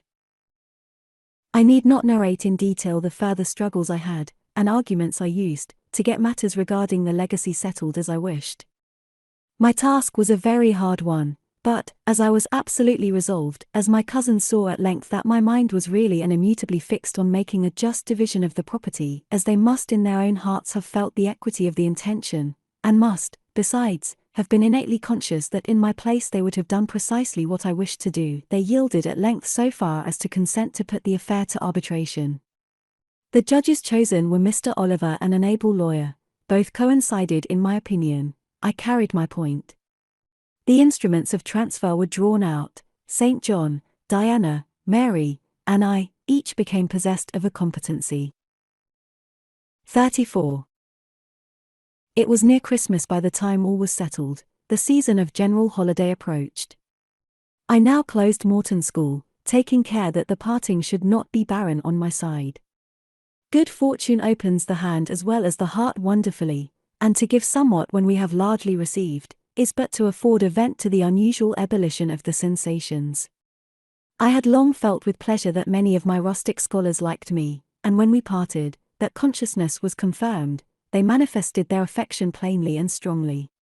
Deep was my gratification to find I had really a place in their unsophisticated hearts. I promised them that never a week should pass in future that I did not visit them, and give them an hour's teaching in their school.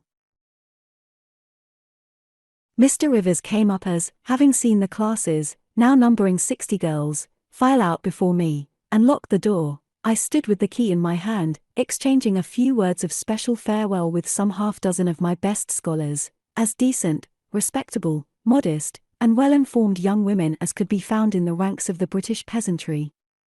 And that is saying a great deal, for after all, the British peasantry are the best taught, best mannered, most self-respecting of any in Europe. Since those days I have seen paysans and bouwerinnen, and the best of them seem to me ignorant, coarse, and besotted, compared with my Morton girls.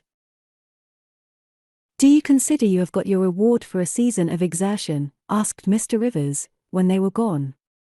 Does not the consciousness of having done some real good in your day and generation give pleasure? Doubtless. And you have only toiled a few months. Would not a life devoted to the task of regenerating your race be well spent? Yes, I said, but I could not go on forever so. I want to enjoy my own faculties as well as to cultivate those of other people. I must enjoy them now. Don't recall either my mind or body to the school. I am out of it and disposed for full holiday. He looked grave. What now? What sudden eagerness is this you evince? What are you going to do? To be active as I can. And first I must beg you to set Hannah at liberty, and get somebody else to wait on you. Do you want her? Yes, to go with me to Moor House. Diana and Mary will be at home in a week, and I want to have everything in order against their arrival. I understand. I thought you were for flying off on some excursion. It is better so. Hannah shall go with you. Tell her to be ready by tomorrow then, and here is the schoolroom key. I will give you the key of my cottage in the morning. He took it. You give it up very gleefully, said he. I don't quite understand your light-heartedness, because I cannot tell what employment you propose to yourself as a substitute for the one you are relinquishing. What aim, what purpose, what ambition in life have you now? My first aim will be to clean down. Do you comprehend the full force of the expression? To clean down Moor House from chamber to cellar, my next to rub it up with beeswax, oil, and an indefinite number of cloths, till it glitters again, my third, to arrange every chair, table, bed, carpet, with mathematical precision. Afterwards I shall go near to ruin you in coals and peat to keep up good fires in every room. And lastly, the 2 days preceding that on which your sisters are expected will be devoted by Hannah and me to such a beating of eggs, sorting of currants, grating of spices, compounding of Christmas cakes, chopping up of materials for mince pies, and solemnizing of other culinary rites, as words can convey but an inadequate notion of to the uninitiated like you. My purpose, in short, is to have all things in an absolutely perfect state of readiness for Diana and Mary before next Thursday, and my ambition is to give them a beau ideal of a welcome when they come. St. John smiled slightly, still he was dissatisfied. It is all very well for the present, said he, but seriously, I trust that when the first flush of vivacity is over, you will look a little higher than domestic endearments and household joys. The best things the world has. I interrupted. No, Jane, no, this world is not the scene of fruition, do not attempt to make it so, nor of rest, do not turn slothful. I mean, on the contrary, to be busy. Jane, I excuse you for the present. 2 months' grace I allow you for the full enjoyment of your new position, and for pleasing yourself with this late-found charm of relationship, but then, I hope you will begin to look beyond Moor House and Morton, and sisterly society, and the selfish calm and sensual comfort of civilized affluence. I hope your energies will then once more trouble you with their strength.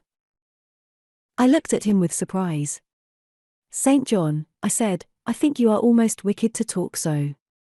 I am disposed to be as content as a queen, and you try to stir me up to restlessness. To what end? To the end of turning to profit the talents which God has committed to your keeping, and of which he will surely one day demand a strict account. Jane, I shall watch you closely and anxiously, I warn you of that. And try to restrain the disproportionate fervor with which you throw yourself into commonplace home pleasures. Don't cling so tenaciously to ties of the flesh. Save your constancy and ardor for an adequate cause, forbear to waste them on trite transient objects. Do you hear, Jane? Yes, just as if you were speaking Greek. I feel I have adequate cause to be happy, and I will be happy. Goodbye. Happy at Moor House I was, and hard I worked, and so did Hannah. She was charmed to see how jovial I could be amidst the bustle of a house turned topsy-turvy, how I could brush, and dust, and clean, and cook. And really, after a day or two of confusion worse confounded, it was delightful by degrees to invoke order from the chaos ourselves had made. I had previously taken a journey to S to purchase some new furniture, my cousins having given me carte blanche to effect what alterations I pleased, and a sum having been set aside for that purpose. The ordinary sitting room and bedrooms I left much as they were, for I knew Diana and Mary would derive more pleasure from seeing again the old homely tables, and chairs, and beds, than from the spectacle of the smartest innovations. Still some novelty was necessary, to give to their return the piquancy with which I wished it to be invested. Dark handsome new carpets and curtains, an arrangement of some carefully selected antique ornaments in porcelain and bronze, new coverings, and mirrors, and dressing cases, for the toilet tables, answered the end. They looked fresh without being glaring. A spare parlor and bedroom I refurnished entirely, with old mahogany and crimson upholstery. I laid canvas on the passage, and carpets on the stairs. When all was finished, I thought Moor House as complete a model of bright modest snugness within, as it was, at this season, a specimen of wintry waste and desert dreariness without. The eventful Thursday at length came. They were expected about dark, and ere dusk fires were lit upstairs and below. The kitchen was in perfect trim, Hannah and I were dressed, and all was in readiness. St. John arrived first. I had entreated him to keep quite clear of the house till everything was arranged, and, indeed, the bare idea of the commotion, at once sordid and trivial, going on within its walls sufficed to scare him to estrangement. He found me in the kitchen, watching the progress of certain cakes for tea, then baking. Approaching the hearth, he asked if I was at last satisfied with housemaid's work. I answered by inviting him to accompany me on a general inspection of the result of my labors. With some difficulty, I got him to make the tour of the house. He just looked in at the doors I opened, and when he had wandered upstairs and downstairs, he said I must have gone through a great deal of fatigue and trouble to have effected such considerable changes in so short a time, but not a syllable did he utter indicating pleasure in the improved aspect of his abode. This silence damped me. I thought perhaps the alterations had disturbed some old associations he valued. I inquired whether this was the case, no doubt in a somewhat crestfallen tone. Not at all, he had, on the contrary, remarked that I had scrupulously respected every association. He feared, indeed, I must have bestowed more thought on the matter than it was worth. How many minutes, for instance, had I devoted to studying the arrangement of this very room? By the by, could I tell him where such a book was? I showed him the volume on the shelf. He took it down, and withdrawing to his accustomed window recess, he began to read it. Now, I did not like this, reader.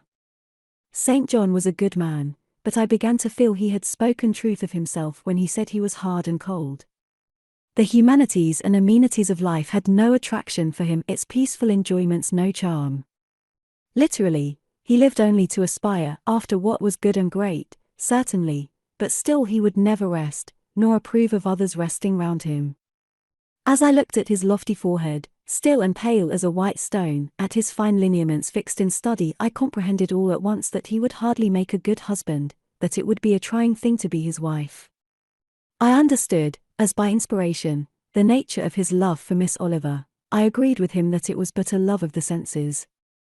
I comprehended how he should despise himself for the feverish influence it exercised over him, how he should wish to stifle and destroy it, how he should mistrust its ever conducting permanently to his happiness or hers.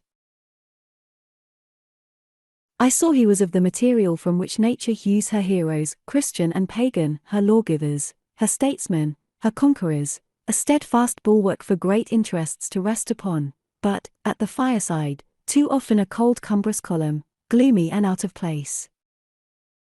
This parlour is not his sphere, I reflected. The Himalayan ridge or kaffir bush, even the plague-cursed Guinea coast swamp would suit him better. Well may he eschew the calm of domestic life, it is not his element, there his faculties stagnate, they cannot develop or appear to advantage. It is in scenes of strife and danger where courage is proved, and energy exercised, and fortitude tasked that he will speak and move, the leader and superior. A merry child would have the advantage of him on this hearth. He is right to choose a missionary's career, I see it now. They are coming! They are coming, cried Hannah, throwing open the parlor door. At the same moment old Carlo barked joyfully. Out I ran. It was now dark, but a rumbling of wheels was audible. Hannah soon had a lantern lit. The vehicle had stopped at the wicket, the driver opened the door, first one well-known form, then another, stepped out. In a minute I had my face under their bonnets, in contact first with Mary's soft cheek, then with Diana's flowing curls. They laughed, kissed me, then Hannah patted Carlo, who was half wild with delight, asked eagerly if all was well, and being assured in the affirmative, hastened into the house. They were stiff with their long and jolting drive from Whitcross, and chilled with the frosty night air, but their pleasant countenances expanded to the cheerful firelight. While the driver and Hannah brought in the boxes, they demanded St. John. At this moment he advanced from the parlour. They both threw their arms round his neck at once. He gave each one quiet kiss, said in a low tone a few words of welcome, stood a while to be talked to, and then, intimating that he supposed they would soon rejoin him in the parlour, withdrew there as to a place of refuge. I had lit their candles to go upstairs, but Diana had first to give hospitable orders respecting the driver. This done, both followed me. They were delighted with the renovation and decorations of their rooms, with the new drapery, and fresh carpets, and rich tinted china vases. They expressed their gratification ungrudgingly. I had the pleasure of feeling that my arrangements met their wishes exactly, and that what I had done added a vivid charm to their joyous return home. Sweet was that evening. My cousins, full of exhilaration, were so eloquent in narrative and comment, that their fluency covered St. John's taciturnity. He was sincerely glad to see his sisters, but in their glow of fervour and flow of joy he could not sympathise. The event of the day, that is, the return of Diana and Mary, pleased him, but the accompaniments of that event, the glad tumult, the garrulous glee of reception irked him. I saw he wished the calmer morrow was come. In the very meridian of the night's enjoyment, about an hour after tea, a rap was heard at the door. Hannah entered with the intimation that a poor lad was come, at that unlikely time, to fetch Mr. Rivers to see his mother, who was drawing away. Where does she live, Hannah? Clear up at Whitcross Brow, almost 4 miles off, and moor and moss all the way. Tell him I will go. I'm sure, sir, you had better not. It's the worst road to travel after dark that can be, there's no track at all over the bog. And then it is such a bitter night, the keenest wind you ever felt. You had better send word, sir, that you will be there in the morning. But he was already in the passage, putting on his cloak, and without one objection, one murmur, he departed. It was then 9 o'clock, he did not return till midnight. Starved and tired enough he was, but he looked happier than when he set out. He had performed an act of duty, made an exertion, felt his own strength to do and deny, and was on better terms with himself. I am afraid the whole of the ensuing week tried his patience. It was Christmas week, we took to no settled employment, but spent it in a sort of merry domestic dissipation. The air of the moors, the freedom of home, the dawn of prosperity, acted on Diana and Mary's spirits like some life-giving elixir. They were gay from morning till noon, and from noon till night. They could always talk, and their discourse, witty, pithy, original, had such charms for me, that I preferred listening to, and sharing in it, to doing anything else. St. John did not rebuke our vivacity, but he escaped from it. He was seldom in the house, his parish was large, the population scattered, and he found daily business in visiting the sick and poor in its different districts. One morning at breakfast, Diana, after looking a little pensive for some minutes, asked him if his plans were yet unchanged. Unchanged and unchangeable, was the reply. And he proceeded to inform us that his departure from England was now definitively fixed for the ensuing year. And Rosamond Oliver, suggested Mary, the words seeming to escape her lips involuntarily, for no sooner had she uttered them, than she made a gesture as if wishing to recall them. St. John had a book in his hand. It was his unsocial custom to read at meals. He closed it, and looked up. "Rosamond Oliver," said he, "is about to be married to Mr. Granby, one of the best connected and most estimable residents in S, grandson and heir to Sir Frederick Granby. I had the intelligence from her father yesterday." His sisters looked at each other and at me. We all three looked at him. He was serene as glass. "The match must have been got up hastily," said Diana. "They cannot have known each other long." "But 2 months. They met in October at the county ball at S. But where there are no obstacles to a union, as in the present case, where the connection is in every point desirable, delays are unnecessary. They will be married as soon as S place, which Sir Frederick gives up to them, can be refitted for their reception." The first time I found St. John alone after this communication, I felt tempted to inquire if the event distressed him, but he seemed so little to need sympathy, that, so far from venturing to offer him more, I experienced some shame at the recollection of what I had already hazarded. Besides, I was out of practice in talking to him. His reserve was again frozen over, and my frankness was congealed beneath it.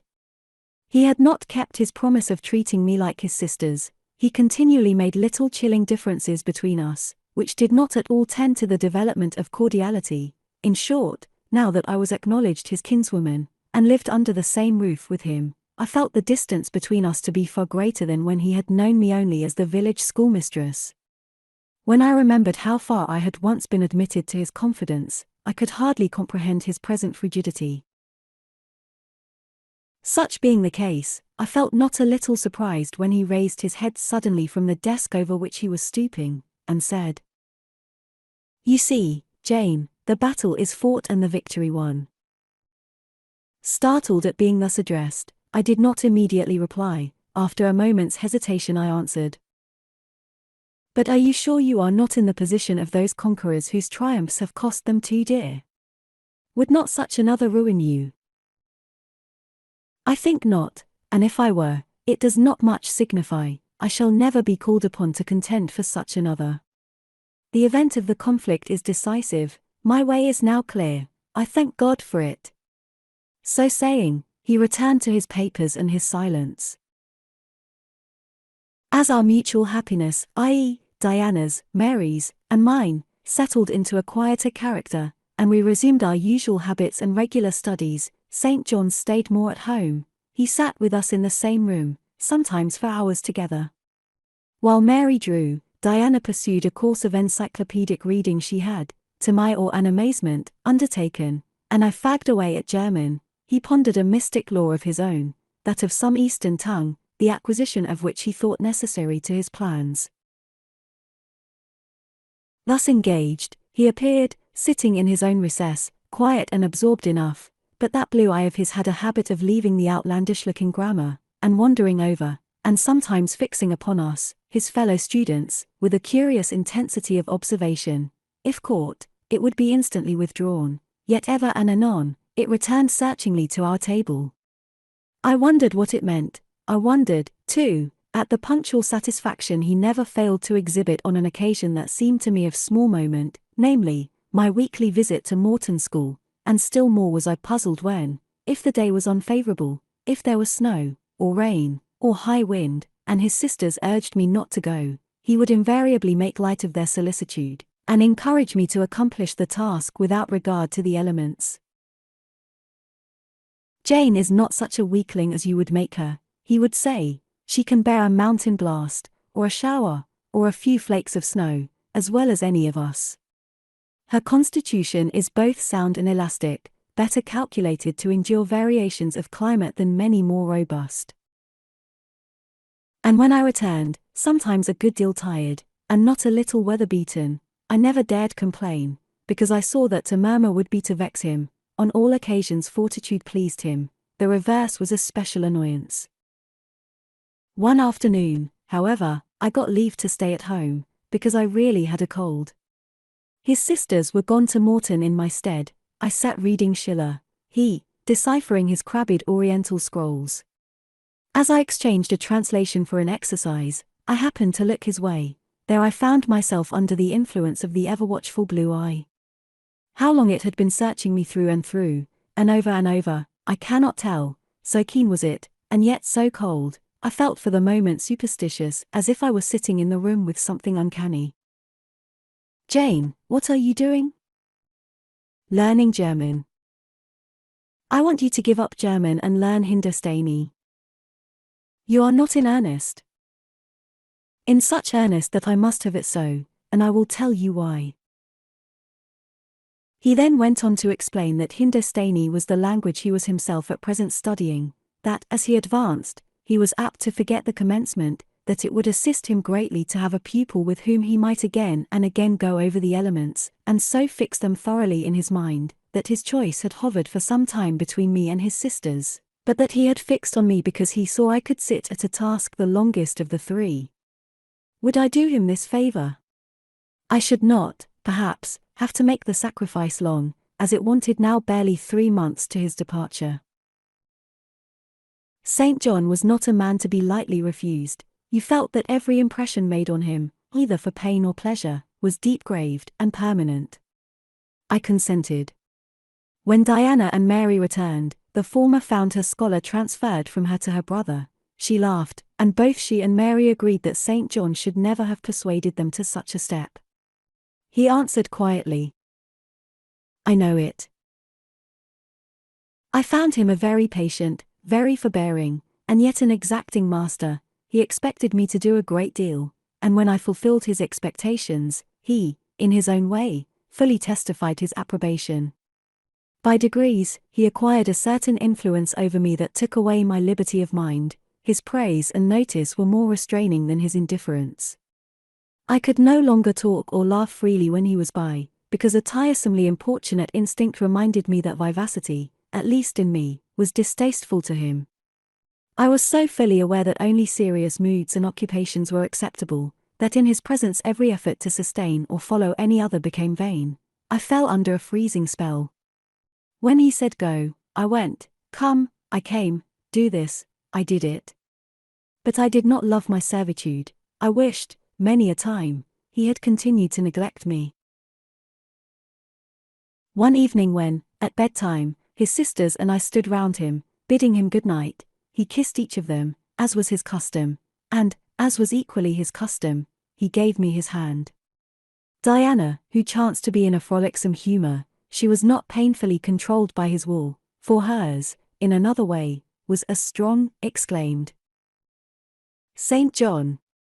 You used to call Jane your third sister, but you don't treat her as such, you should kiss her too." She pushed me towards him. I thought Diana very provoking, and felt uncomfortably confused, and while I was thus thinking and feeling, St. John bent his head, his Greek face was brought to a level with mine, his eyes questioned my eyes piercingly, he kissed me. There are no such things as marble kisses or ice kisses, or I should say my ecclesiastical cousin's salute belonged to one of these classes, but there may be experiment kisses, and his was an experiment kiss. When given, he viewed me to learn the result. It was not striking. I am sure I did not blush, perhaps I might have turned a little pale, for I felt as if this kiss were a seal affixed to my fetters. He never omitted the ceremony afterwards, and the gravity and quiescence with which I underwent it, seemed to invest it for him with a certain charm. As for me, I daily wished more to please him, but to do so, I felt daily more and more that I must disown half my nature, stifle half my faculties, wrest my tastes from their original bent, force myself to the adoption of pursuits for which I had no natural vocation. He wanted to train me to an elevation I could never reach. It racked me hourly to aspire to the standard he uplifted. The thing was as impossible as to mold my irregular features to his correct and classic pattern, to give to my changeable green eyes the sea-blue tint and solemn luster of his own. Not his ascendancy alone, however, held me in thrall at present. Of late it had been easy enough for me to look sad. A cankering evil sat at my heart and drained my happiness at its source, the evil of suspense.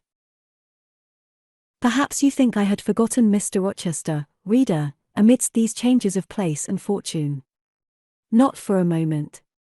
His idea was still with me, because it was not a vapor sunshine could disperse, nor a sand-traced effigy storms could wash away. It was a name graven on a tablet, fated to last as long as the marble it inscribed.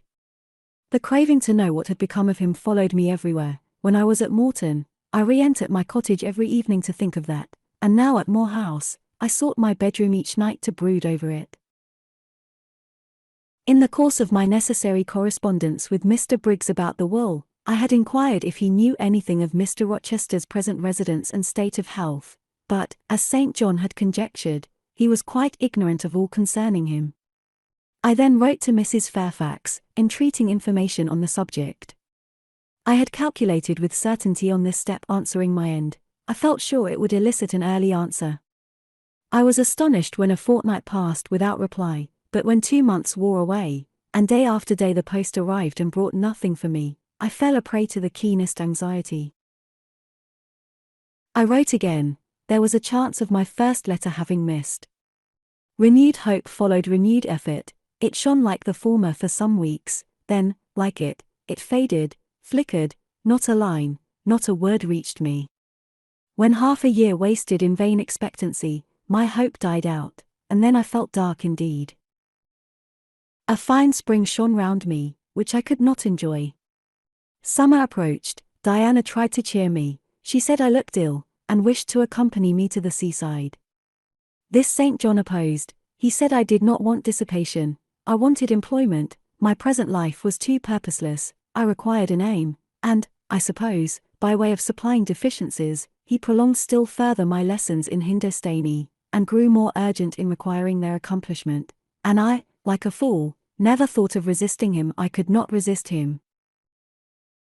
One day I had come to my studies in lower spirits than usual. The ebb was occasioned by a poignantly felt disappointment. Hannah had told me in the morning there was a letter for me, and when I went down to take it, almost certain that the long-looked-for tidings were vouchsafed me at last, I found only an unimportant note from Mr. Briggs on business.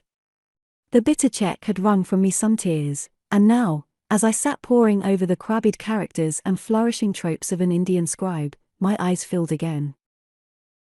St. John called me to his side to read. In attempting to do this my voice failed me, words were lost in sobs.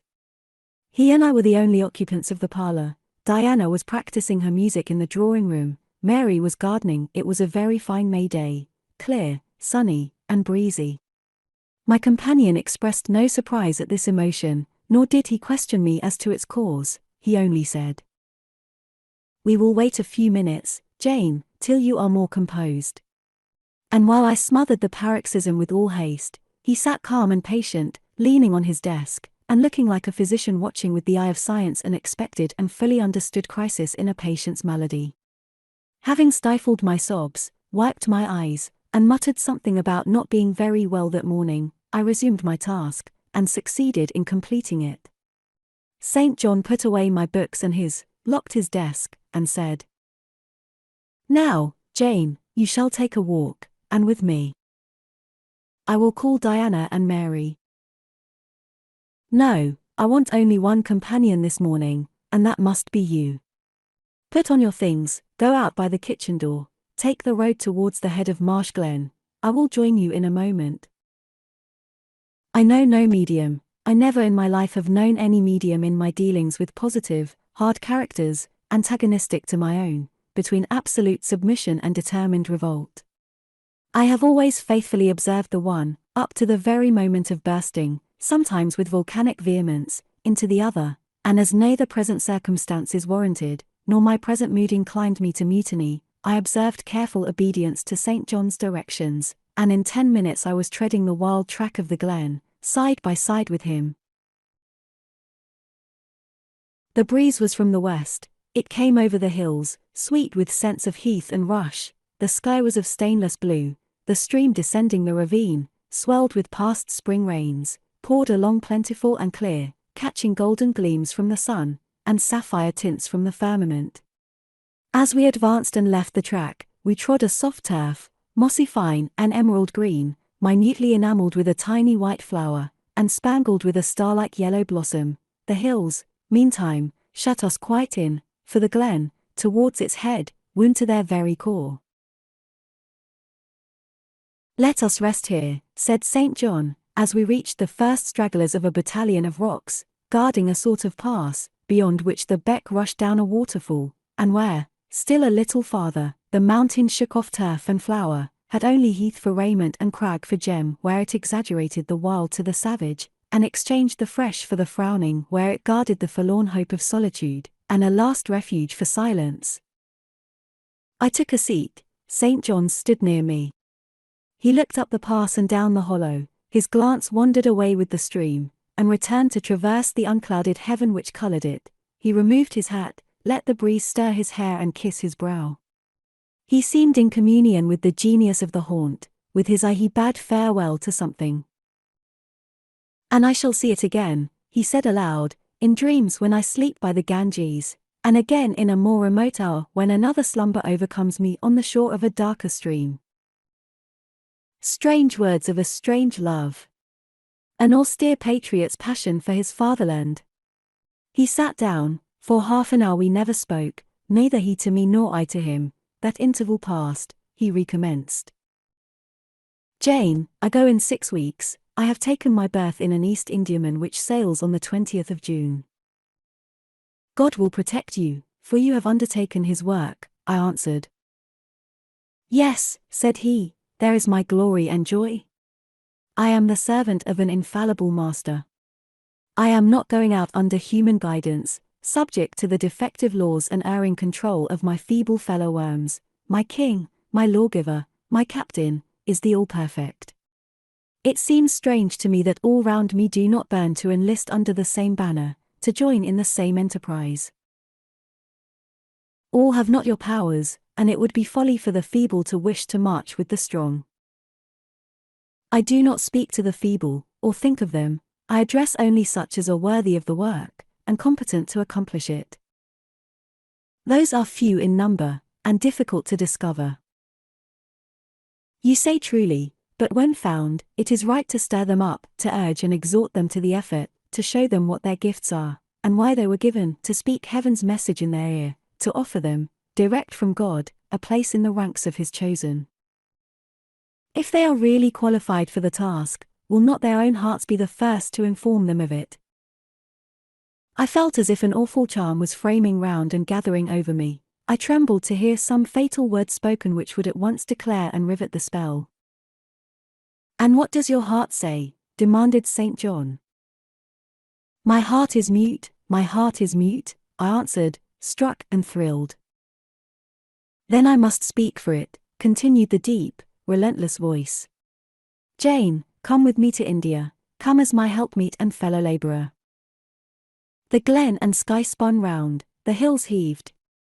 It was as if I had heard a summons from heaven, as if a visionary messenger, like him of Macedonia, had announced, "Come over and help us." But I was no apostle, I could not behold the herald, I could not receive his call. "Oh, St. John," I cried, "have some mercy."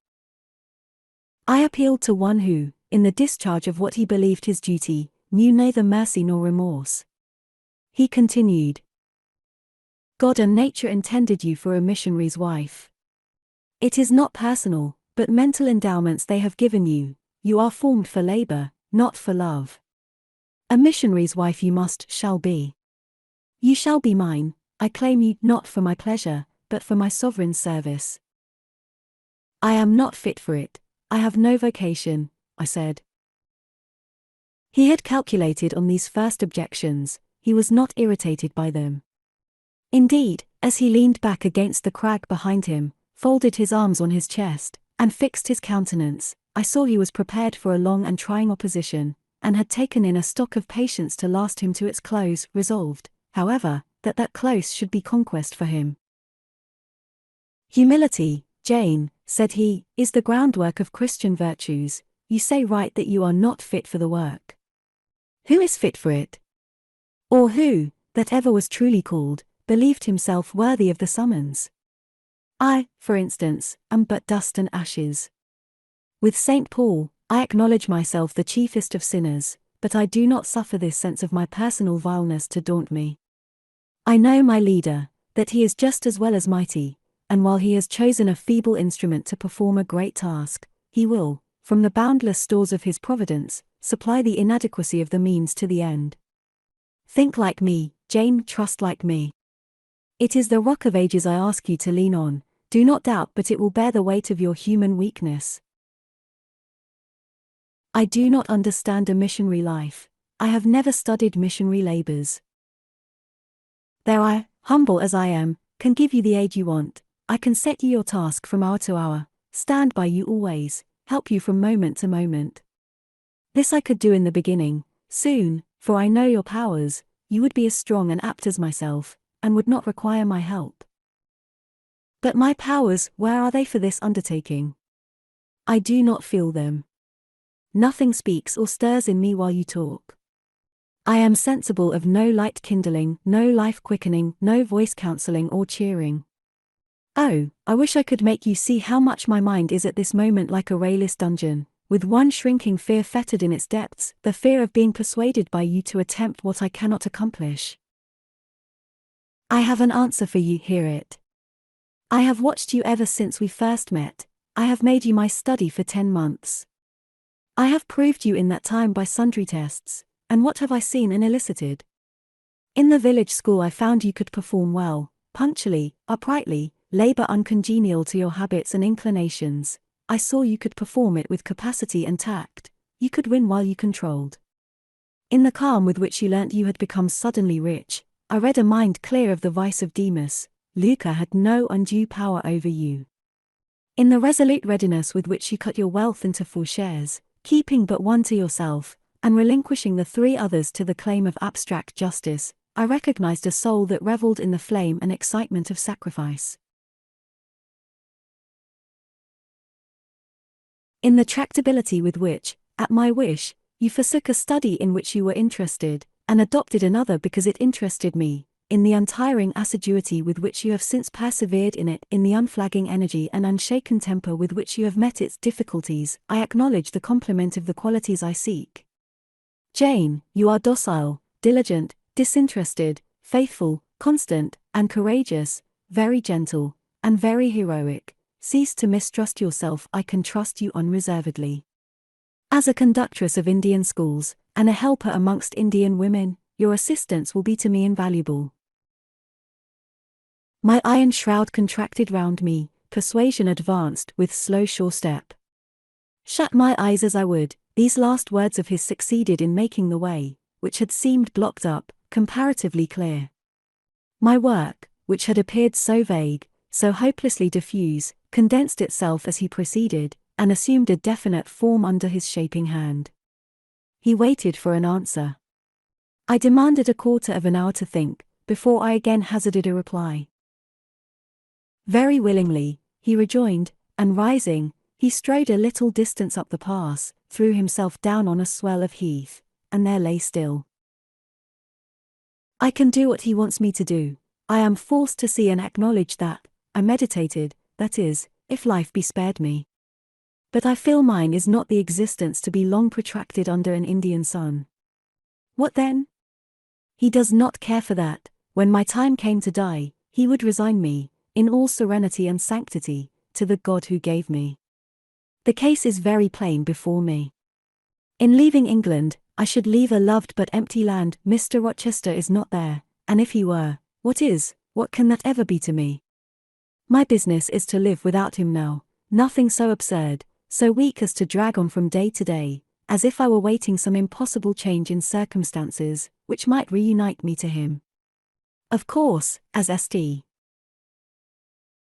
John once said, I must seek another interest in life to replace the one lost. Is not the occupation he now offers me truly the most glorious man can adopt or God assign? Is it not, by its noble cares and sublime results, the one best calculated to fill the void left by uptorn affections and demolished hopes?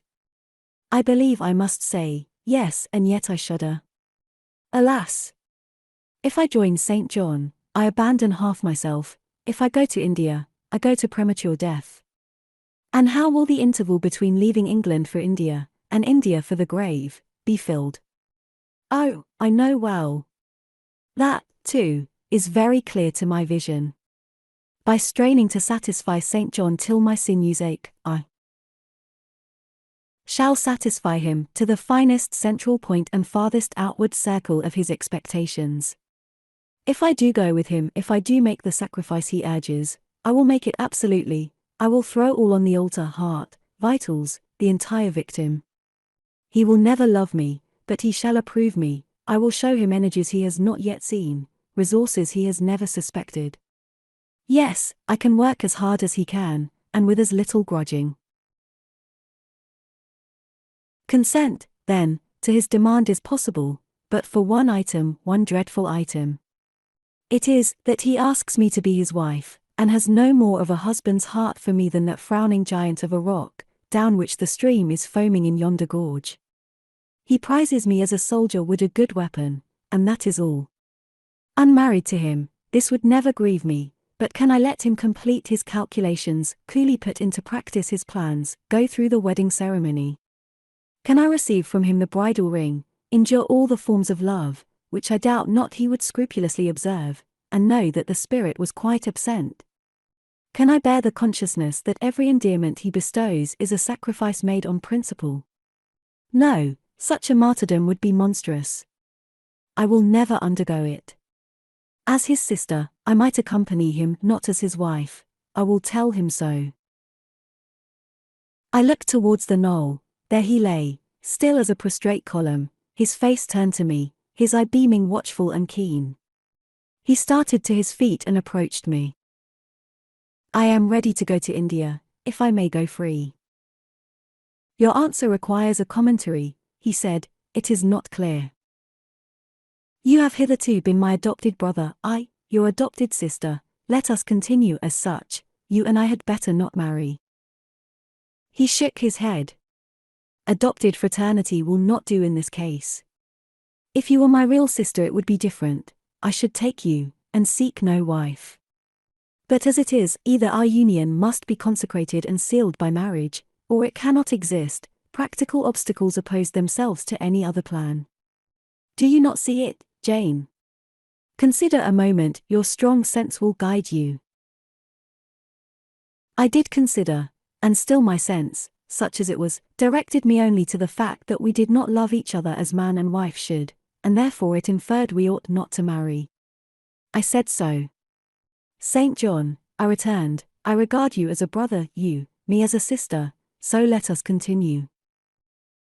We cannot, he answered, with short, sharp determination. It would not do. You have said you will go with me to India, remember, you have said that. Conditionally. Well. To the main point, the departure with me from England, the cooperation with me in my future labours, you do not object. You have already as good as put your hand to the plough, you are too consistent to withdraw it. You have but one end to keep in view, how the work you have undertaken can best be done. Simplify your complicated interests, feelings, thoughts, wishes, aims, merge all considerations in one purpose, that of fulfilling with effect, with power, the mission of your great master. To do so, you must have a coadjutor, not a brother, that is a loose tie, but a husband. I, too, do not want a sister might any day be taken from me. I want a wife, the sole helpmeet I can influence efficiently in life, and retain absolutely till death. I shuddered as he spoke. I felt his influence in my marrow, his hold on my limbs.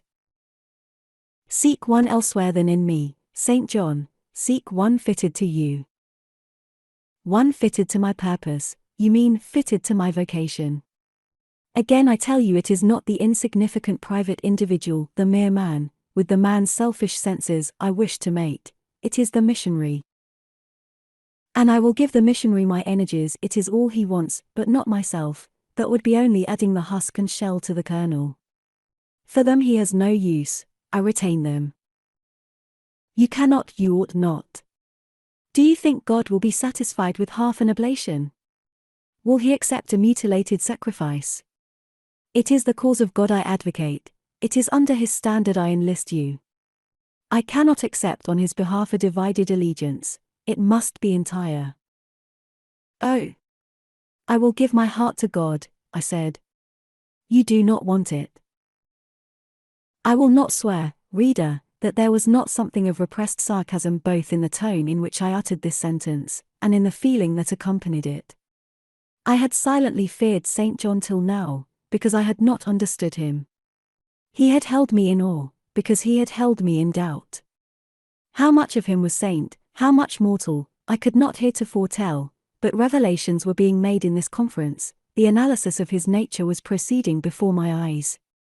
I saw his fallibilities, I comprehended them. I understood that, sitting there where I did, on the bank of heath, and with that handsome form before me, I sat at the feet of a man, erring as I. The veil fell from his hardness and despotism. Having felt in him the presence of these qualities, I felt his imperfection and took courage.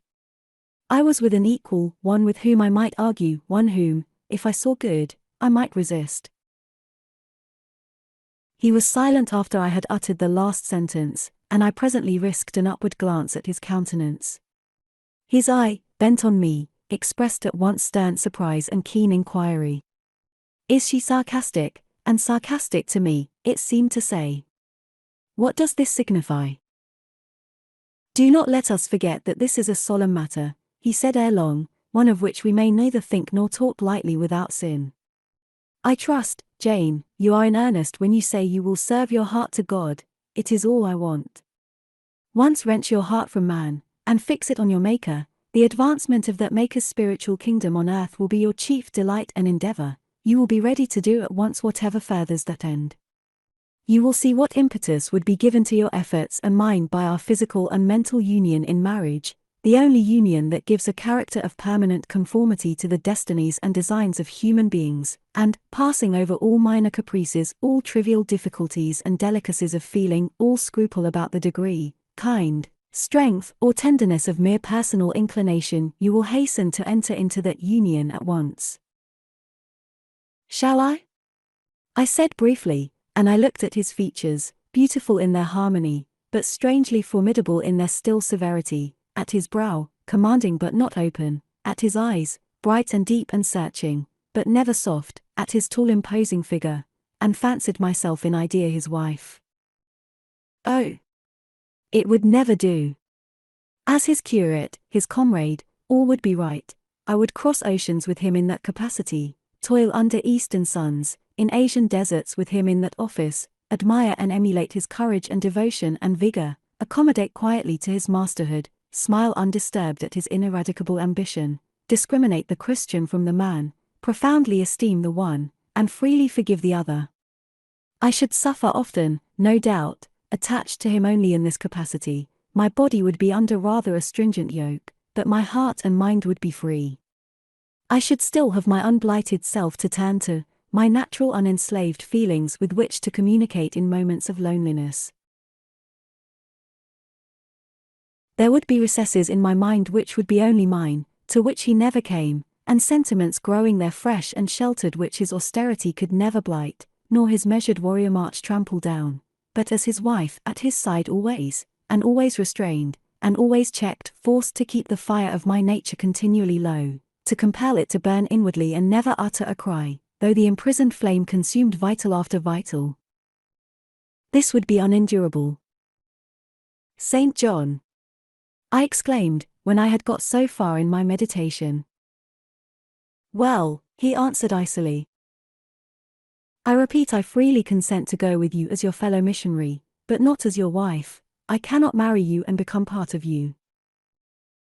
A part of me you must become, he answered steadily, otherwise the whole bargain is void. How can I, a man not yet 30, take out with me to India a girl of 19, unless she be married to me? How can we be forever together, sometimes in solitudes, sometimes amidst savage tribes, and unwed? Very well, I said shortly, under the circumstances, quite as well as if I were either your real sister, or a man and a clergyman like yourself.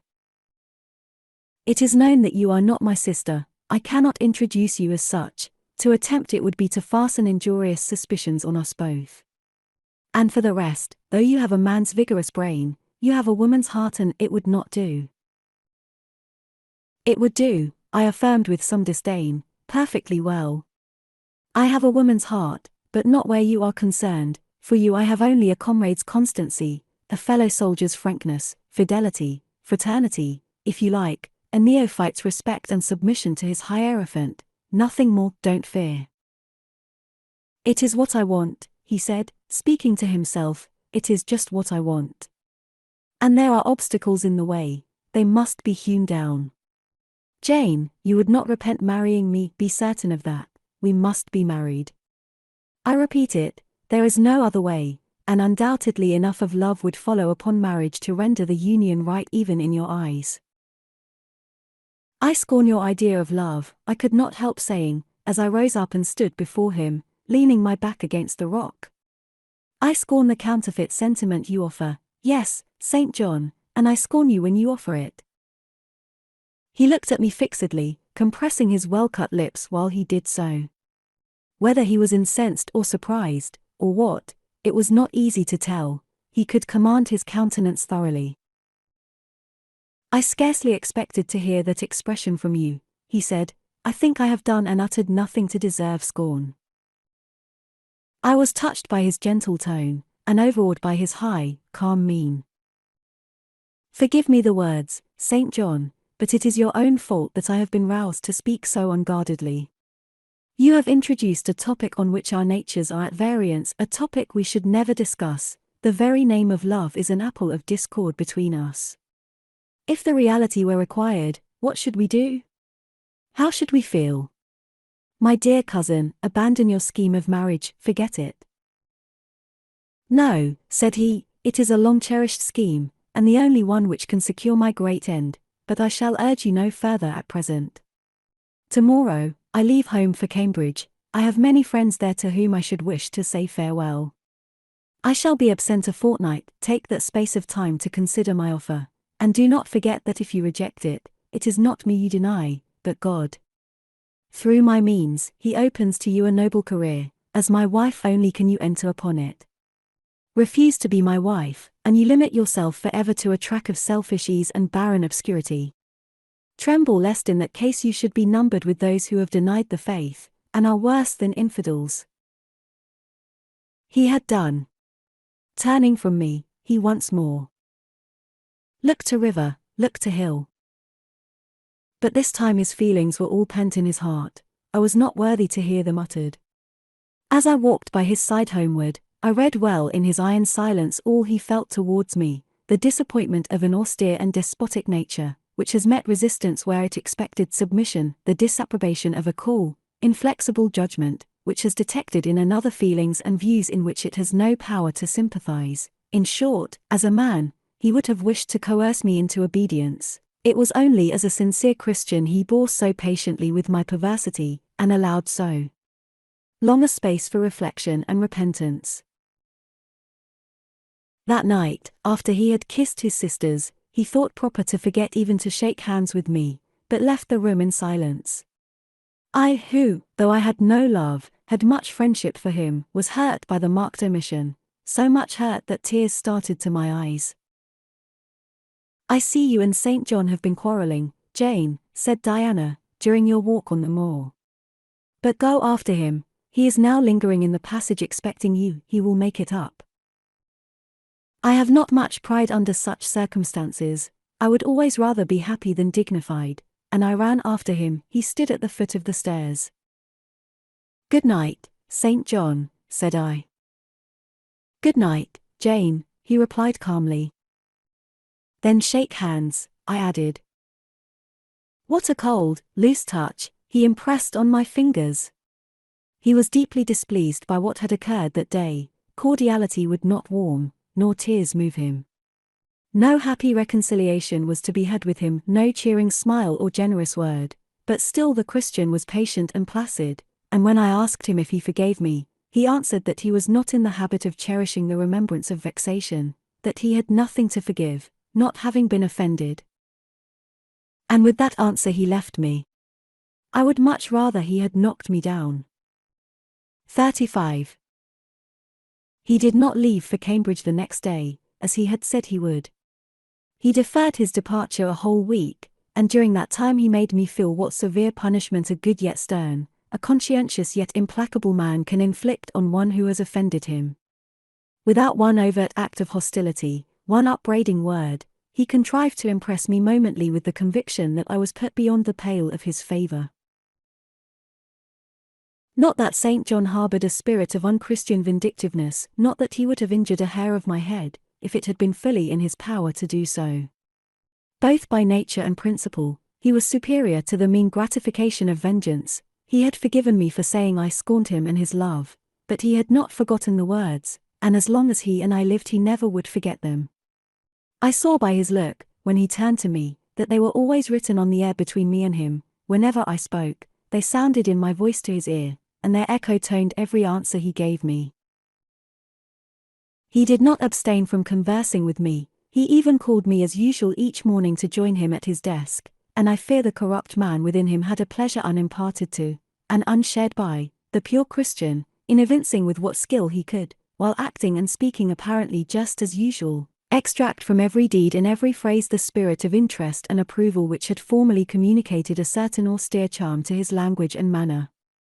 To me, he was in reality become no longer flesh, but marble. His eye was a cold, bright, blue gem, his tongue a speaking instrument, nothing more. All this was torture to me, refined, lingering torture. It kept up a slow fire of indignation and a trembling trouble of grief, which harassed and crushed me altogether. I felt how, if I were his wife, this good man, pure as the deep sunless source, could soon kill me, without drawing from my veins a single drop of blood, or receiving on his own crystal conscience the faintest stain of crime. Especially I felt this when I made any attempt to propitiate him.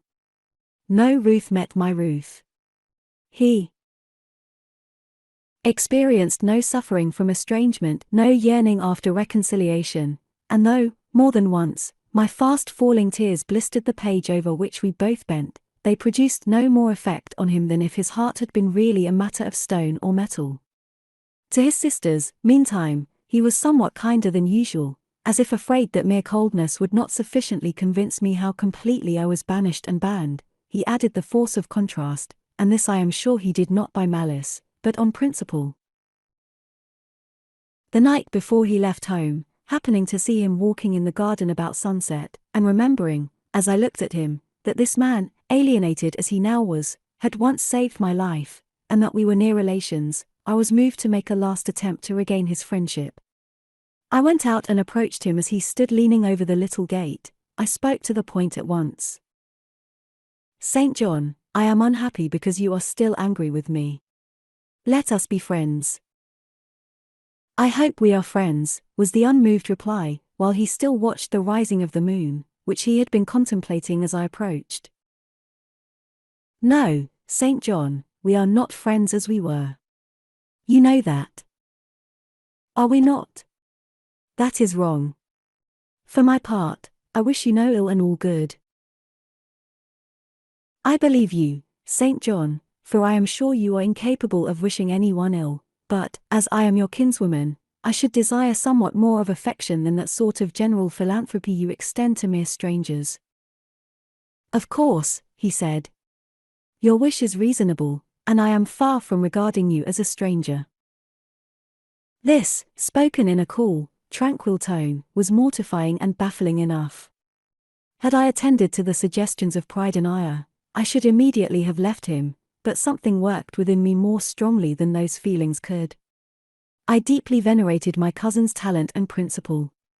His friendship was of value to me, to lose it tried me severely. I would not so soon relinquish the attempt to reconquer it. "Must we part in this way, St. John?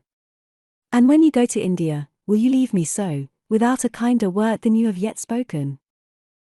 He now turned quite from the moon and faced me. "When I go to India, Jane, will I leave you?" "What? Do you not go to India?" "You said I could not unless I married you." "And you will not marry me? You adhere to that resolution?" Reader, do you know, as I do, what terror those cold people can put into the ice of their questions? How much of the fall of the avalanche is in their anger? Of the breaking up of the frozen sea in their displeasure? No. St. John, I will not marry you. I adhere to my resolution. The avalanche had shaken and slid a little forward, but it did not yet crash down. Once more, why this refusal? He asked. Formerly, I answered, because you did not love me. Now, I reply, because you almost hate me. If I were to marry you, you would kill me. You are killing me now. His lips and cheeks turned white, quite white. I should kill you, I am killing you. Your words are such as ought not to be used, violent, unfeminine, and untrue. They betray an unfortunate state of mind, they merit severe reproof, they would seem inexcusable, but that it is the duty of man to forgive his fellow even until 77 times. I had finished the business now. While earnestly wishing to erase from his mind the trace of my former offence, I had stamped on that tenacious surface another and far deeper impression. I had burnt it in. Now you will indeed hate me, I said. It is useless to attempt to conciliate you. I see I have made an eternal enemy of you. A fresh wrong did these words inflict, the worse, because they touched on the truth. That bloodless lip quivered to a temporary spasm. I knew the steely ire I had whetted. I was heart-wrung. You utterly misinterpret my words, I said, at once seizing his hand. I have no intention to grieve or pain you, indeed, I have not. Most bitterly he smiled, most decidedly he withdrew his hand from mine. And now you recall your promise, and will not go to India at all, I presume, said he, after a considerable pause. Yes, I will, as your assistant, I answered. A very long silence succeeded. What struggle there was in him between nature and grace in this interval, I cannot tell, only singular gleams scintillated in his eyes, and strange shadows passed over his face. He spoke at last. I before proved to you the absurdity of a single woman of your age proposing to accompany abroad a single man of mine. I proved it to you in such terms as, I should have thought, would have prevented your ever again alluding to the plan. That you have done so, I regret, for your sake. I interrupted him. Anything like a tangible reproach gave me courage at once. Keep to common sense, St. John, you are verging on nonsense. You pretend to be shocked by what I have said. You are not really shocked, for, with your superior mind, you cannot be either so dull or so conceited as to misunderstand my meaning. I say again, I will be your curate, if you like, but never your wife. Again he turned lividly pale, but, as before, controlled his passion perfectly. He answered emphatically but calmly. A female curate, who is not my wife, would never suit me. With me, then, it seems, you cannot go, but if you are sincere in your offer, I will, while in town, speak to a married missionary, whose wife needs a coadjutor. Your own fortune will make you independent of the Society's aid, and thus you may still be spared the dishonor of breaking your promise and deserting the band you engaged to join. Now I never had, as the reader knows, either given any formal promise or entered into any engagement, and this language was all much too hard and much too despotic for the occasion. I replied. There is no dishonor, no breach of promise, no desertion in the case. I am not under the slightest obligation to go to India, especially with strangers. With you I would have ventured much, because I admire, confide in, and, as a sister, I love you, but I am convinced that, go when and with whom I would, I should not live long in that climate. Ah! You are afraid of yourself, he said, curling his lip. I am. God did not give me my life to throw away, and to do as you wish me would, I begin to think, be almost equivalent to committing suicide. Moreover, before I definitively resolve on quitting England, I will know for certain whether I cannot be of greater use by remaining in it than by leaving it. What do you mean? It would be fruitless to attempt to explain, but there is a point on which I have long endured painful doubt, and I can go nowhere till by some means that doubt is removed. I know where your heart turns and to what it clings. The interest you cherish is lawless and unconsecrated. Long since you ought to have crushed it, now you should blush to allude to it. You think of Mr. Rochester. It was true. I confessed it by silence. Are you going to seek Mr. Rochester? I must find out what is become of him. It remains for me, then, he said, to remember you in my prayers, and to entreat God for you, in all earnestness, that you may not indeed become a castaway. I had thought I recognized in you one of the chosen. But God sees not as man sees, his will be done. He opened the gate, passed through it, and strayed away down the glen. He was soon out of sight. On re-entering the parlour, I found Diana standing at the window, looking very thoughtful. Diana was a great deal taller than I. She put her hand on my shoulder, and, stooping, examined my face. "Jane," she said, "you are always agitated and pale now. I am sure there is something the matter. Tell me what business St. John and you have on hands. I have watched you this half hour from the window. You must forgive my being such a spy, but for a long time I have fancied I hardly know what. St. John is a strange being." She paused. I did not speak. Soon she resumed. "That brother of mine cherishes peculiar views of some sort respecting you, I am sure. He has long distinguished you by a notice and interest he never showed to anyone else. To what end? I wish he loved you. Does he, Jane?" I put her cool hand to my hot forehead. "No, Di, not one whit." "Then why does he follow you so with his eyes, and get you so frequently alone with him, and keep you so continually at his side? Mary and I had both concluded he wished you to marry him." "He does. He has asked me to be his wife." Diana clapped her hands. "That is just what we hoped and thought. And you will marry him, Jane, won't you? And then he will stay in England." "Far from that, Diana. His sole idea in proposing to me is to procure a fitting fellow labourer in his Indian toils." "What? He wishes you to go to India?" "Yes." "Madness," she exclaimed. "You would not live 3 months there, I am certain. You never shall go. You have not consented, have you, Jane?" "I have refused to marry him." "And have consequently displeased him," she suggested.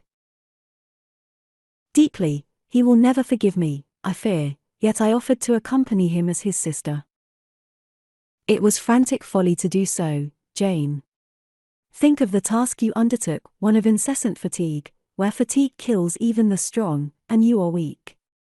St. John, you know him, would urge you to impossibilities. With him there would be no permission to rest during the hot hours, and unfortunately, I have noticed, whatever he exacts, you force yourself to perform.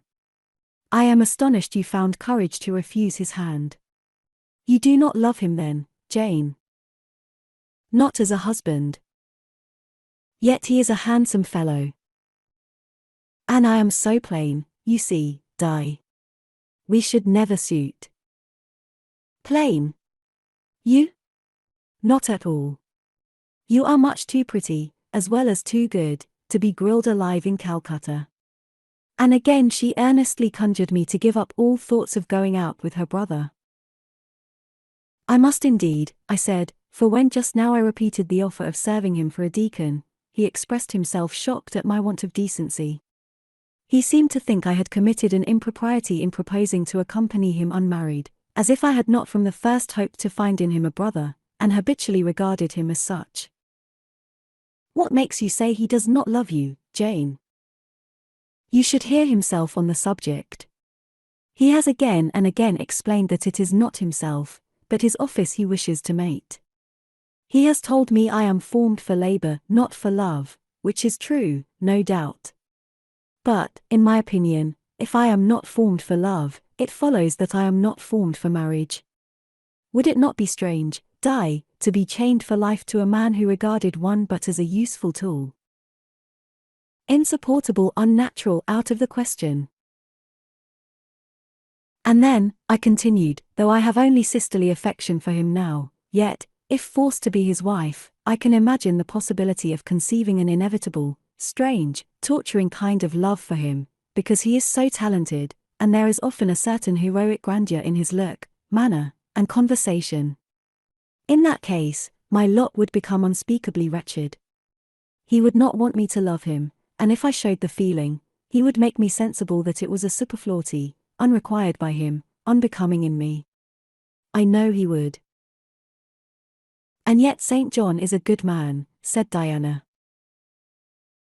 He is a good and a great man, but he forgets, pitilessly, the feelings and claims of little people, in pursuing his own large views. It is better, therefore, for the insignificant to keep out of his way, lest, in his progress, he should trample them down. Here he comes. I will leave you, Diana. And I hastened upstairs as I saw him entering the garden. But I was forced to meet him again at supper. During that meal he appeared just as composed as usual.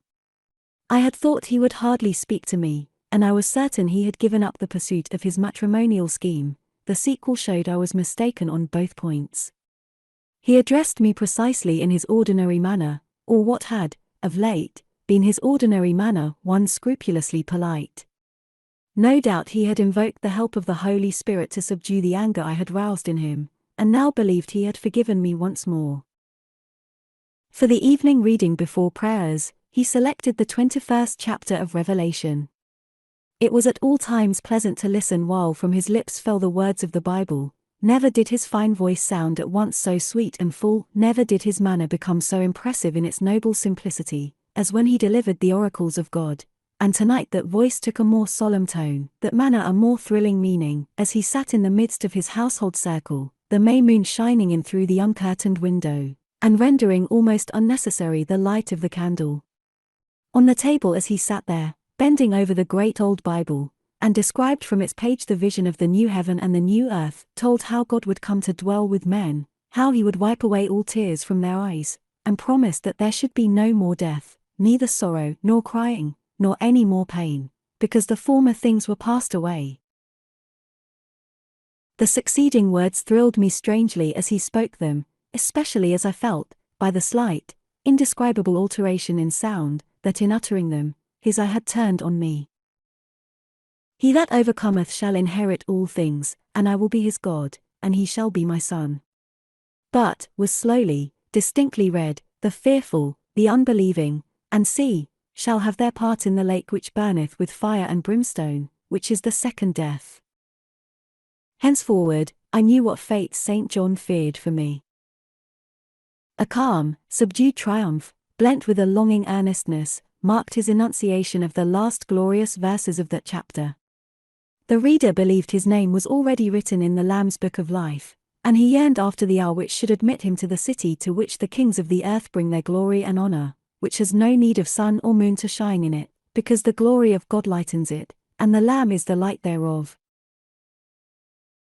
In the prayer following the chapter, all his energy gathered, all his stern zeal woke. He was in deep earnest, wrestling with God, and resolved on a conquest. He supplicated strength for the weak-hearted, guidance for wanderers from the fold, a return, even at the 11th hour, for those whom the temptations of the world and the flesh were luring from the narrow path. He asked, he urged, he claimed the boon of a brand snatched from the burning. Earnestness is ever deeply solemn. First, as I listened to that prayer, I wondered at his, then, when it continued and rose, I was touched by it, and at last awed. He felt the greatness and goodness of his purpose so sincerely, others who heard him plead for it, could not but feel it too. The prayer over, we took leave of him. He was to go at a very early hour in the morning. Diana and Mary, having kissed him, left the room in compliance, I think, with a whispered hint from him. I tendered my hand, and wished him a pleasant journey. Thank you, Jane. As I said, I shall return from Cambridge in a fortnight. That space, then, is yet left you for reflection.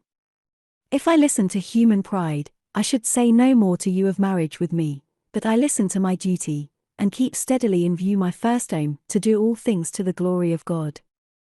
My master was long-suffering, so will I be. I cannot give you up to perdition as a vessel of wrath. Repent, resolve, while there is yet time. Remember, we are bid to work while it is day, warned that the night cometh when no man shall work. Remember the fate of Dives, who had his good things in this life. God give you strength to choose that better part which shall not be taken from you. He laid his hand on my head as he uttered the last words.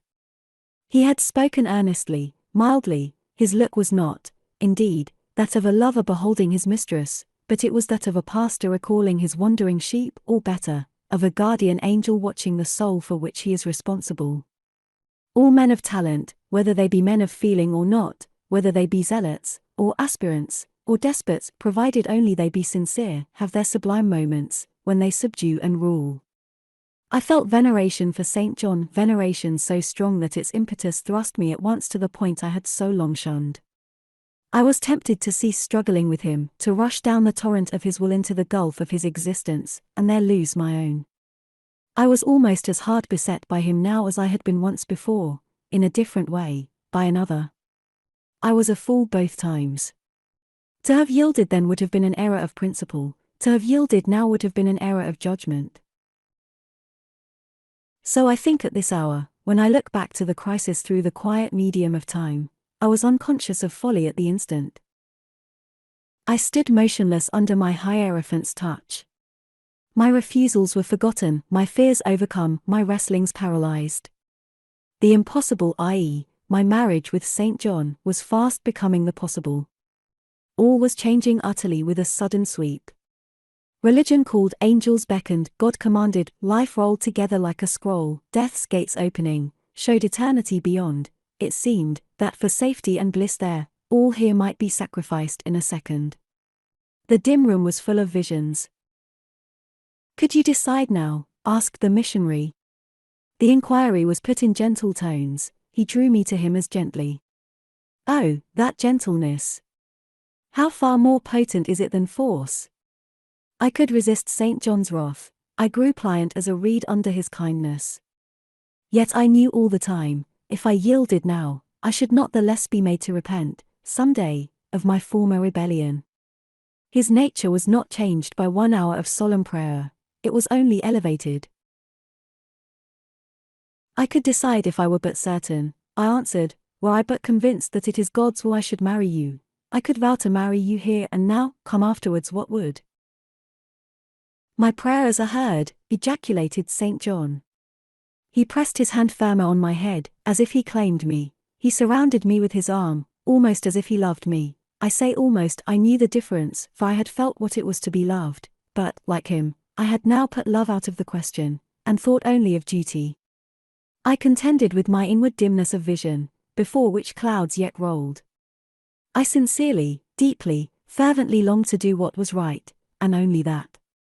Show me the path. I entreated of heaven. I was excited more than I had ever been, and whether what followed was the effect of excitement the reader shall judge. All the house was still, for I believe all, except St. John and myself, were now retired to rest. The one candle was dying out, the room was full of moonlight. My heart beat fast and thick, I heard its throb.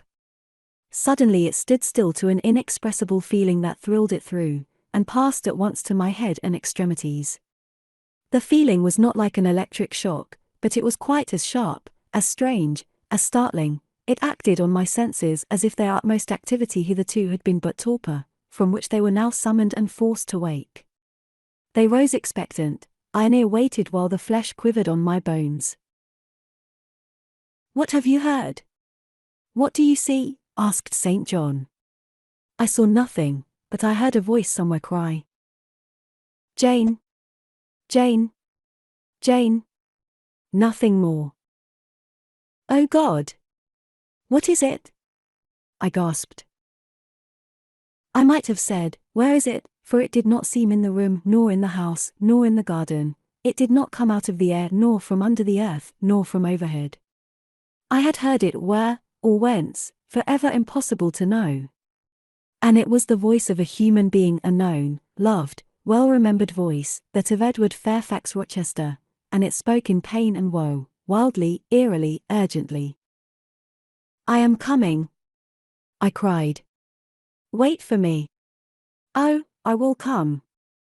I flew to the door and looked into the passage. It was dark. I ran out into the garden. It was void. Where are you? I exclaimed. The hills beyond Marsh Glen sent the answer faintly back. Where are you? I listened. The wind sighed low in the firs. All was moorland loneliness and midnight hush. Down superstition, I commented, as that spectre rose up black by the black yew at the gate. This is not thy deception, nor thy witchcraft, it is the work of nature. She was roused, and did no miracle but her best. I broke from St. John, who had followed, and would have detained me. It was my time to assume ascendancy. My powers were in play and in force. I told him to forbear question or remark. I desired him to leave me. I must and would be alone. He obeyed at once. Where there is energy to command well enough, obedience never fails. I mounted to my chamber, locked myself in, fell on my knees, and prayed in my way, a different way to St. John's, but effective in its own fashion. I seemed to penetrate very near a mighty spirit, and my soul rushed out in gratitude at his feet. I rose from the thanksgiving, took a resolve, and lay down, unscared, enlightened, eager but for the daylight. 36. The daylight came. I rose at dawn. I busied myself for an hour or two with arranging my things in my chamber, drawers, and wardrobe, in the order wherein I should wish to leave them during a brief absence. Meantime, I heard St. John quit his room. He stopped at my door. I feared he would knock, no, but a slip of paper was passed under the door. I took it up. It bore these words. You left me too suddenly last night. Had you stayed but a little longer, you would have laid your hand on the Christian's cross and the angel's crown. I shall expect your clear decision when I return this day fortnight. Meantime, watch and pray that you enter not into temptation. The spirit, I trust, is willing, but the flesh, I see, is weak. I shall pray for you hourly. Yours, St. John. My spirit, I answered mentally, is willing to do what is right, and my flesh, I hope, is strong enough to accomplish the will of heaven, when once that will is distinctly known to me.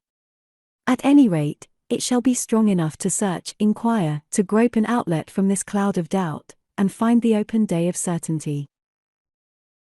It was the 1st of June, yet the morning was overcast and chilly. Rain beat fast on my casement. I heard the front door open, and St. John pass out. Looking through the window, I saw him traverse the garden. He took the way over the misty moors in the direction of Whitcross. There he would meet the coach. In a few more hours I shall succeed you in that track, cousin, thought I. I too have a coach to meet at Whitcross. I too have some to see and ask after in England, before I depart forever. It wanted yet 2 hours of breakfast time. I filled the interval in walking softly about my room, and pondering the visitation which had given my plans their present bent. I recalled that inward sensation I had experienced, for I could recall it, with all its unspeakable strangeness. I recalled the voice I had heard. Again I questioned whence it came, as vainly as before. It seemed in me, not in the external world. I asked, was it a mere nervous impression, a delusion? I could not conceive or believe. It was more like an inspiration.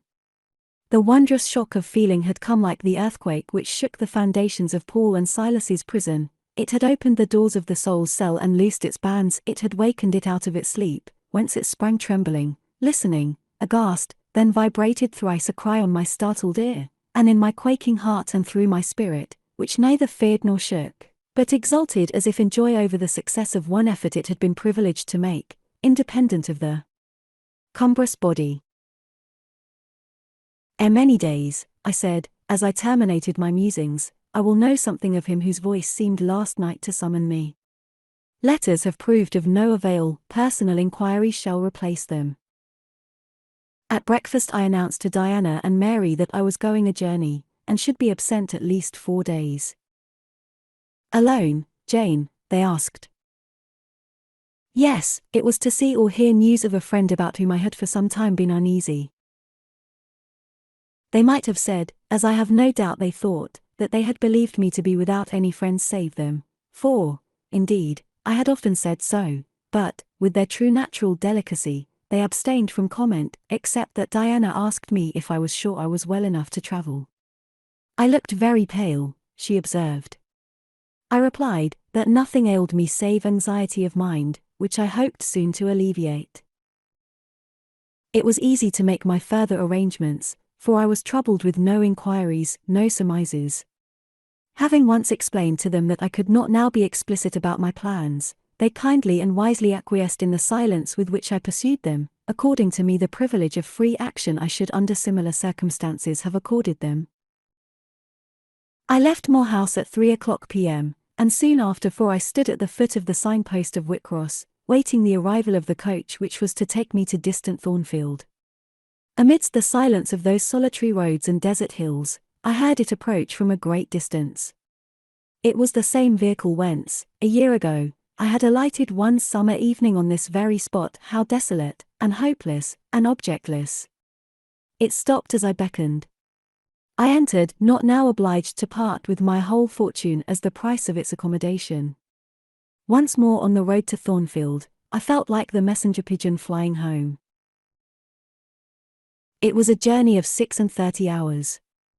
I had set out from Whitcross on a Tuesday afternoon, and early on the succeeding Thursday morning the coach stopped to water the horses at a wayside inn, situated in the midst of scenery whose green hedges and large fields and low pastoral hills, how mild of feature and verdant of hue compared with the stern North Midland moors of Morton, met my eye like the lineaments of a once familiar face. Yes, I knew the character of this landscape. I was sure we were near my bourne. "How far is Thornfield Hall from here?" I asked of the ostler. "Just 2 miles, across the fields." My journey is closed, I thought to myself.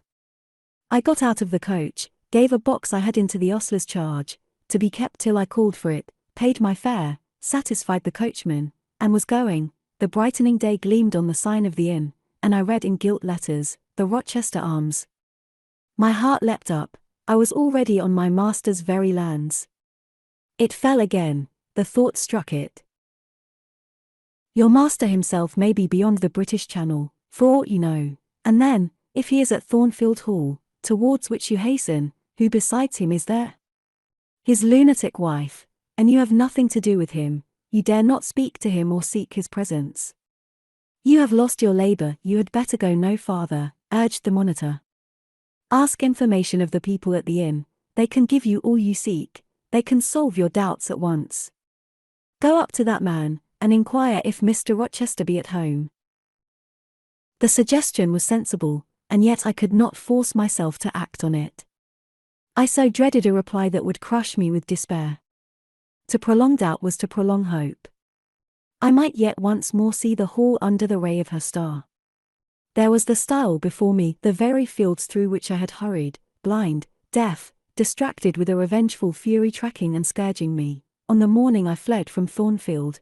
Ere I well knew what course I had resolved to take, I was in the midst of them. How fast I walked! How I ran sometimes! How I looked forward to catch the first view of the well-known woods! With what feelings I welcomed single trees I knew, and familiar glimpses of meadow and hill between them. At last the woods rose, the rookery clustered dark, a loud cawing broke the morning stillness. Strange delight inspired me, on I hastened. Another field crossed, a lane threaded, and there were the courtyard walls, the back offices, the house itself, the rookery still hid.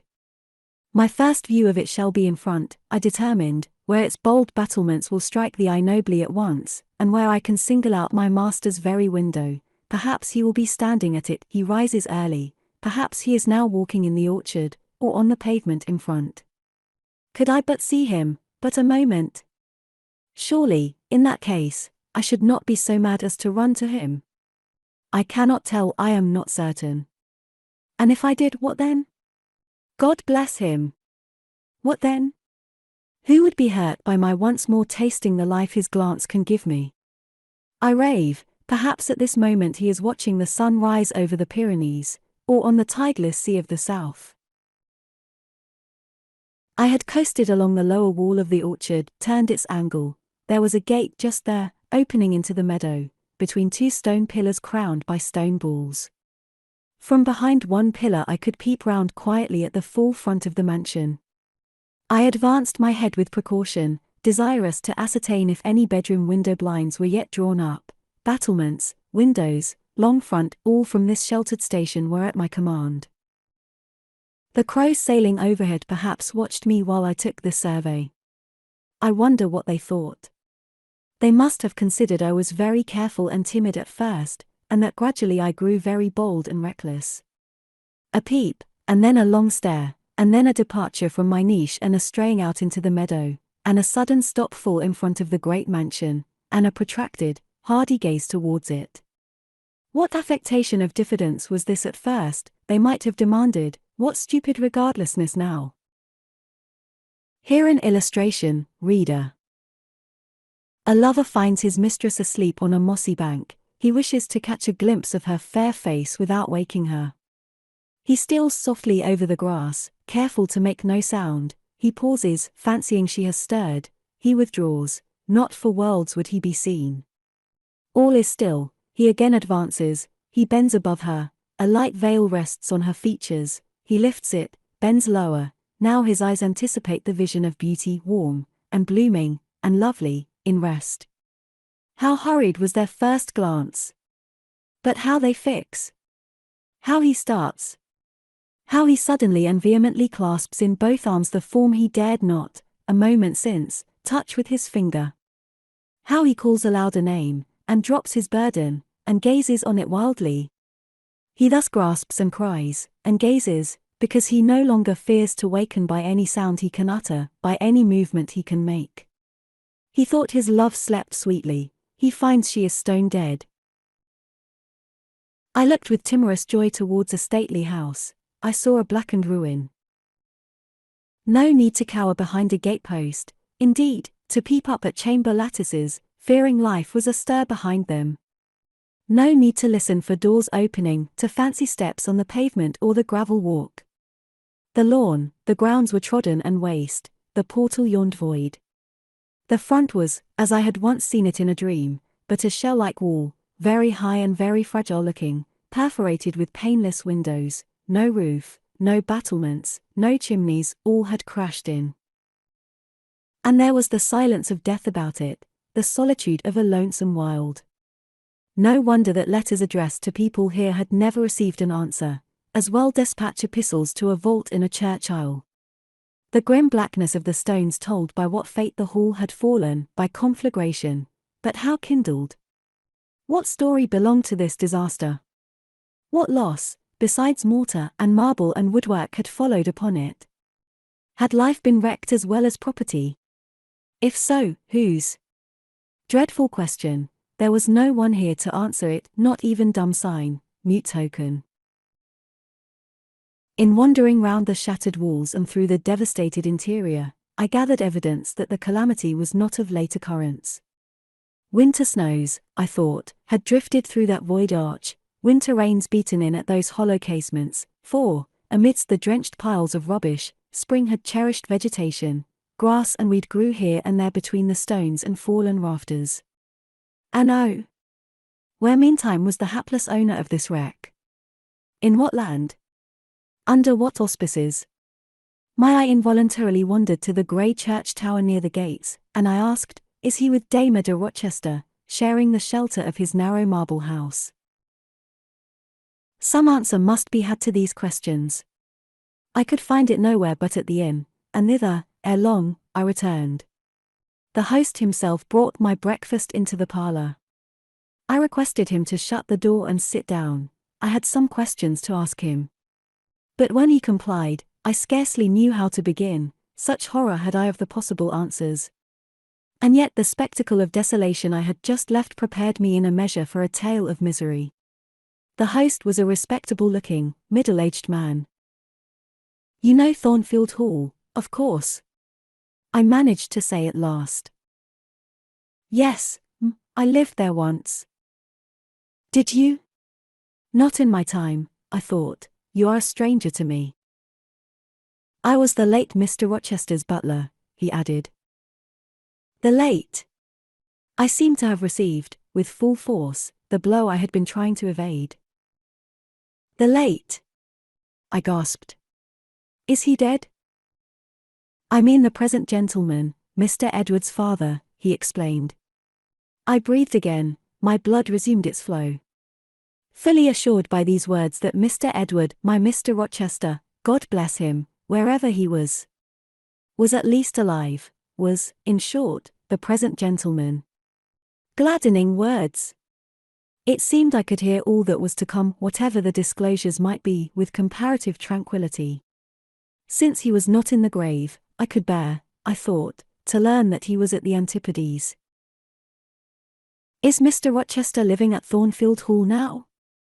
I asked, knowing, of course, what the answer would be, but yet desirous of deferring the direct question as to where he really was. No, oh, no. No one is living there. I suppose you are a stranger in these parts, or you would have heard what happened last autumn. Thornfield Hall is quite a ruin. It was burnt down just about harvest time. A dreadful calamity. Such an immense quantity of valuable property destroyed, hardly any of the furniture could be saved. The fire broke out at dead of night, and before the engines arrived from Millcote, the building was one mass of flame. It was a terrible spectacle. I witnessed it myself. At dead of night? I muttered. Yes, that was ever the hour of fatality at Thornfield. Was it known how it originated? I demanded. They guessed. They guessed. Indeed, I should say it was ascertained beyond a doubt. You are not perhaps aware, he continued, edging his chair a little nearer the table, and speaking low, that there was a lady, a lunatic, kept in the house. I have heard something of it. She was kept in very close confinement. People even for some years was not absolutely certain of her existence. No one saw her, they only knew by rumor that such a person was at the hall, and who or what she was it was difficult to conjecture. They said Mr. Edward had brought her from abroad, and some believed she had been his mistress. But a queer thing happened a year since, a very queer thing. I feared now to hear my own story. I endeavored to recall him to the main fact. And this lady? This lady, he answered, turned out to be Mr. Rochester's wife. The discovery was brought about in the strangest way. There was a young lady, a governess at the hall, that Mr. Rochester fell in. But the fire, I suggested. I'm coming to that Mr. Edward fell in love with. The servants say they never saw anybody so much in love as he was after her continually. They used to watch him, servants will, you know, and he set store on her past everything, for all, nobody but him thought her so very handsome. She was a little small thing, they say, almost like a child. I never saw her myself, but I've heard Leah, the housemaid, tell of her. Leah liked her well enough. Mr. Rochester was about 40, and this governess not 20, and you see, when gentlemen of his age fall in love with girls, they are often like as if they were bewitched. Well, he would marry her. You shall tell me this part of the story another time, I said, but now I have a particular reason for wishing to hear all about the fire. Was it suspected that this lunatic, Mrs. Rochester, had any hand in it? You've hit it. It's quite certain that it was her, and nobody but her, that set it going. She had a woman to take care of her called Mrs. Poole, an able woman in her line, and very trustworthy, but for one fault, a fault common to a deal of them nurses and matrons, she kept a private bottle of gin by her. And now and then took a drop over much. It is excusable, for she had a hard life of it, but still it was dangerous, for when Mrs. Poole was fast asleep after the gin and water, the mad lady, who was as cunning as a witch, would take the keys out of her pocket, let herself out of her chamber, and go roaming about the house, doing any wild mischief that came into her head. They say she had nearly burnt her husband in his bed once, but I don't know about that. However, on this night, she set fire first to the hangings of the room next her own, and then she got down to a lower story, and made her way to the chamber that had been the governess's. She was like as if she knew somehow how matters had gone on, and had a spite at her, and she kindled the bed there, but there was nobody sleeping in it, fortunately. The governess had run away 2 months before, and for all Mr. Rochester sought her as if she had been the most precious thing he had in the world. He never could hear a word of her, and he grew savage, quite savage on his disappointment. He never was a wild man, but he got dangerous after he lost her. He would be alone, too. He sent Mrs. Fairfax, the housekeeper, away to her friends at a distance, but he did it handsomely, for he settled an annuity on her for life, and she deserved it. She was a very good woman. Miss Adèle, a ward he had, was put to school. He broke off acquaintance with all the gentry, and shut himself up like a hermit at the Hall. What? Did he not leave England? Leave England? Bless you, no. He would not cross the doorstones of the house, except at night, when he walked just like a ghost about the grounds and in the orchard as if he had lost his senses, which it is my opinion he had, for a more spirited, bolder, keener gentleman than he was before that midge of a governess crossed him. You never saw. He was not a man given to wine, or cards, or racing, as some are, and he was not so very handsome, but he had a courage and a will of his own, if ever man had. I knew him from a boy, you see, and for my part, I have often wished that Miss Eyre had been sunk in the sea before she came to Thornfield Hall. Then Mr. Rochester was at home when the fire broke out. Yes, indeed was he, and he went up to the attics when all was burning above and below, and got the servants out of their beds and helped them down himself, and went back to get his mad wife out of her cell. And then they called out to him that she was on the roof, where she was standing, waving her arms, above the battlements, and shouting out till they could hear her a mile off. I saw her and heard her with my own eyes. She was a big woman, and had long black hair. We could see it streaming against the flames as she stood. I witnessed, and several more witnessed, Mr. Rochester ascend through the skylight onto the roof. We heard him call Bertha. We saw him approach her, and then, she yelled and gave a spring, and the next minute she lay smashed on the pavement. Dead? Dead. Dead as the stones on which her brains and blood were scattered. Good God! You may well say so. It was frightful. He shuddered. And afterwards? I urged. Well, afterwards the house was burnt to the ground. There are only some bits of walls standing now. Were any other lives lost? No, perhaps it would have been better if there had. What do you mean?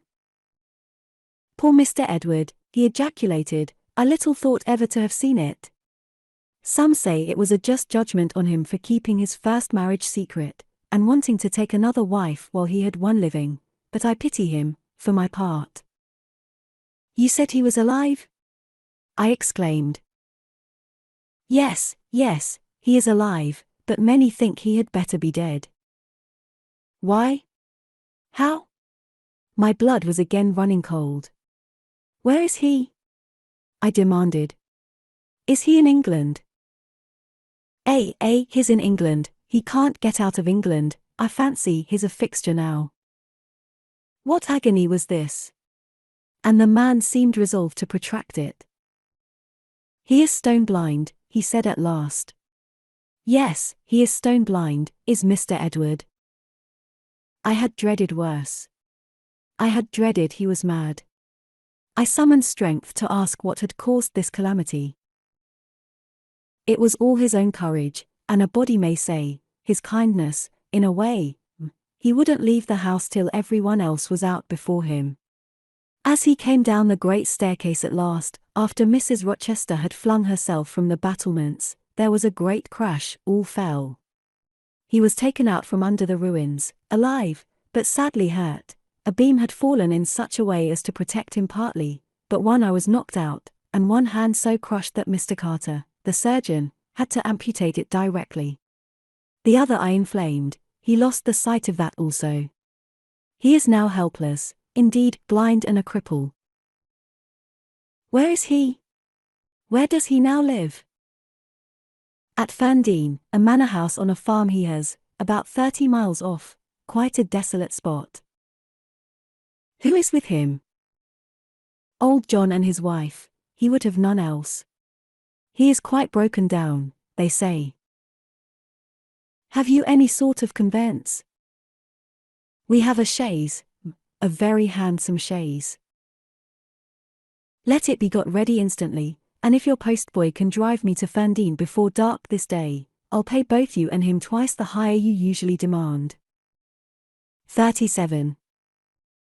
The manor house of Ferndean was a building of considerable antiquity, moderate size, and no architectural pretensions, deep buried in a wood. I had heard of it before. Mr. Rochester often spoke of it, and sometimes went there. His father had purchased the estate for the sake of the game covers. He would have let the house, but could find no tenant, in consequence of its ineligible and insalubrious site. Ferndean then remained uninhabited and unfurnished, with the exception of some 2 or 3 rooms fitted up for the accommodation of the squire when he went there in the season to shoot. To this house I came just ere dark on an evening marked by the characteristics of sad sky, cold gale, and continued small penetrating rain. The last mile I performed on foot, having dismissed the chaise and driver with the double remuneration I had promised. Even when within a very short distance of the manor house, you could see nothing of it, so thick and dark grew the timber of the gloomy wood about it. Iron gates between granite pillars showed me where to enter, and passing through them, I found myself at once in the twilight of close-ranked trees. There was a grass-grown track descending the forest aisle between hoar and knotty shafts and under branched arches. I followed it, expecting soon to reach the dwelling, but it stretched on and on, it wound far and farther, no sign of habitation or grounds was visible. I thought I had taken a wrong direction and lost my way. The darkness of natural as well as of sylvan dusk gathered over me. I looked round in search of another road. There was none, all was interwoven stem, columnar trunk, dense summer foliage, no opening anywhere. I proceeded, at last my way opened, the trees thinned a little, presently I beheld a railing, then the house, scarce, by this dim light, distinguishable from the trees, so dank and green were its decaying walls. Entering a portal, fastened only by a latch, I stood amidst a space of enclosed ground, from which the wood swept away in a semicircle. There were no flowers, no garden beds, only a broad gravel walk girdling a grass plat, and this set in the heavy frame of the forest. The house presented 2 pointed gables in its front, the windows were latticed and narrow, the front door was narrow too, 1 step led up to it. The whole looked, as the host of the Rochester Arms had said, quite a desolate spot. It was as still as a church on a weekday. The pattering rain on the forest leaves was the only sound audible in its vicinage. Can there be life here? I asked. Yes, life of some kind there was, for I heard a movement, that narrow front door was unclosing, and some shape was about to issue from the grange. It opened slowly, a figure came out into the twilight and stood on the step, a man without a hat. He stretched forth his hand as if to feel whether it rained. Dusk as it was, I had recognized him. It was my master, Edward Fairfax Rochester, and no other. I stayed my step, almost my breath, and stood to watch him, to examine him, myself unseen, and alas, to him invisible. It was a sudden meeting, and one in which rapture was kept well in check by pain. I had no difficulty in restraining my voice from exclamation, my step from hasty advance. His form was of the same strong and stalwart contour as ever, his port was still erect, his hair was still raven black, nor were his features altered or sunk, not in 1 year's space, by any sorrow, could his athletic strength be quelled or his vigorous prime blighted. But in his countenance I saw a change, that looked desperate and brooding, that reminded me of some wronged and fettered wild beast or bird, dangerous to approach in his sullen woe. The caged eagle, whose gold-ringed eyes cruelty has extinguished, might look as looked that sightless Samson. And, reader, do you think I feared him in his blind ferocity? If you do, you little know me. A soft hope blent with my sorrow that soon I should dare to drop a kiss on that brow of rock, and on those lips so sternly sealed beneath it, but not yet. I would not accost him yet. He descended the one step, and advanced slowly and gropingly towards the grass plat. Where was his daring stride now? Then he paused, as if he knew not which way to turn. He lifted his hand and opened his eyelids, gazed blank, and with a straining effort, on the sky, and toward the amphitheatre of trees. One saw that all to him was void darkness. He stretched his right hand, the left arm, the mutilated one, he kept hidden in his bosom. He seemed to wish by touch to gain an idea of what lay around him. He met but vacancy still, for the trees were some yards off where he stood. He relinquished the endeavor, folded his arms, and stood quiet and mute in the rain, now falling fast on his uncovered head. At this moment John approached him from some quarter.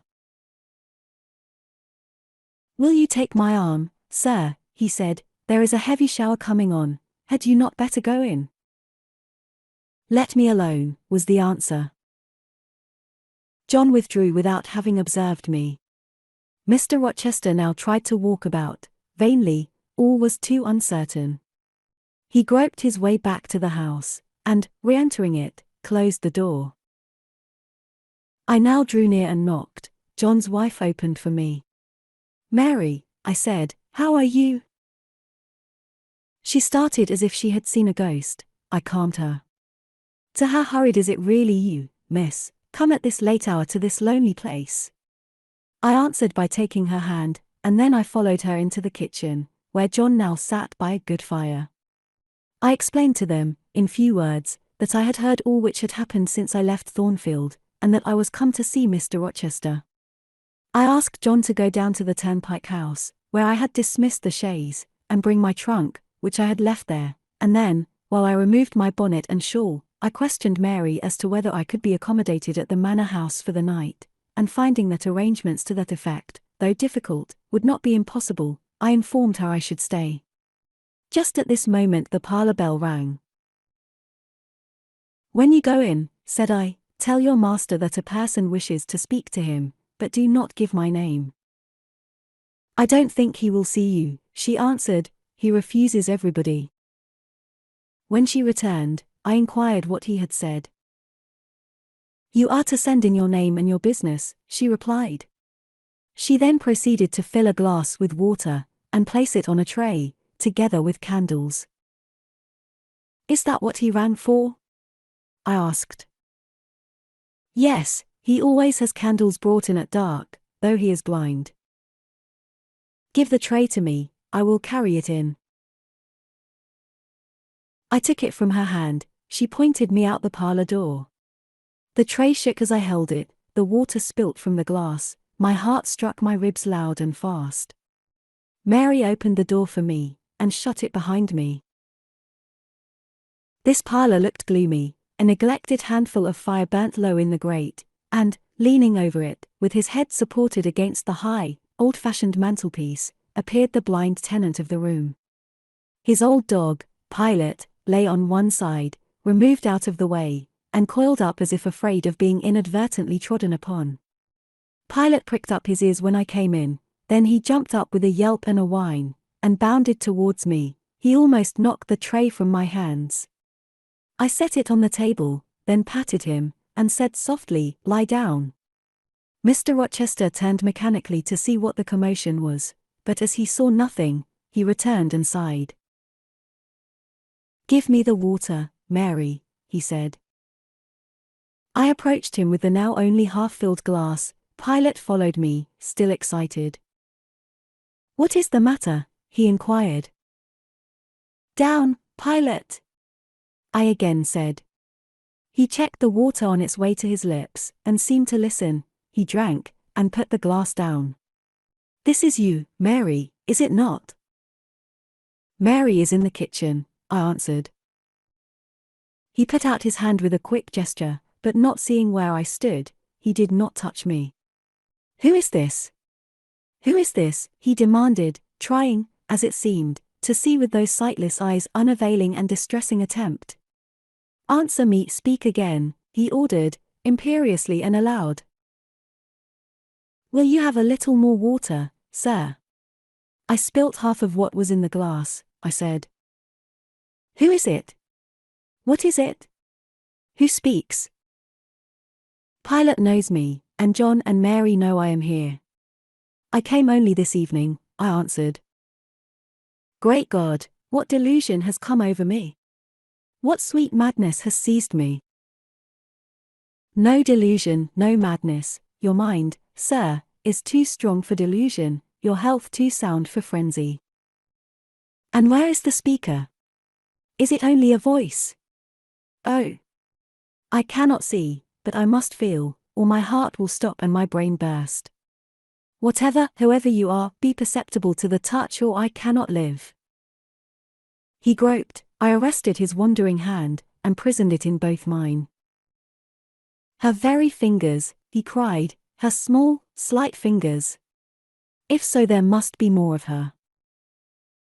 The muscular hand broke from my custody, my arm was seized, my shoulder, neck, waist, I was entwined and gathered to him. Is it Jane? What is it? This is her shape, this is her size. And this her voice, I added. She is all here, her heart, too. God bless you, sir.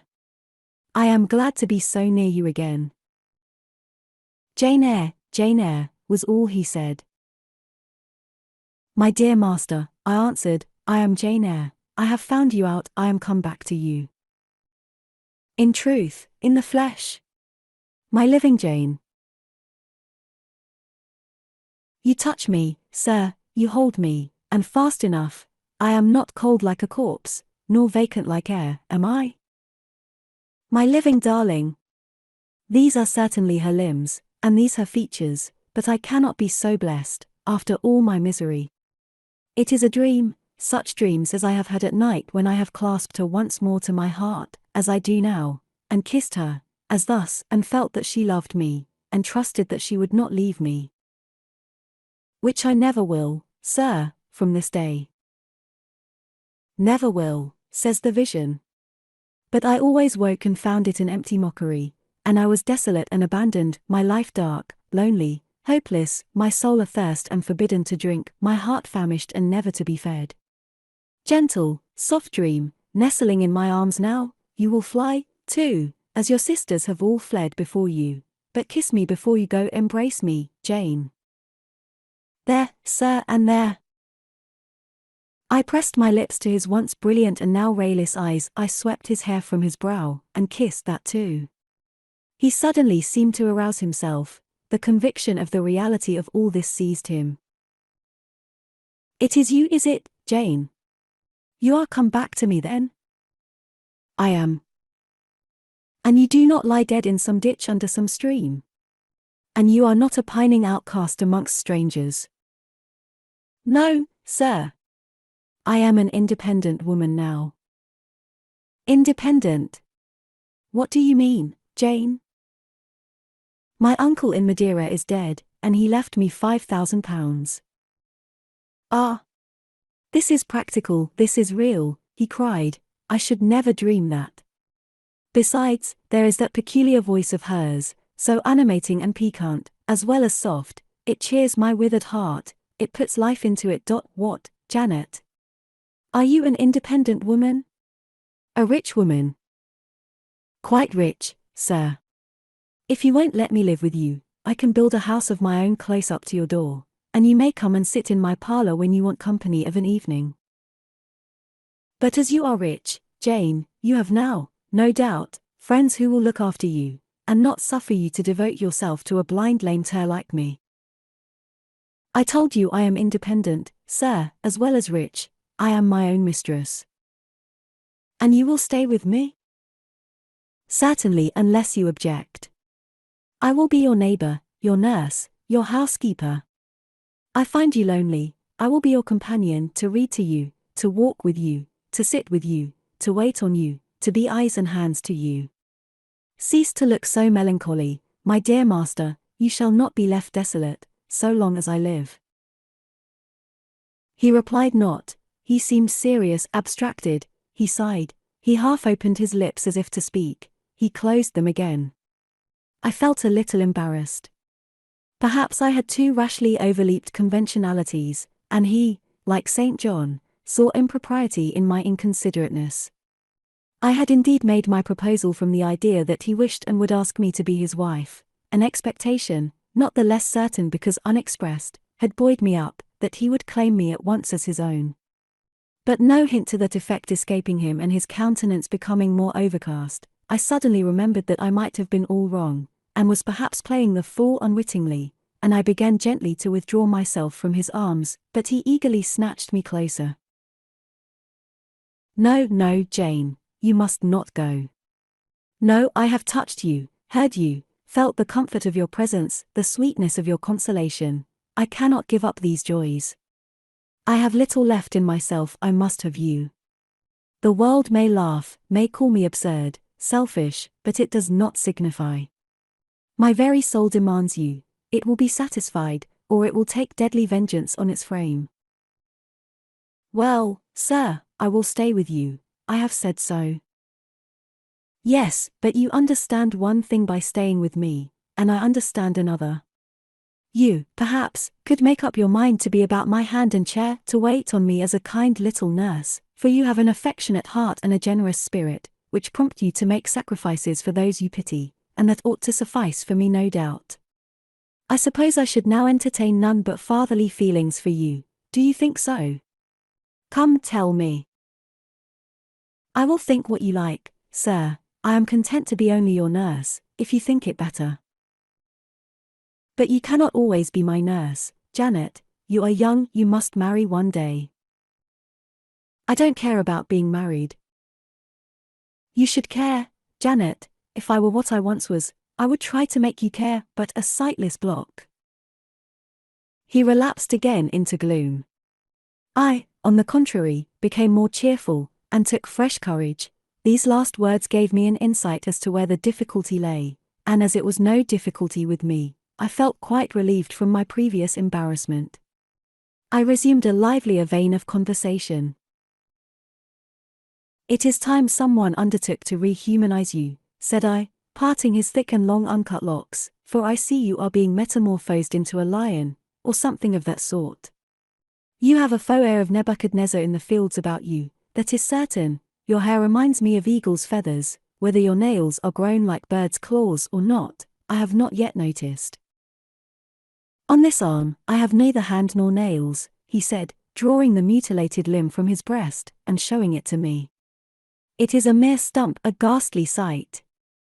Don't you think so, Jane? It is a pity to see it, and a pity to see your eyes, and the scar of fire on your forehead, and the worst of it is, one is in danger of loving you too well for all this, and making too much of you. I thought you would be revolted, Jane, when you saw my arm, and my cicatrized visage. Did you? Don't tell me so, lest I should say something disparaging to your judgment. Now, let me leave you an instant, to make a better fire, and have the hearth swept up. Can you tell when there is a good fire? Yes, with the right eye I see a glow, a ruddy haze. And you see the candles? Very dimly, each is a luminous cloud. Can you see me? No, my fairy, but I am only too thankful to hear and feel you. When do you take supper? I never take supper. But you shall have some tonight. I am hungry, so are you, I dare say, only you forget. Summoning Mary, I soon had the room in more cheerful order. I prepared him, likewise, a comfortable repast. My spirits were excited, and with pleasure and ease I talked to him during supper, and for a long time after.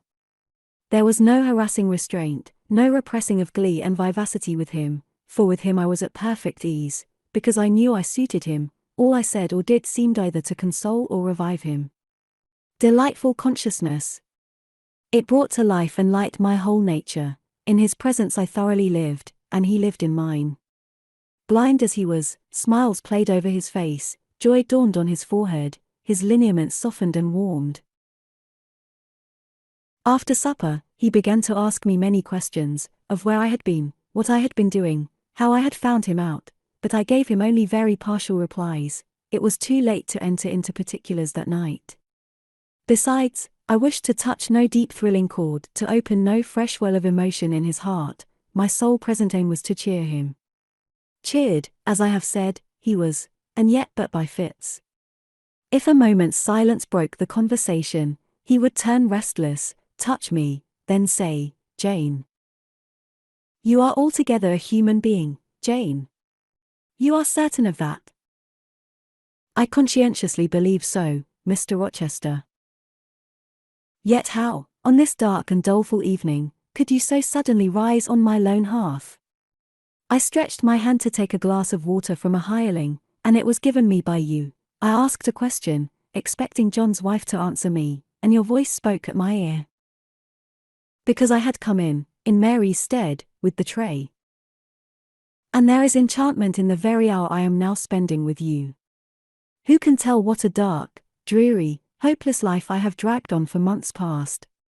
Doing nothing, expecting nothing, merging night in day, feeling but the sensation of cold when I let the fire go out, of hunger when I forgot to eat, and then a ceaseless sorrow, and, at times, a very delirium of desire to behold my Jane again. Yes, for her restoration I longed, far more than for that of my lost sight. How can it be that Jane is with me, and says she loves me? Will she not depart as suddenly as she came? Tomorrow, I fear I shall find her no more. A commonplace, practical reply, out of the train of his own disturbed ideas, was, I was sure, the best and most reassuring for him in this frame of mind. I passed my finger over his eyebrows, and remarked that they were scorched, and that I would apply something which would make them grow as broad and black as ever. Where is the use of doing me good in any way, beneficent spirit, when, at some fatal moment, you will again desert me, passing like a shadow, whither and how to me unknown, and for me remaining afterwards undiscoverable? Have you a pocket-comb about you, sir? What for, Jane? Just to comb out this shaggy black mane.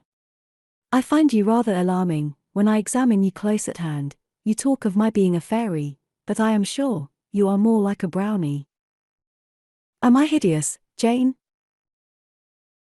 Very, sir, you always were, you know. Humph! The wickedness has not been taken out of you, wherever you have sojourned. Yet I have been with good people, far better than you, 100 times better people, possessed of ideas and views you never entertained in your life, quite more refined and exalted. Who the deuce have you been with? If you twist in that way you will make me pull the hair out of your head, and then I think you will cease to entertain doubts of my substantiality. Who have you been with, Jane? You shall not get it out of me tonight, sir. You must wait till tomorrow. To leave my tale half told, will, you know, be a sort of security that I shall appear at your breakfast table to finish it. By the by, I must mind not to rise on your hearth with only a glass of water then. I must bring an egg at the least, to say nothing of fried ham. You mocking changeling, fairer born and human bred. You make me feel as I have not felt these 12 months. If Saul could have had you for his David, the evil spirit would have been exorcised without the aid of the harp. There, sir, you are redd up and made decent. Now I'll leave you. I have been travelling these last 3 days, and I believe I am tired. Good night. Just one word, Jane, were there only ladies in the house where you have been? I laughed and made my escape, still laughing as I ran upstairs. A good idea, I thought with glee. I see I have the means of fretting him out of his melancholy for some time to come. Very early the next morning I heard him up and astir, wandering from one room to another. As soon as Mary came down I heard the question, "Is Miss Eyre here?" Then, "Which room did you put her into? Was it dry? Is she up? Go and ask if she wants anything, and when she will come down."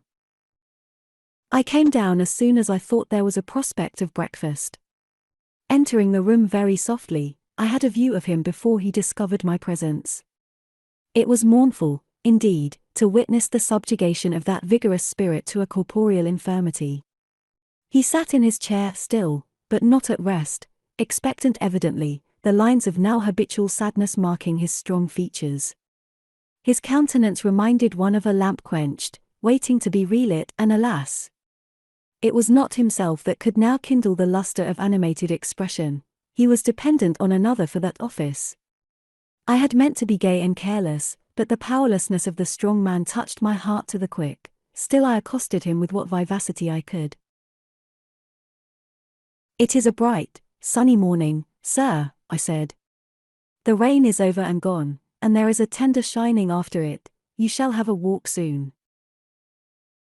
I had wakened the glow. His features beamed.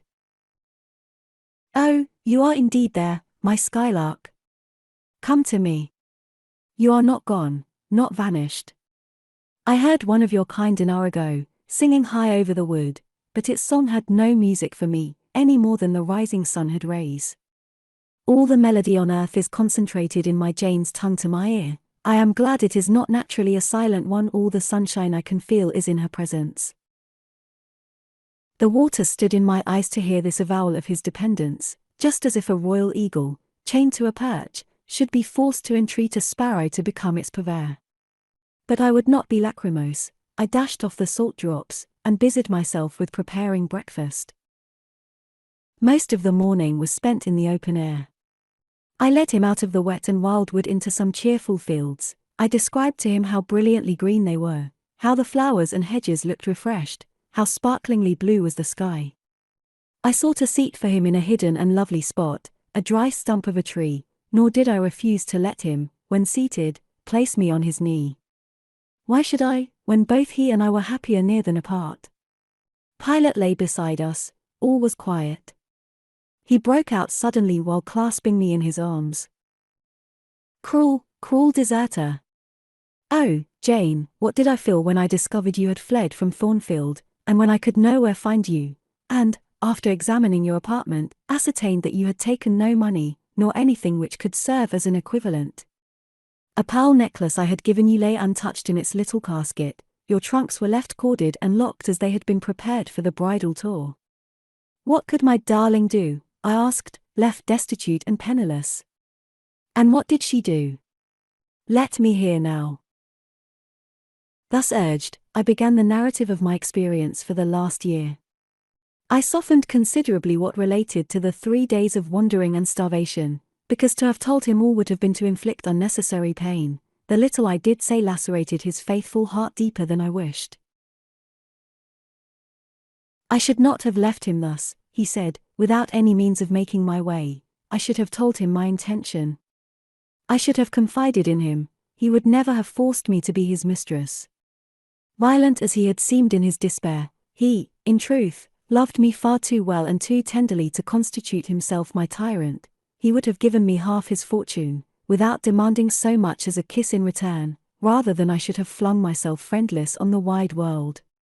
I had endured, he was certain, more than I had confessed to him. Well, whatever my sufferings had been, they were very short, I answered, and then I proceeded to tell him how I had been received at Moor House, how I had obtained the office of schoolmistress, and the accession of fortune, the discovery of my relations, followed in due order. Of course, St. John River's name came in frequently in the progress of my tale. When I had done, that name was immediately taken up. "This St. John, then, is your cousin?" "Yes." "You have spoken of him often. Do you like him?" "He was a very good man, sir. I could not help liking him." "A good man. Does that mean a respectable, well-conducted man of 50? Or what does it mean?" "St. John was only 29, sir. Jeune encore, as the French say." "Is he a person of low stature, phlegmatic, and plain? A person whose goodness consists rather in his guiltlessness of vice, than in his prowess in virtue?" "He is untiringly active. Great and exalted deeds are what he lives to perform." "But his brain? That is probably rather soft. He means well, but you shrug your shoulders to hear him talk." "He talks little, sir, what he does say is ever to the point. His brain is first-rate, I should think not impressible, but vigorous. Is he an able man, then? Truly able. A thoroughly educated man? St. John is an accomplished and profound scholar. His manners, I think, you said are not to your taste, priggish and parsonic. I never mentioned his manners, but, unless I had a very bad taste, they must suit it. They are polished, calm, and gentlemanlike. His appearance, I forget what description you gave of his appearance, a sort of raw curate, half strangled with his white neckcloth, and stilted up on his thick-soled high-lows, eh? St. John dresses well. He is a handsome man, tall, fair, with blue eyes, and a Grecian profile. Aside. Damn him. To me. Did you like him, Jane? Yes, Mr. Rochester, I liked him, but you asked me that before. I perceived, of course, the drift of my interlocutor. Jealousy had got hold of him, she stung him, but the sting was salutary, it gave him respite from the gnawing fang of melancholy. I would not, therefore, immediately charm the snake. Perhaps you would rather not sit any longer on my knee, Miss Eyre, was the next somewhat unexpected observation. Why not, Mr. Rochester? The picture you have just drawn is suggestive of a rather too overwhelming contrast. Your words have delineated very prettily a graceful Apollo. He is present to your imagination, tall, fair, blue-eyed, and with a Grecian profile. Your eyes dwell on a Vulcan, a real blacksmith, brown, broad-shouldered, and blind and lame into the bargain. I never thought of it before, but you certainly are rather like Vulcan, sir. Well, you can leave me, but before you go, and he retained me by a firmer grasp than ever, you will be pleased just to answer me a question or two. He paused. What questions, Mr. Rochester? Then followed this cross-examination. St. John made you schoolmistress of Morton before he knew you were his cousin. Yes. You would often see him. He would visit the school sometimes. Daily. He would approve of your plans, Jane. I know they would be clever, for you are a talented creature. He approved of them, yes. He would discover many things in you he could not have expected to find. Some of your accomplishments are not ordinary. I don't know about that. You had a little cottage near the school, you say. Did he ever come there to see you? Now and then? Of an evening? Once or twice? A pause. How long did you reside with him and his sisters after the cousinship was discovered? 5 months. Did Rivers spend much time with the ladies of his family? Yes, the back parlour was both his study and ours. He sat near the window, and we by the table. Did he study much? A good deal. What? Hindustani. And what did you do meantime? I learnt German, at first. Did he teach you? He did not understand German. Did he teach you nothing? A little Hindustani. Rivers taught you Hindustani? Yes, sir. And his sisters also? No. Only you? Only me. Did you ask to learn?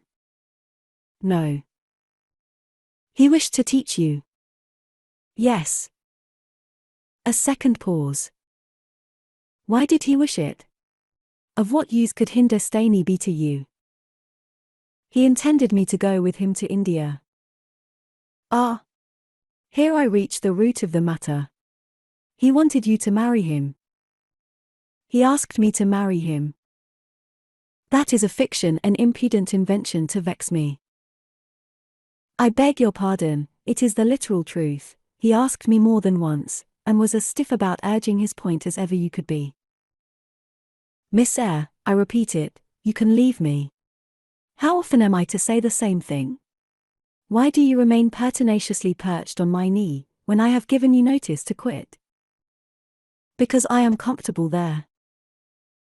No, Jane, you are not comfortable there, because your heart is not with me, it is with this cousin, this St. John.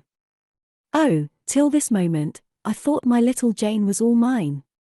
I had a belief she loved me even when she left me, that was an atom of sweet in much bitter. Long as we have been parted, hot tears as I have wept over our separation, I never thought that while I was mourning her, she was loving another. But it is useless grieving. Jane, leave me, go and marry Rivers. Shake me off, then, sir, push me away, for I'll not leave you of my own accord. Jane, I ever like your tone of voice, it still renews hope, it sounds so truthful. When I hear it, it carries me back a year. I forget that you have formed a new tie. But I am not a fool, go. Where must I go, sir? Your own way, with the husband you have chosen. Who is that? You know, this St. John Rivers. He is not my husband, nor ever will be. He does not love me, I do not love him. He loves, as he can love, and that is not as you love, a beautiful young lady called Rosamond. He wanted to marry me only because he thought I should make a suitable missionary's wife, which she would not have done. He is good and great, but severe, and, for me, cold as an iceberg. He is not like you, sir, I am not happy at his side, nor near him, nor with him. He has no indulgence for me, no fondness. He sees nothing attractive in me, not even youth, only a few useful mental points. Then I must leave you, sir, to go to him. I shuddered involuntarily, and clung instinctively closer to my blind but beloved master. He smiled. What, Jane? Is this true? Is such really the state of matters between you and Rivers? Absolutely, sir. Oh, you need not be jealous. I wanted to tease you a little to make you less sad. I thought anger would be better than grief. But if you wish me to love you, could you but see how much I do love you, you would be proud and content. All my heart is yours, sir, it belongs to you, and with you it would remain, were fate to exile the rest of me from your presence forever. Again, as he kissed me, painful thoughts darkened his aspect. My seared vision. My crippled strength, he murmured regretfully. I caressed, in order to soothe him. I knew of what he was thinking, and wanted to speak for him, but dared not.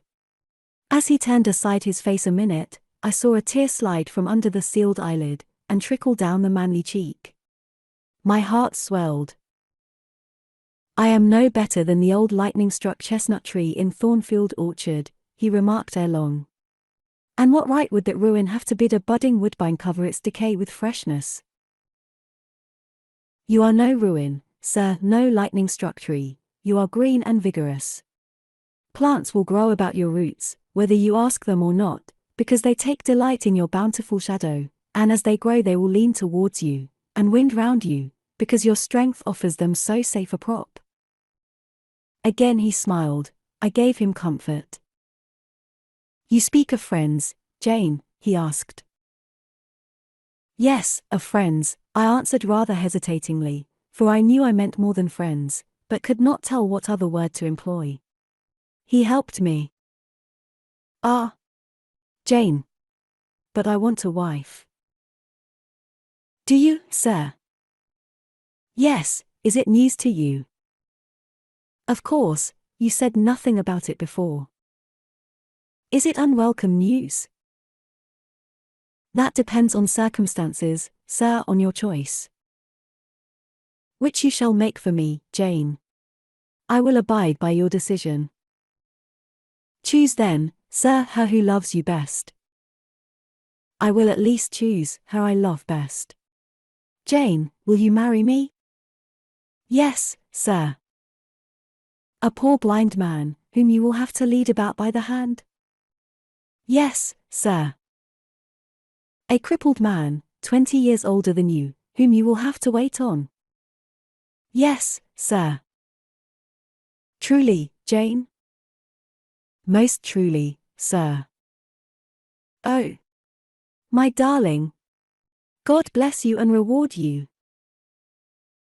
Mr. Rochester, if ever I did a good deed in my life, if ever I thought a good thought, if ever I prayed a sincere and blameless prayer, if ever I wished a righteous wish, I am rewarded now. To be your wife is, for me, to be as happy as I can be on earth. Because you delight in sacrifice. Sacrifice. What do I sacrifice? Famine for food, expectation for content. To be privileged to put my arms round what I value, to press my lips to what I love, to repose on what I trust, is that to make a sacrifice? If so, then certainly I delight in sacrifice. And to bear with my infirmities, Jane, to overlook my deficiencies. Which are none, sir, to me. I love you better now, when I can really be useful to you, than I did in your state of proud independence, when you disdained every part but that of the giver and protector. Hitherto I have hated to be helped, to be led, henceforth, I feel I shall hate it no more. I did not like to put my hand into a hireling's, but it is pleasant to feel it circled by Jane's little fingers. I preferred utter loneliness to the constant attendance of servants, but Jane's soft ministry will be a perpetual joy. Jane suits me, do I suit her? To the finest fibre of my nature, sir. The case being so, we have nothing in the world to wait for, we must be married instantly. He looked and spoke with eagerness, his old impetuosity was rising. We must become one flesh without any delay, Jane, there is but the license to get, then we marry.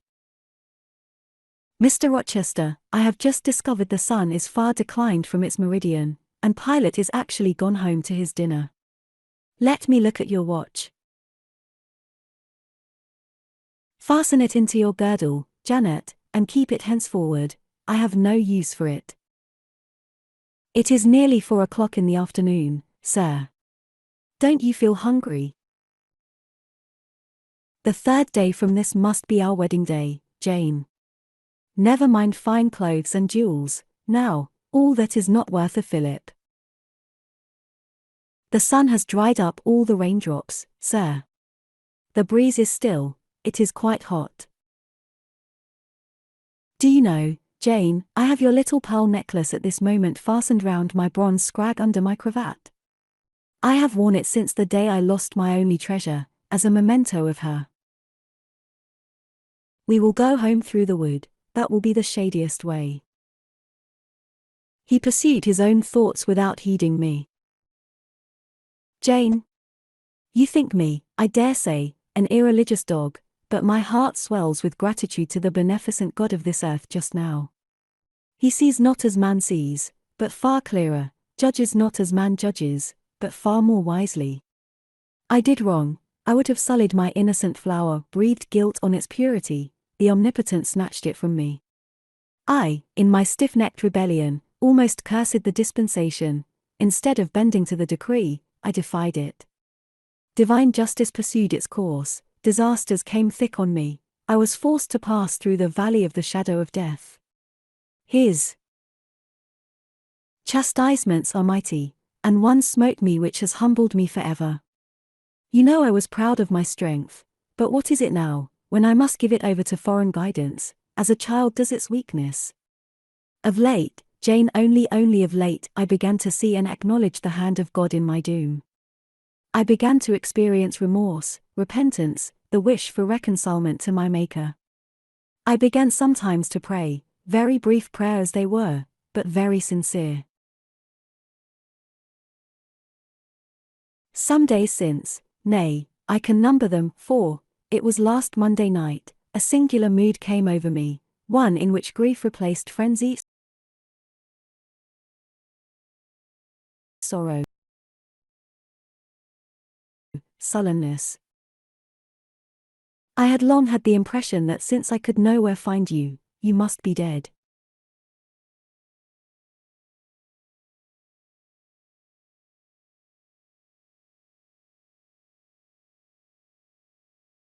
Late that night, perhaps it might be between 11 and 12 o'clock ere I retired to my dreary rest.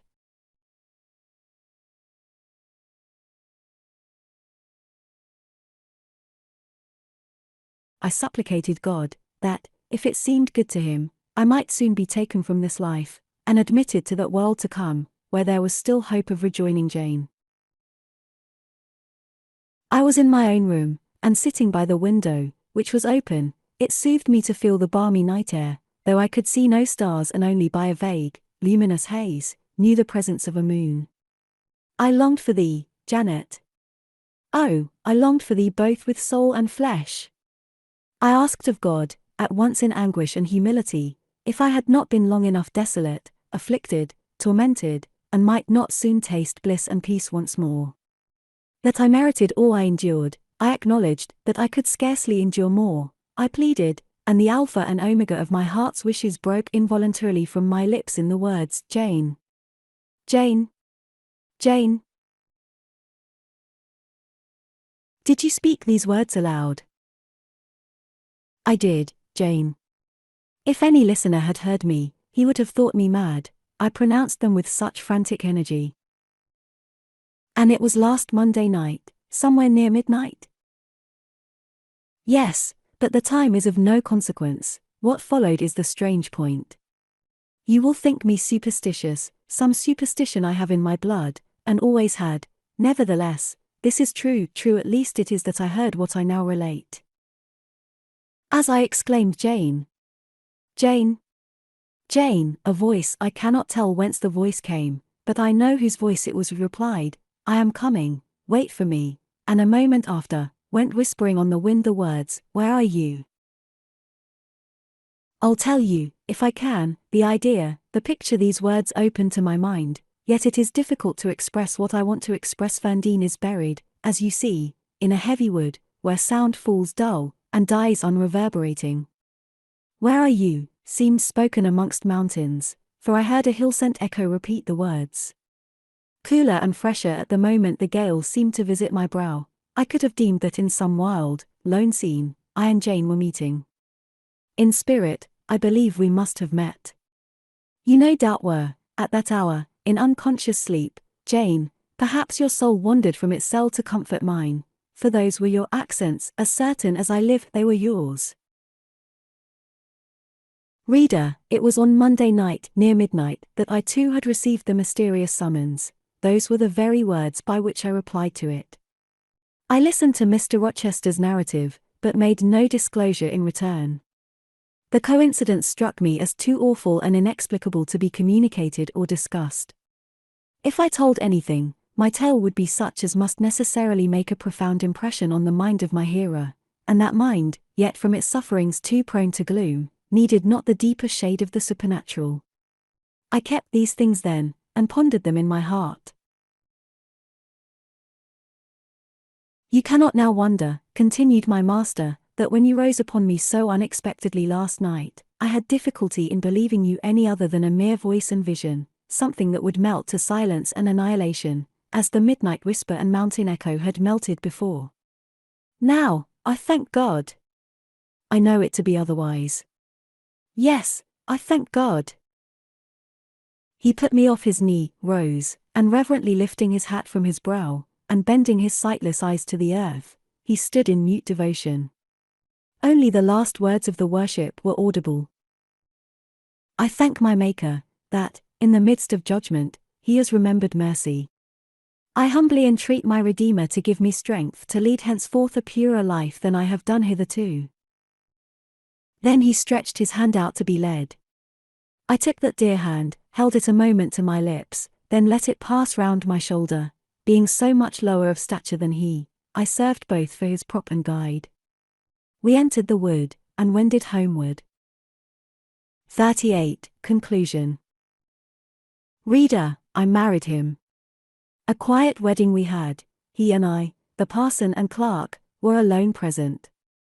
When we got back from church, I went into the kitchen of the manor house, where Mary was cooking the dinner and John cleaning the knives, and I said, Mary, I have been married to Mr. Rochester this morning. The housekeeper and her husband were both of that decent phlegmatic order of people, to whom one may at any time safely communicate a remarkable piece of news without incurring the danger of having one's ears pierced by some shrill ejaculation, and subsequently stunned by a torrent of wordy wonderment. Mary did look up, and she did stare at me. The ladle with which she was basting a pair of chickens roasting at the fire, did for some 3 minutes hang suspended in air, and for the same space of time John's knives also had rest from the polishing process. But Mary, bending again over the roast, said only, "Have you, miss? Well, feel sure." A short time after she pursued, "I seed you go out with the master, but I didn't know you were gone to church to be wed," and she basted away. John, when I turned to him, was grinning from ear to ear. "I telled Mary how it would be," he said. "I knew what Mr. Edward, John was an old servant, and had known his master when he was the cadet of the house, therefore, he often gave him his Christian name. I knew what Mr. Edward would do, and I was certain he would not wait long neither, and he's done right, for aught I know. I wish you joy, miss," and he politely pulled his forelock. "Thank you, John. Mr. Rochester told me to give you and Mary this." I put into his hand a £5 note. Without waiting to hear more, I left the kitchen. In passing the door of that sanctum some time after, I caught the words, "She'll happen do better for him nor one ot grand ladies. And again, if she ben't one oth handsomest, she's known for and very good-natured, and I his in she's fair beautiful, onybody may see that." I wrote to Moor House and to Cambridge immediately, to say what I had done, fully explaining also why I had thus acted. Diana and Mary approved the step unreservedly. Diana announced that she would just give me time to get over the honeymoon, and then she would come and see me. "She had better not wait till then, Jane," said Mr. Rochester, when I read her letter to him. "If she does, she will be too late, for our honeymoon will shine our life long. Its beams will only fade over your grave or mine." How St. John received the news, I don't know. He never answered the letter in which I communicated it, yet 6 months after he wrote to me, without, however, mentioning Mr. Rochester's name or alluding to my marriage. His letter was then calm, and, though very serious, kind. He has maintained a regular, though not frequent, correspondence ever since. He hopes I am happy, and trusts I am not of those who live without God in the world, and only mind earthly things. You have not quite forgotten little Adèle, have you, reader? I had not. I soon asked and obtained leave of Mr. Rochester, to go and see her at the school where he had placed her. Her frantic joy at beholding me again moved me much. She looked pale and thin. She said she was not happy. I found the rules of the establishment were too strict, its course of study too severe for a child of her age. I took her home with me. I meant to become her governess once more, but I soon found this impracticable. My time and cares were now required by another, my husband needed them all. So I sought out a school conducted on a more indulgent system, and near enough to permit of my visiting her often, and bringing her home sometimes. I took care she should never want for anything that could contribute to her comfort. She soon settled in her new abode, became very happy there, and made fair progress in her studies. As she grew up, a sound English education corrected in a great measure her French defects, and when she left school, I found in her a pleasing and obliging companion, docile, good-tempered, and well-principled. By her grateful attention to me and mine, she has long since well repaid any little kindness I ever had it in my power to offer her. My tale draws to its close. One word respecting my experience of married life, and one brief glance at the fortunes of those whose names have most frequently recurred in this narrative, and I have done. I have now been married 10 years. I know what it is to live entirely for and with what I love best on earth. I hold myself supremely blessed beyond what language can express, because I am my husband's life as fully as he is mine. No woman was ever nearer to her mate than I am, ever more absolutely bone of his bone and flesh of his flesh. I know no weariness of my Edward's society, he knows none of mine, any more than we each do of the pulsation of the heart that beats in our separate bosoms. Consequently, we are ever together. To be together is for us to be at once as free as in solitude, as gay as in company. We talk, I believe, all day long. To talk to each other is but a more animated and inaudible thinking. All my confidence is bestowed on him, all his confidence is devoted to me. We are precisely suited in character, perfect concord is the result. Mr. Rochester continued blind the first 2 years of our union. Perhaps it was that circumstance that drew us so very near, that knit us so very close, for I was then his vision, as I am still his right hand. Literally, I was, what he often called me, the apple of his eye. He saw nature, he saw books through me, and never did I weary of gazing for his behalf, and of putting into words the effect of field, tree, town, river, cloud, sunbeam of the landscape before us, of the weather round us, and impressing by sound on his ear what light could no longer stamp on his eye. Never did I weary of reading to him, never did I weary of conducting him where he wished to go, of doing for him what he wished to be done. And there was a pleasure in my services, most full, most exquisite, even though sad, because he claimed these services without painful shame or damping humiliation.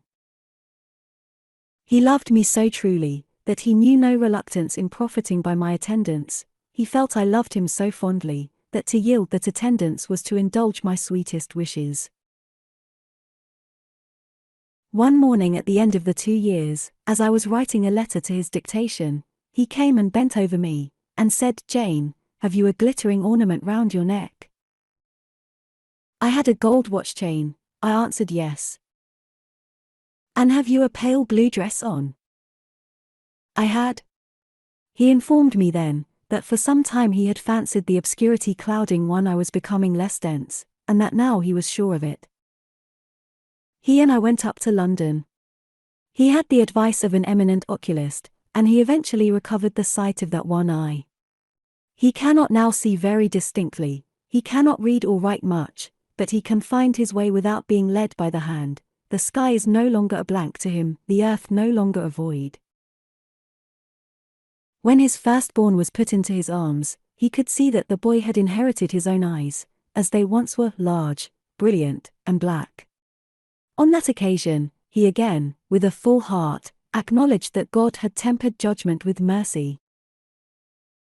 My Edward and I, then, are happy, and the more so, because those we most love are happy likewise. Diana and Mary Rivers are both married, alternately, once every year. They come to see us, and we go to see them. Diana's husband is a captain in the Navy, a gallant officer and a good man. Mary's is a clergyman, a college friend of her brother's, and, from his attainments and principles, worthy of the connection. Both Captain Fitzjames and Mr. Wharton love their wives, and are loved by them. As to St. John Rivers, he left England, he went to India. He entered on the path he had marked for himself, he pursues it still.